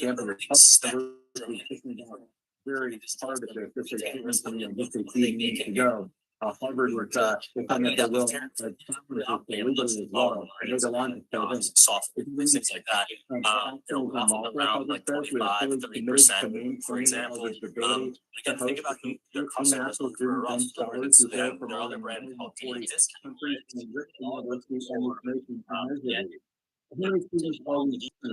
What we're just academics here.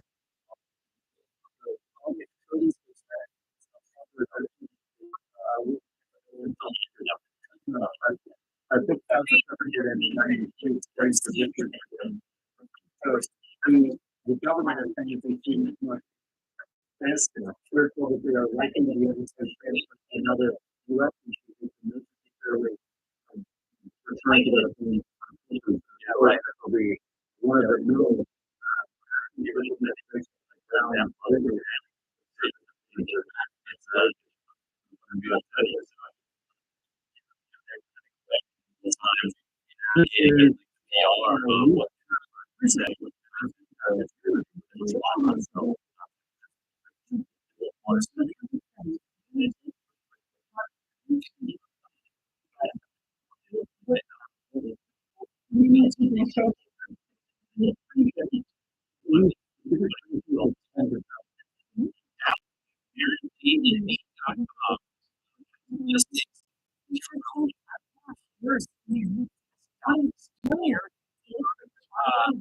Apple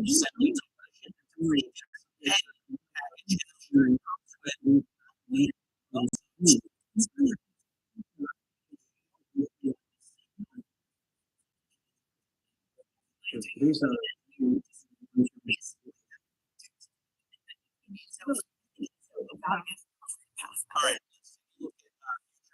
Now,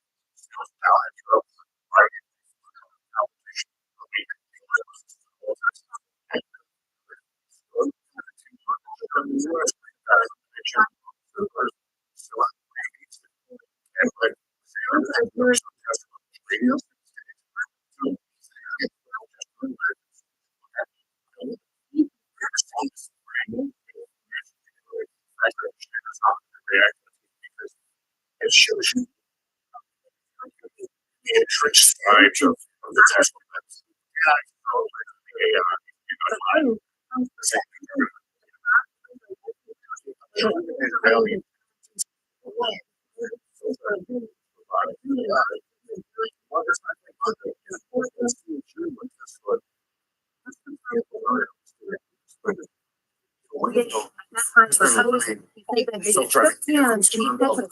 What about my son?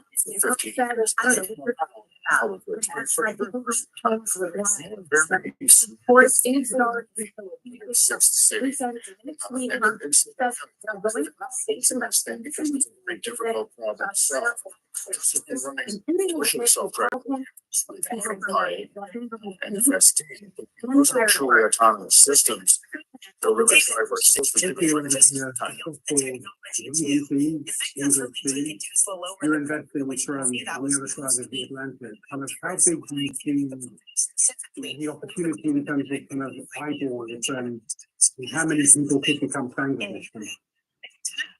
I think the sky's the limit. You know, coming from the internet at the Reddit guys, things like follower count in the engagement mean a lot to me. And you look at the social media on Instagram, there are million followers. You can add up. I think every WN news they still not have as many followers on Instagram as Chelsea has, and that's not enough to WNBA at all.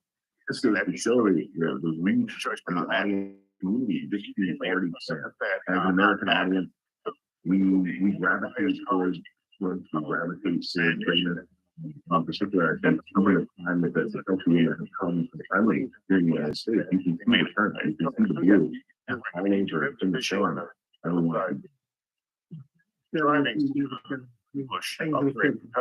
And now you're not Turkey. What did you learn on that journey? Now bringing it to the table, which makes you so much better. You know, that started as a tweet, and it was all thanks to Alex Morgan. Like 2019, I was reached from there. And how I was going to start was IC, in the ISL. And that led me obviously to the career of Angel City. And, I did not know anything about sports back then. Everything from the last countries, the setup, or everything else. Definitely make some mistakes, but if you learn, feel, and then the confidence, what's the and the will is here in parallel with a tremendous number of levels, because at the end of the day, you're building community. And on the other, you manage to build community, become strangers and have a lot of fun, everything from cheering for their favorite teams. Like thinking in the day between, that's literally a thing. And that's true. And if you build a sustainable, if you are kind of community building, spending your time in building community around sport, especially if it's all is like lower. And I'm saying it's like here, because people already and I understand what around community. So actually, you are one of the most prominent male countries. Now, coming on to get back to arguably the greatest team in the athletes of all time. But you also they have a real nose for business and security. Do you think you would have kind of ended up in this spot eventually anyway? Or have the relationship you formed and your relationship with Serena, has that kind of got you here a different way? Or I guess was it always destined to happen you're going to end up something? It's funny. When I first told Serena I was going to buy or start a women's soccer team in the States, that actually kind of helped me out of it.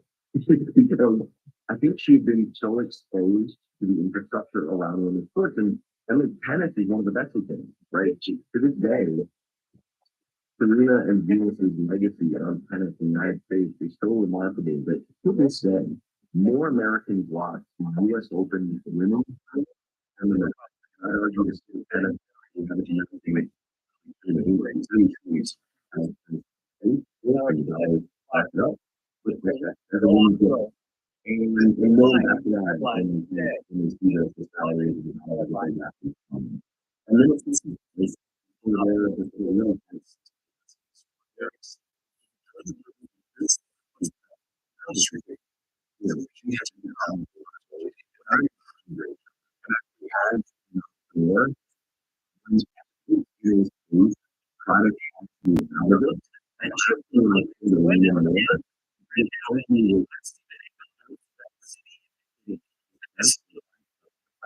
usually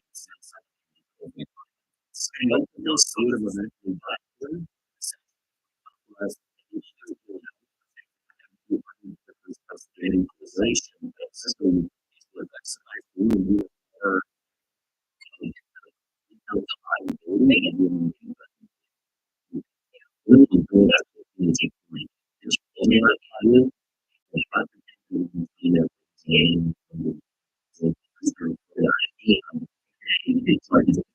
Every time they get a mouthful, I would put it out of something. I'm glad that the kids like to learn real going and what it is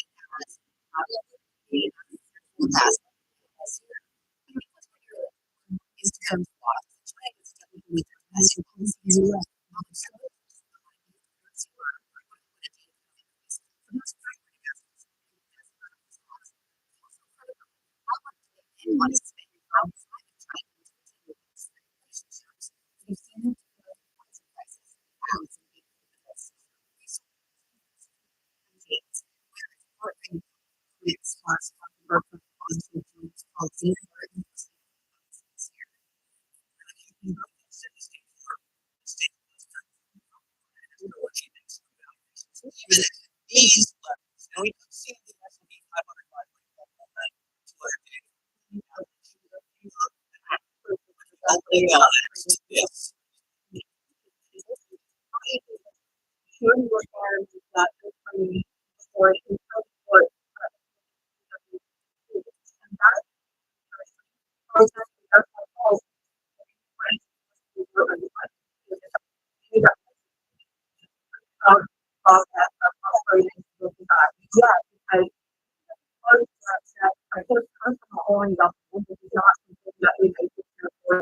Familiar with before you hear what's happening. What now, of course, there's a lot of partisan criticism, not really because of the large amount of money that's talking to make this actually work to transport President Trump, but also because of the ethical questions here. Our understanding at this point is that this is going to be provided to the United States pretty free of charge. And the U.S. inventory for months now, since going back to I don't know whether they even found today on the website and that's something to be careful of, particularly stuff because they have a time.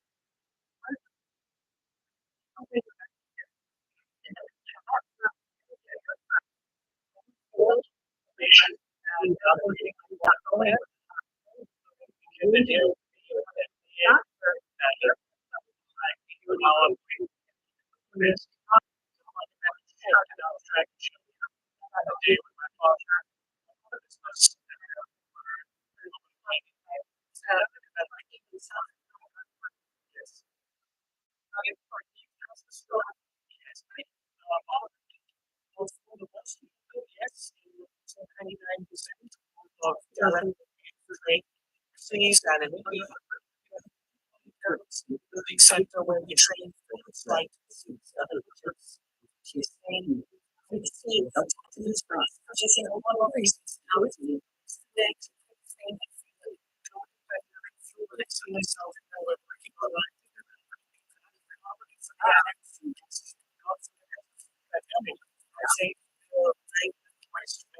what I got off Twitter.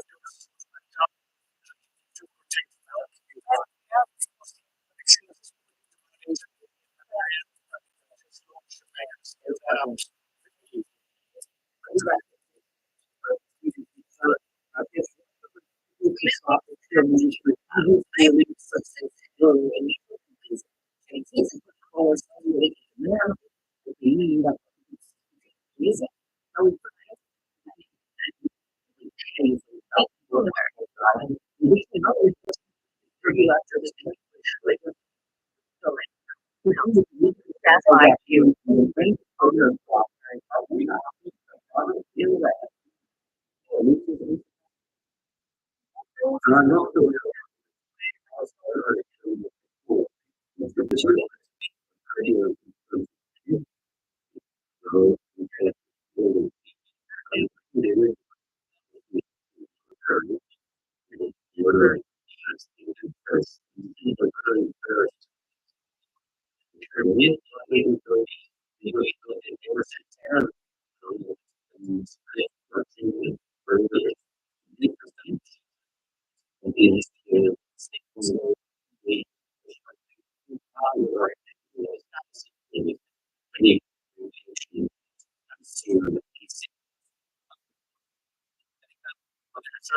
That's what I'm excited about. See, like,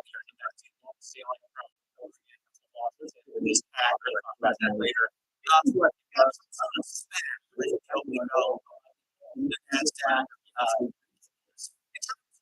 The stocks honestly these are the first ones because of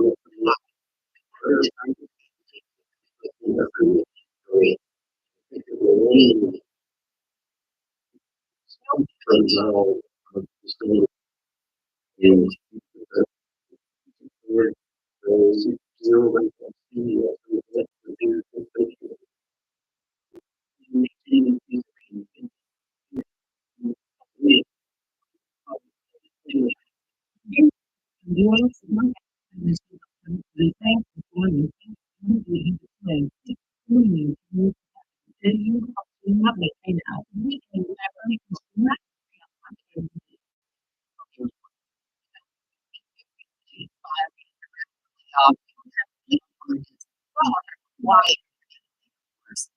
Allowed like expectations.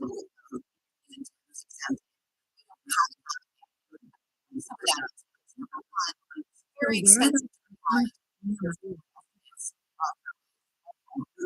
the blue is no one really wants to patronize it.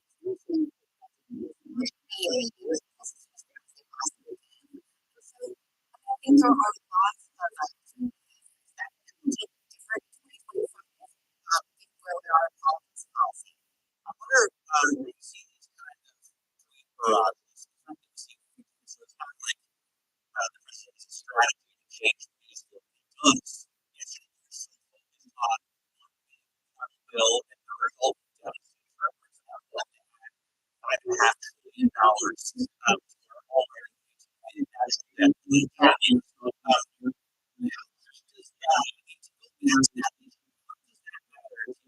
to the work that city, are not say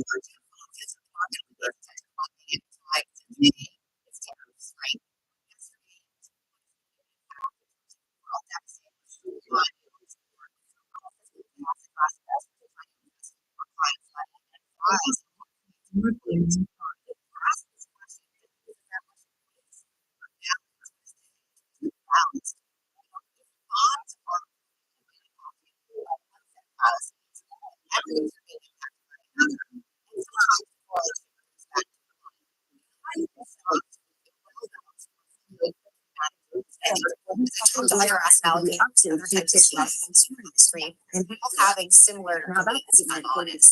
This is something that we really do a lot. Right now, duration, which is a historically great balance and a great bias for portfolios, doesn't feel that way. we're not experiencing the kind of talks that was going factors, right? Just to look at the market right now for a minute, balancing the S&P 500 down more than 1%. We do, however, see yields coming back. Yields have been diving this morning. Josh Burnett was out with the note. Michael Hartnett was out with the note. Josh Burnett. The tip, and it looked like investors were doing that. And those yields are coming back up. The 450, the 20 and the 30 better. It's trading back and forth between deficits, trade.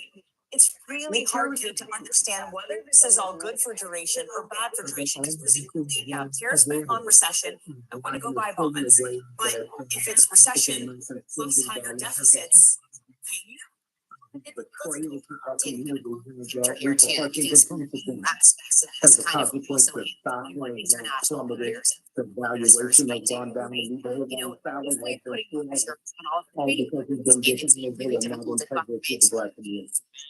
Asset allocators, which are asking this question, should we own in the US? That's going to have an impact. So it's not just we've got a model of a Montgomery Bank boycott 7 years ago with 381 days. And our community is resolved and focused and intentional that we're not going to spend our money, we're not planning and we're in this week. So I'm going to scale back their DEI program. It's more than like I really say, for state large cap space with the 10. So that's like very close to benchmark. It's very conservative. It's very clear over in a place where I can say we just don't smash it. That we will do one at a time. That's really tough hearing me say. And another company is going to be coming in the next couple of years. The next couple of weeks, there'll be another one. All right. So I want to ask you one thing.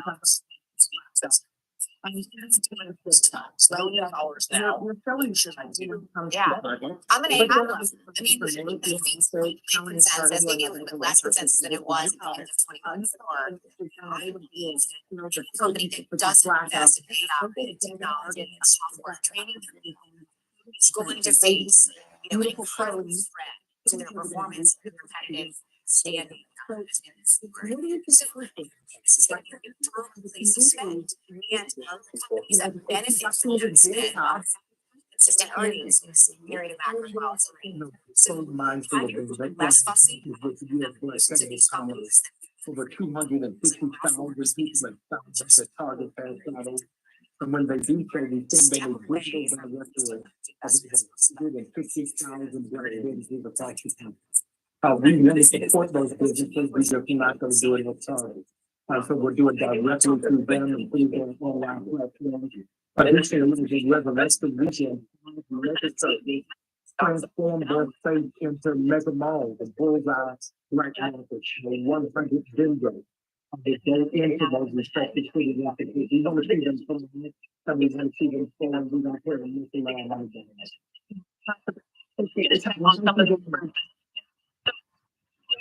Thank you, everybody.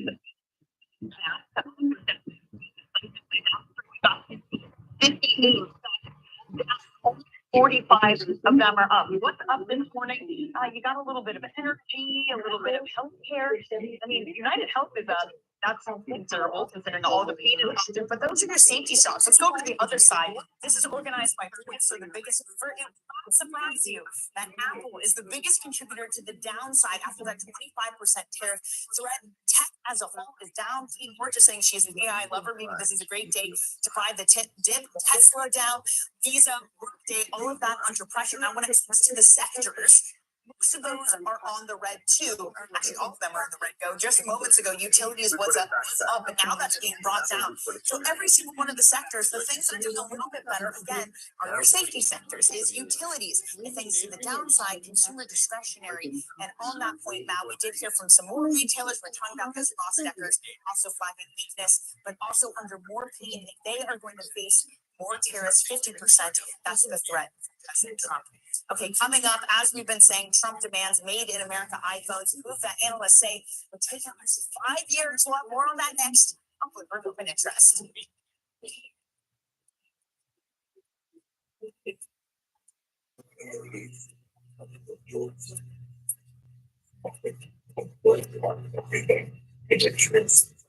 Now, a Harvard Mary Summers, sports Treasury Secretary in the Clinton administration. Mr. Secretary, it is great to see you. Grateful for your time. This news came out on Thursday. We were on asked that the Trump administration has done better in a debt Harvard is now over the top. Crazy to make enemies of thousands of the most talented young people from around the world. You're saying that there needs to be these processes for the program having a pulse. And what do you think, Kelly? We're back. More episodes of our show. The deal. Executive, that's the position. And leave it on the road. And we did so.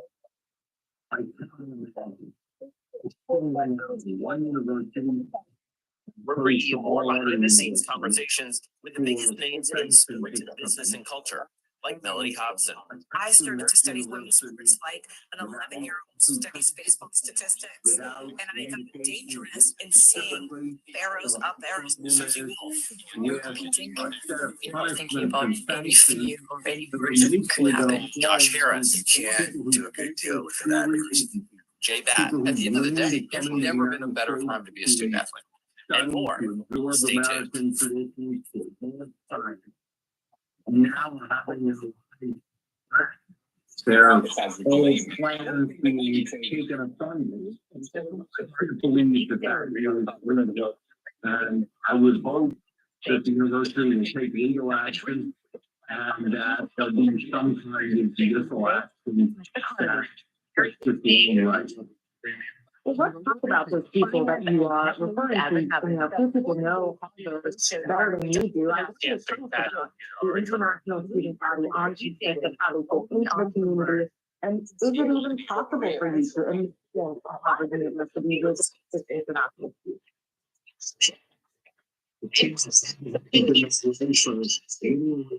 Hundreds of years. You know,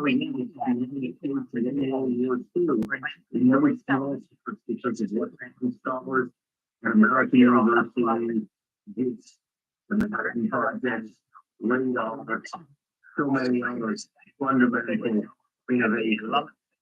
You know, and it wouldn't have missed the pandemic in the way we did without all kinds of people from abroad who came to American universities to discover the vaccines.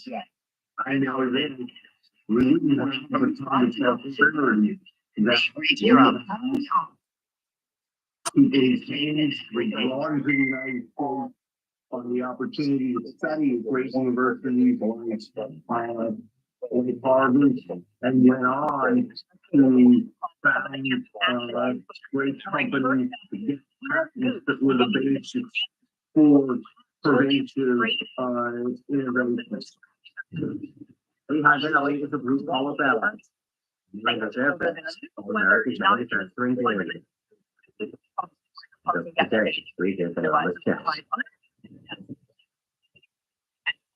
Codart is a small family business. Our part of the boss. Parents and the workers. Fine, see, so it's kind of fun. Money types, rent on the place is, it's the cash flow rate there, so think of it as kind of a little bit conservative and second. Just a handful of employees now, 14 when business was back. Voters voted for Donald Trump. If his Congress passed, will bring a new manufacturing base. But the opposite.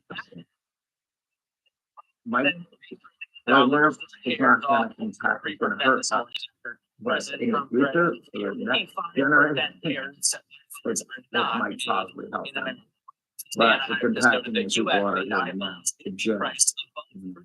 They're not doing senior technology. That was congressional district. That's what. Aurora is the head north and west. Like Carter, with their house in the red. Carter is the U.S. Will vote for the new Republican Congressman again. Dorsey will vote at all. Much 55 has never voted. You know, ship home, you could go from India and everybody around Romania. I think they will go out, there is a guy, president, and figure out, tell him that we're going to spend the money on other language items, you know, whether it's chip and other areas. Because to be very frank, you know, assembling a phone in the US is not the best utilization of the resources. You know, you're better off figuring out how to do much more higher-end products. So I think they'll have to go and make peace with the president and figure out how to, you know, get out of this jam. Del Rio is on the other side, the mega culture war. According to the DEI program, or we'll call it. Students with questions, anything from financial aid and tutoring, to rooms about immigration.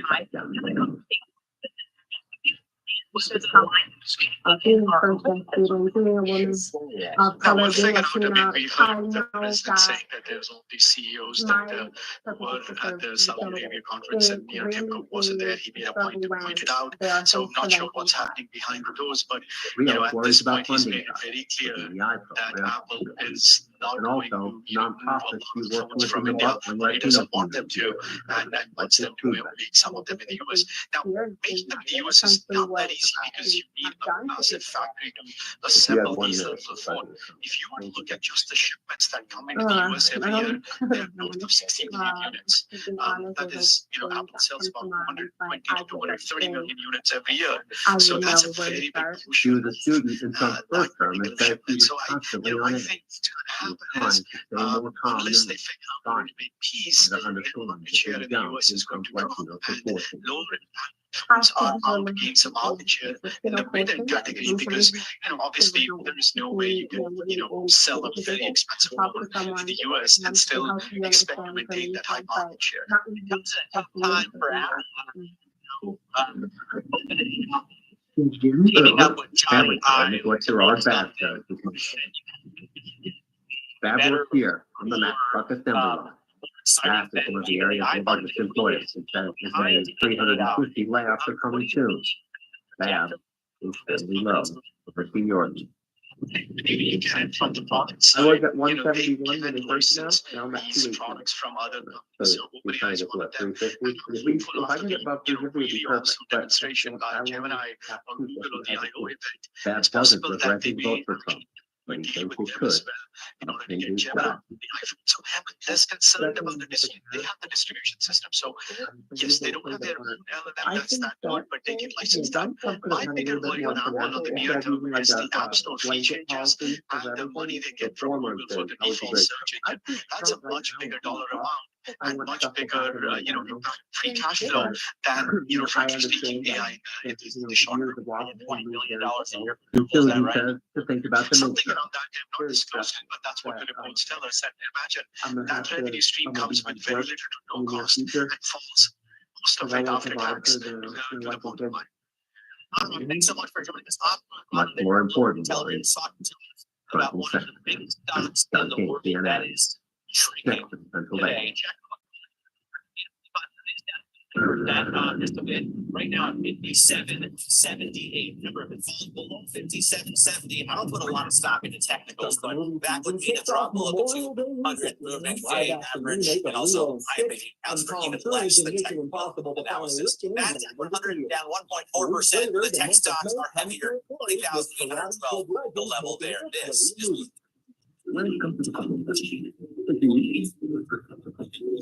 a jam-packed game with the Anna de Armas in the John Wick universe in Ballerina, a live-action remake of How to Train Your Dragon, the horror sequel 28 years later, Pixar's Elio, the racing drama F1 movie, and Megan 2.0, all running for movie-go Dinosaurs self-mentioned that it was in it's the rapid universe, followed by Jim's the remake of I Know What You Did Last Summer, new animated still and all of that.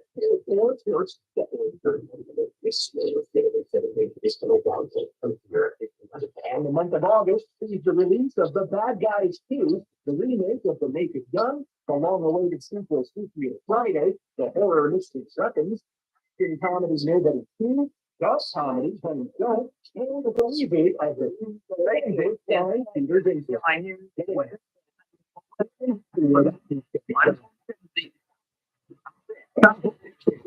This is the leader because they have them coast to coast about President Trump's parents that have been happy about him and were certain. Joining us here in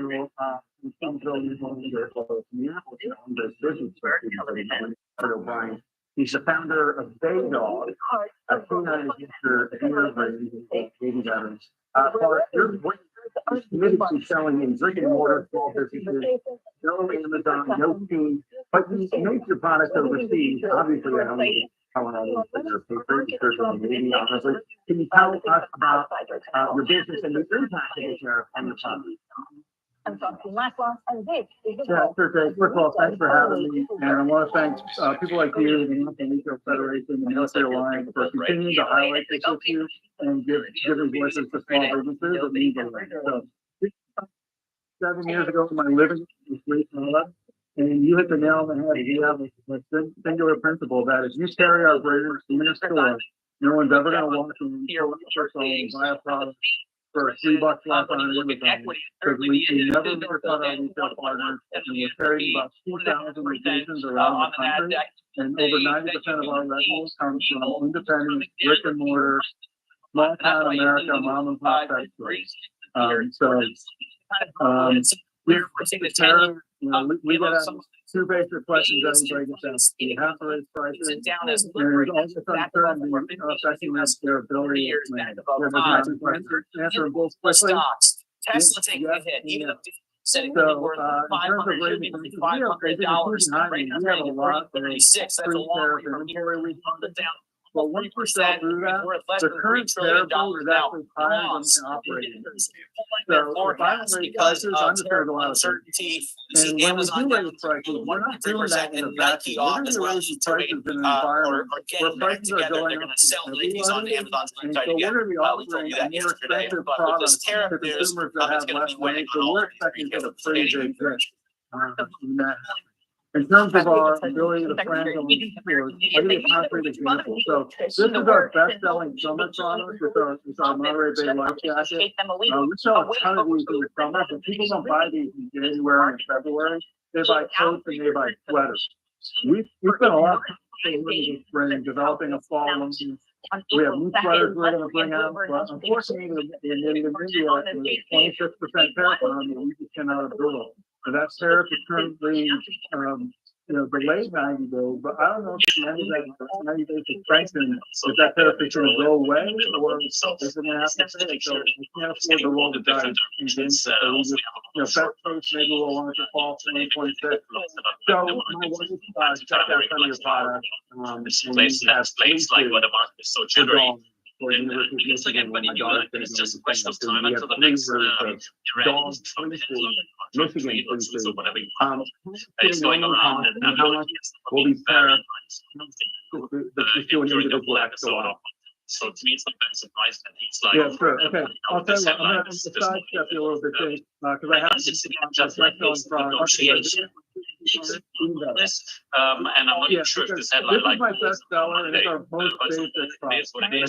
So this currently retails for $33.50, which is a very nice price for the product. Now, the White House, but on behalf of all the designers in America, if we can make our stuff here, we can absolutely more than 5%, 20 and 30 years, right? But it's about that. It's not about patriotism and loving your country. As you said, I was actually in the Marine. I took 3 combat tours overseas. I love my country. It's not about patriotism. It's about that. And the master is a major asset. If you try to make this product in the United States, it implies a great price from the MSRP $114.29. But technical perspective, I mean, is it so much difficult? 10% of 90 or 510 or whatever. I'm not so sure about that. I think the bigger issue for some is also like we are again at the point where we wonder about the deficit in the US and how this is going to replace the word. This is coming up like from time to time. And that really is a solution, just like raise the debt cap. You can take this product and made overseas and slap a tax on it and raise the price and make it more expensive. But what it's doesn't do is bring down the domestic cost of production. As long as the domestic cost of production still implies a price of $114, I'm not going to sell any dog pieces and I'm going to go out of business. All right.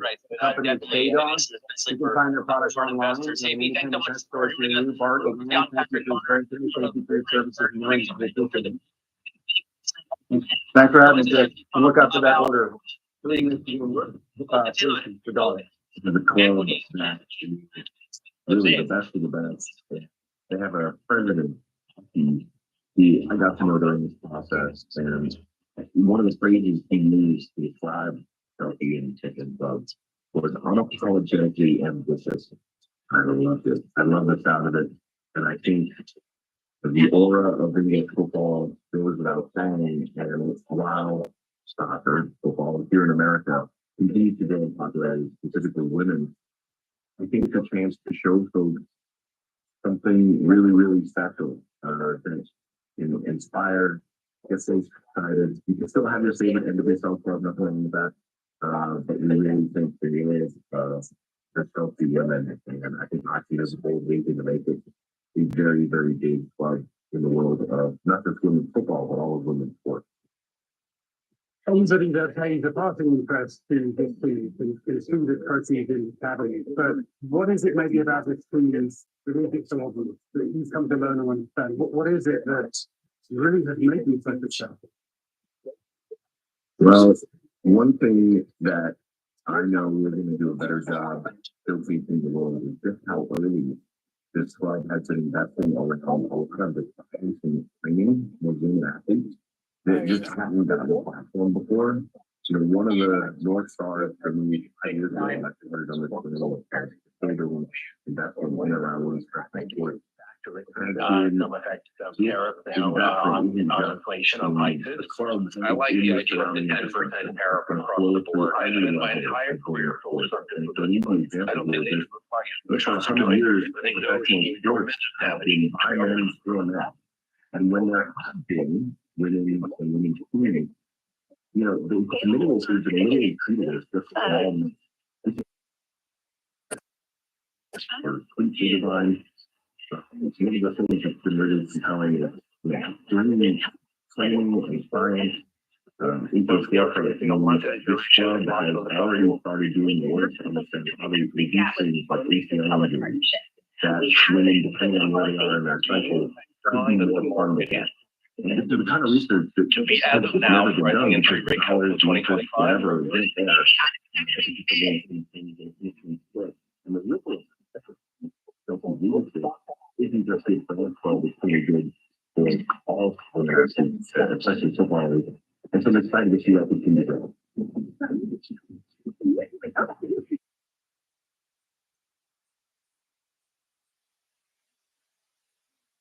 U.S.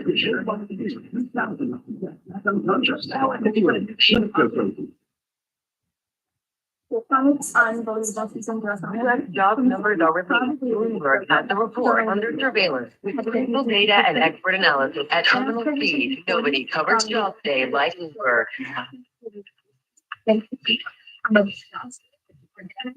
Robert Clemens was a surgeon open last year was not it's a difference for me to see that and see that for good breath. The original cause hurts. The craft in the method liver 80% more power in theism. The huge stomach, the feeling stories, and the rough prediction weather spring clear. And with three opinions razor from Arabic to Bauer. Potentially for insurance. The open the Dow right now down 376, NASDAQ off to 55 after President Trump vowed to slap a new round of tariffs on products manufactured overseas. CBS's Stacey Lynn. The president is threatening a 50% tax on all imports from the Europe. Apple products.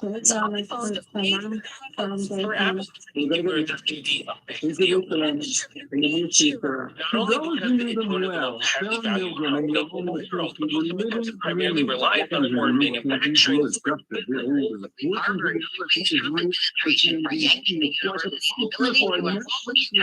President Alan Garber called it a love plan with Secretary Sarah grew up around Kansas City and encountered sharp anti-Semitism even years. The white supremacist starting shows internal Jewish people during 2014. And even vandals straight into the high school with Nazi images. If you're an airline expect today, then Monday to be of the airport. Sarah, extremely has happened in 2017. These stations They are adding schools and schools. They see leadership in the Jewish prison field. The staff members are now exploring how making that thing years ago. Now are here to why in the whole of the nation. Therefore, not what I began with.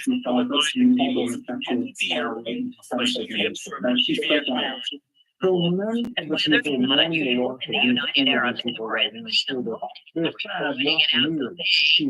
high top of 50 degrees centigrade in Abu Dhabi. That's almost 100 Fahrenheit.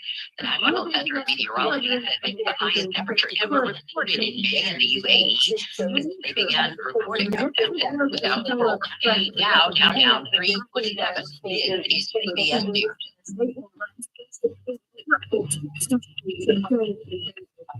All the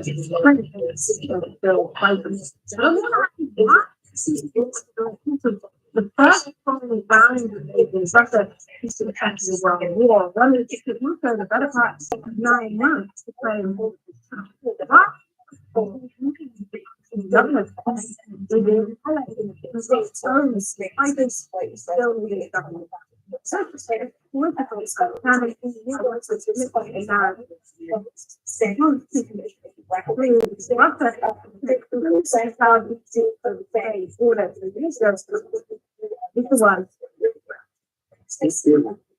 You think it's really time to make towards Russia's border, which I know that we're always doing it is worse. Some of these people's ways I like because one point friends result is well over 1,000 black women.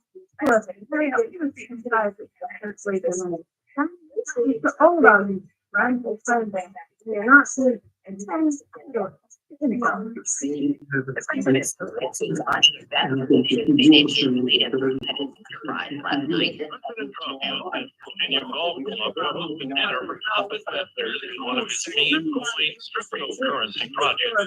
This has been done on Clippy says he bought $1 billion worth of Trump coin recently. We thought this was really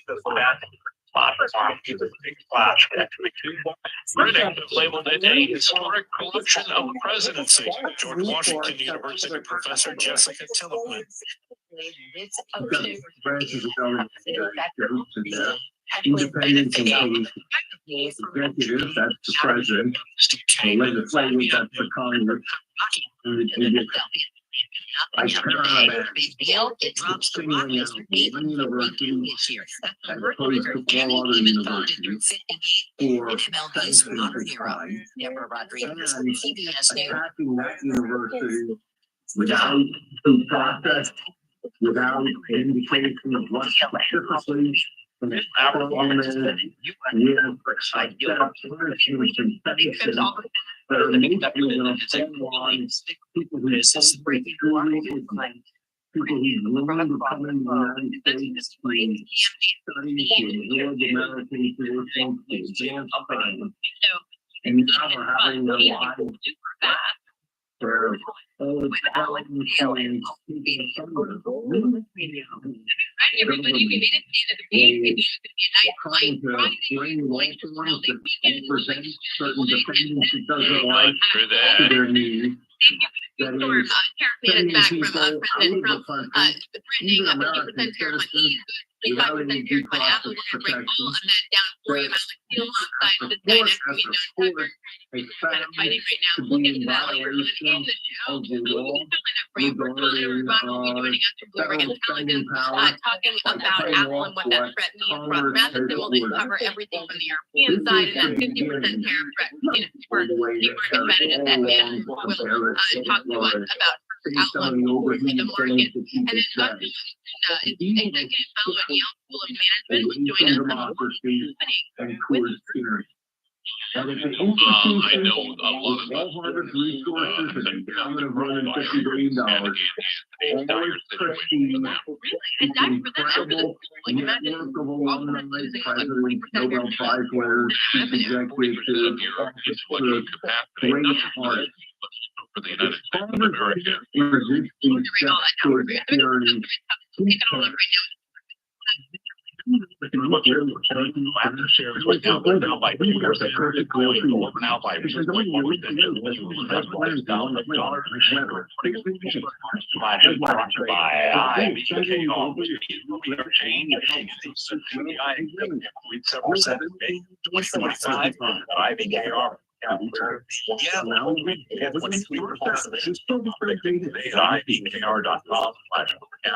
Last trading day contract is June 19th. Starts lower across the board and deep. Global markets rattled by President Trump's threats and vetoes of aggressive tariffs on Europe. And Apple stocks to hit. The dollar slided since 2023. Bonds joining gains in hanging assets. We got you covered all day. European group. Right now, the S&P is down 49, dropped over 0.8%. The Dow down 277 now, down 0.7%. Nasdaq down 211, drop there of 1.1%. Our max index down 1.3% with the 10-year, 0.51%, the 2-year, 5.96%, the 30-year, 5.03%. Gold is surging 51 the ounce, up 1.5%, 33.45 the ounce. We're up 0.4%, 61.42, and Bitcoin down 1.2%. Bitcoin right down 109,720. Reserve Bank of Chicago raising costs of cents again, comparing where costs are with costs over the next 10 to 16 months. He's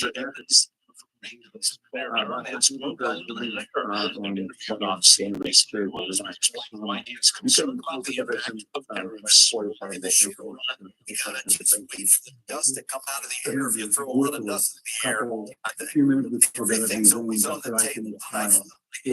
For me, is a little higher for reaction in any direction. Maybe get some clarity. Hospitals, securities, remarks tariffs on imported goods from the EU. 45% on Apple phones. Again, Apple shares down 2.3%. I'm Charlie Pellet.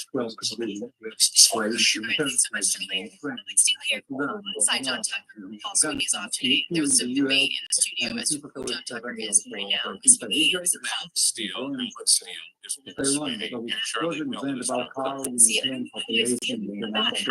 to say much, so we mitigate those gaps between different cultures and work together with political alignment with communities.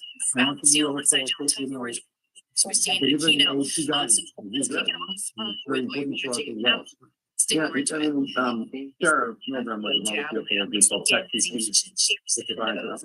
training for young Palestinians and Israelis and then fight conflict dialogue. The CEO of Technical Territory, Senior Greater from the team, Government Thinking and concerned Syracuse passionate about diplomacy. This reminds me of Japan, that so many of the victims on October 7th, 2023, so many of the innocent beings killed by terrorist attacks were peacemakers, were people who lived in Shibuya, right in Gaza, who employed the Palestinians, protested in the government, who wanted peace, and they were fought. So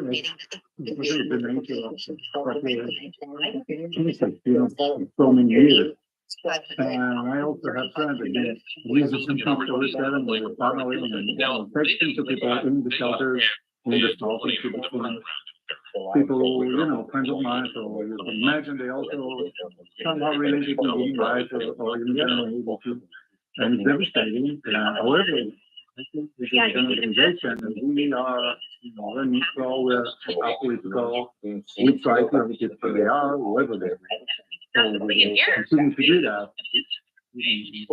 Hopefully they will be able to help organizations will be better with these that to keep the principles.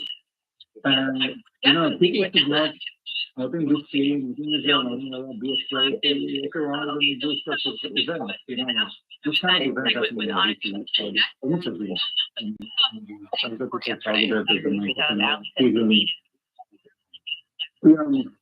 Terrible. They bring in the organization wrote about the China last night. They should be a thing. So that is such a tiny practice where it's not putting the crisis in Gaza and showing working together. It's the only way forward. All the people in the region. The brutal and tragic irony because the event, motivated by humanitarian principles, was targeted for more violence. It's heartbreaking. But what I think is ever spreading the word of different. Not really. We do work sometimes on the because the identity can be disadvantaged, but sometimes when the person is finished with your identity, I think usually we used to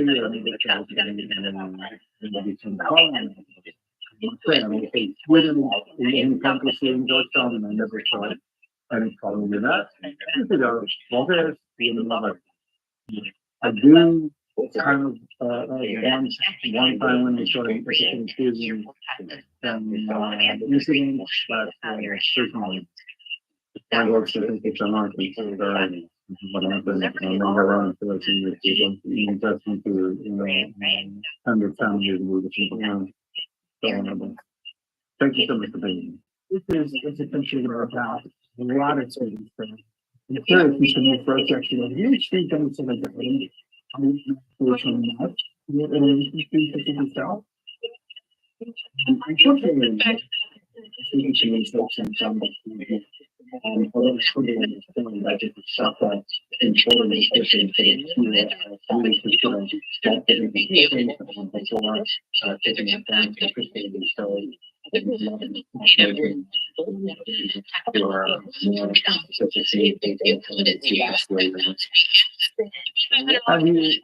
Obviously, there's a lot of guidance there, and the Yeah, I student don't know. is heard really happen. I would actually comply with their children. The one in India was talking back in 2017, you know, it took them years for them to so not an easy problem for he's picking up the phone and you know calling Mr. Trump saying how he can solve the issues on spend on high chips and other areas, but you know putting together an iPhone in the US is going to be you know one tough task. Yes. Production depends on how much cost you know if you want to run very thin yes you can do it there's a couple of things I can't read but it's not maybe at yet at this point so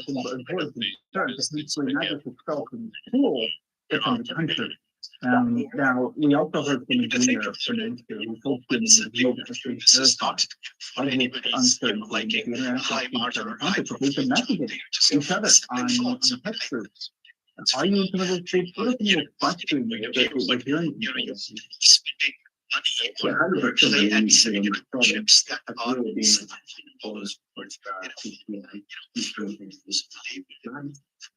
the other does not really add up to the benefit of anybody either the US or you know what's going to happen is people are going to WhatsApp because the cost differential is going to be so wide. So it's not easy to count and these you know what I would call is the lower end consumer electronics products compared to some high end data center stuff or things that have much higher capital involved with them. Let's go spend like 2%. Just completely ignore these headlines and just look. Or being able to come back and so before shaking this is concerning because this is say you should stop and say let me see what you're so like a 25% because the top is out and fix this problem. It's feel overwhelmed, many are uncertain about what's going to happen. Suddenly, some benefits to the business. And I guess today, now it's starting to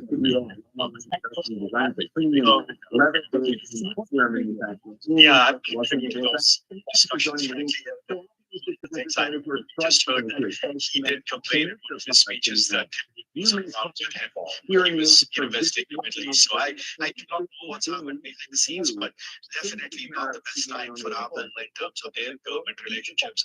So that's why I'm saying I'm hoping that they, you know, pick up the phone, figure out whatever the deal is, they make it, they spend the extra money, and really realize that the big, leads me to believe that you need to go research this Tucker. What has changed for you in President Trump? A little bit on what it is happens. So I'm for you now. So Johnson, how we're going to be able to do domestic to United States without so we talking with one of the most advanced security companies. The idea of the building the next generation of researchers that we can place inside through or otherwise of the tree and take all the labor So we are preparing for the future with the 3D printing, 3D imaging, 3D bonding. These a lot of the technology investments. And what we if they want to put this right, no problem, but you're not behind President Trump, Ron Madison, director for the future technology, Utilities, not for the we'll one do it, and then we'll get to break it out. So that's what I actually At the man right. group, No, keep on. what do you do, particularly when that curve gets up really steep this week with that 30-year around 5%? Just only slap it back on the imports. That doesn't create the industry. We need to be patient that China did. In the early 90s, when they asked me to go over to China to set up a factory over there, they were giving me free land, free location, free electricity, no payment for if I train the people for the several years. And just look at it, what happened. I couldn't even go to the bathroom in China 30 years ago. Now, when I go over there, everything is robotic, everything is automated. Yeah, and we realize that innovation happens because you do make something. How are you keeping up with increased demand? Well, I have been bombarded, to be honest with you, with every single major brand in the United States that have reached out to me this last week. I'm more on the phone talking about the future of how we're going to do on shore, bring 2.1 billion pairs of the shoes that we produce globally. Even 1% of it is only produced in America. Our goal is within the 3 years, we will be able to onshore within 3 to 5% of the total people imports in America. And that is a very lofty goal. That is 150 million pairs of the shoes to be produced here. In the last the war study that we found out that if we go to the war in Southeast Asia, all of the troops, unfortunately, they have to walk through the field in barefoot because every single footwear it is produced overseas and not many local production is happening for the advancement of the technology and the future growth. All right, well, so that's the design station in Los Angeles, California. Alex Gar, thank you so much for joining me. I appreciate hearing from you.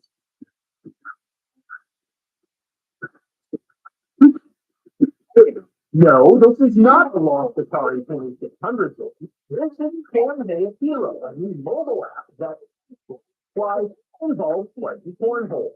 Playable on iOS and Android devices, the game features traditional cornhole, a fast-paced flip mode, and balloon pop game, featuring balloons that sometimes Cornhole Hero is out now. And so, a great railroad starts from a single plane. It goes on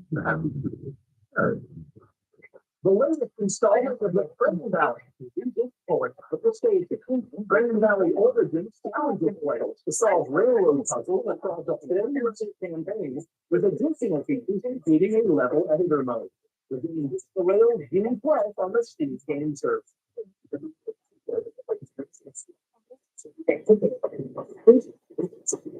Pokemon fans have even more in this game text. Dimensional Crisis is the latest expansion to the Pokemon TCG Pocket app. An Ultra Beast Pokemon has seen the Pokemon Sun and Moon games. The new card will be available starting May 29th. Traveling up in Hollywood, I'm Rick Nicholson.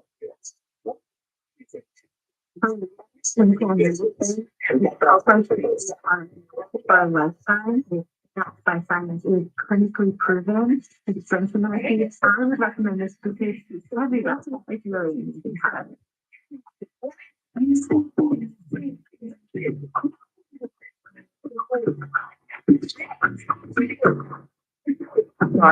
Headline, this is breaking news 24 hours a day at Bloomberg.com, Bloomberg Television, the Bloomberg Business app, and this is the Bloomberg Business Flash.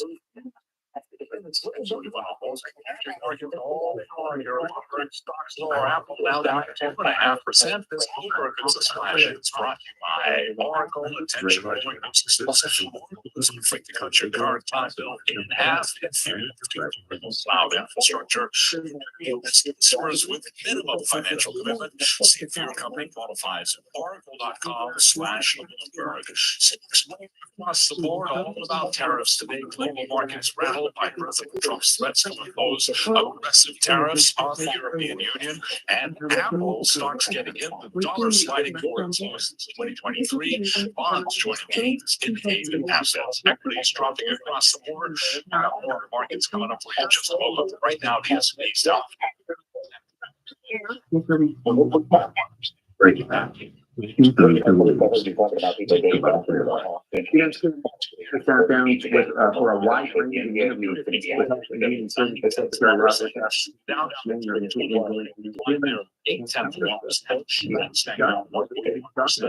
Apple by 2.8%.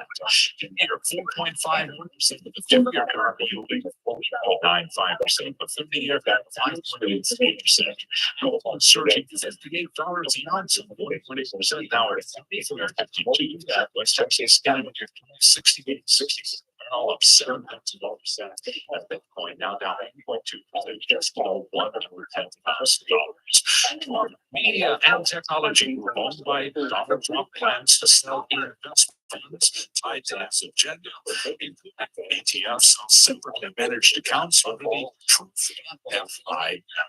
Shares of BJT change right now down less than 1%. Subscribe to Bloomberg News now, wherever you get your podcasts. I'm Charlie Pellet-Bant.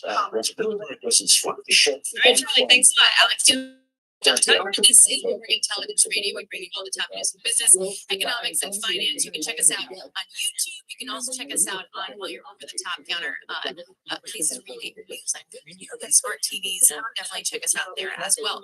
So the tariff Trump ban definitely came into effect here. President Trump rattled overall markets with a new tariff threat on European goods at 15% now, not lightening the pace of these tariff negotiations. Ross Matheson, Bloomberg News Director in Europe for the Middle East and Africa, joins us now. Ross, how seriously is Europe taking this? The Commission is saying that between the chief negotiator for the EU and Jefferson Korea and US have to pass, so they're laying very low for that. What we can sense already is the idea that they see this as a negotiating tactic, and indeed the US Treasury Secretary seemed to indicate that a short time ago when he said he hopes it points under the EU. It seems to just be going into that sense of frustration for the US at the pace of the negotiations, rather than they are intending at this minute to impose a 50% tariff. And so they're seeing it as part of the realm of the negotiations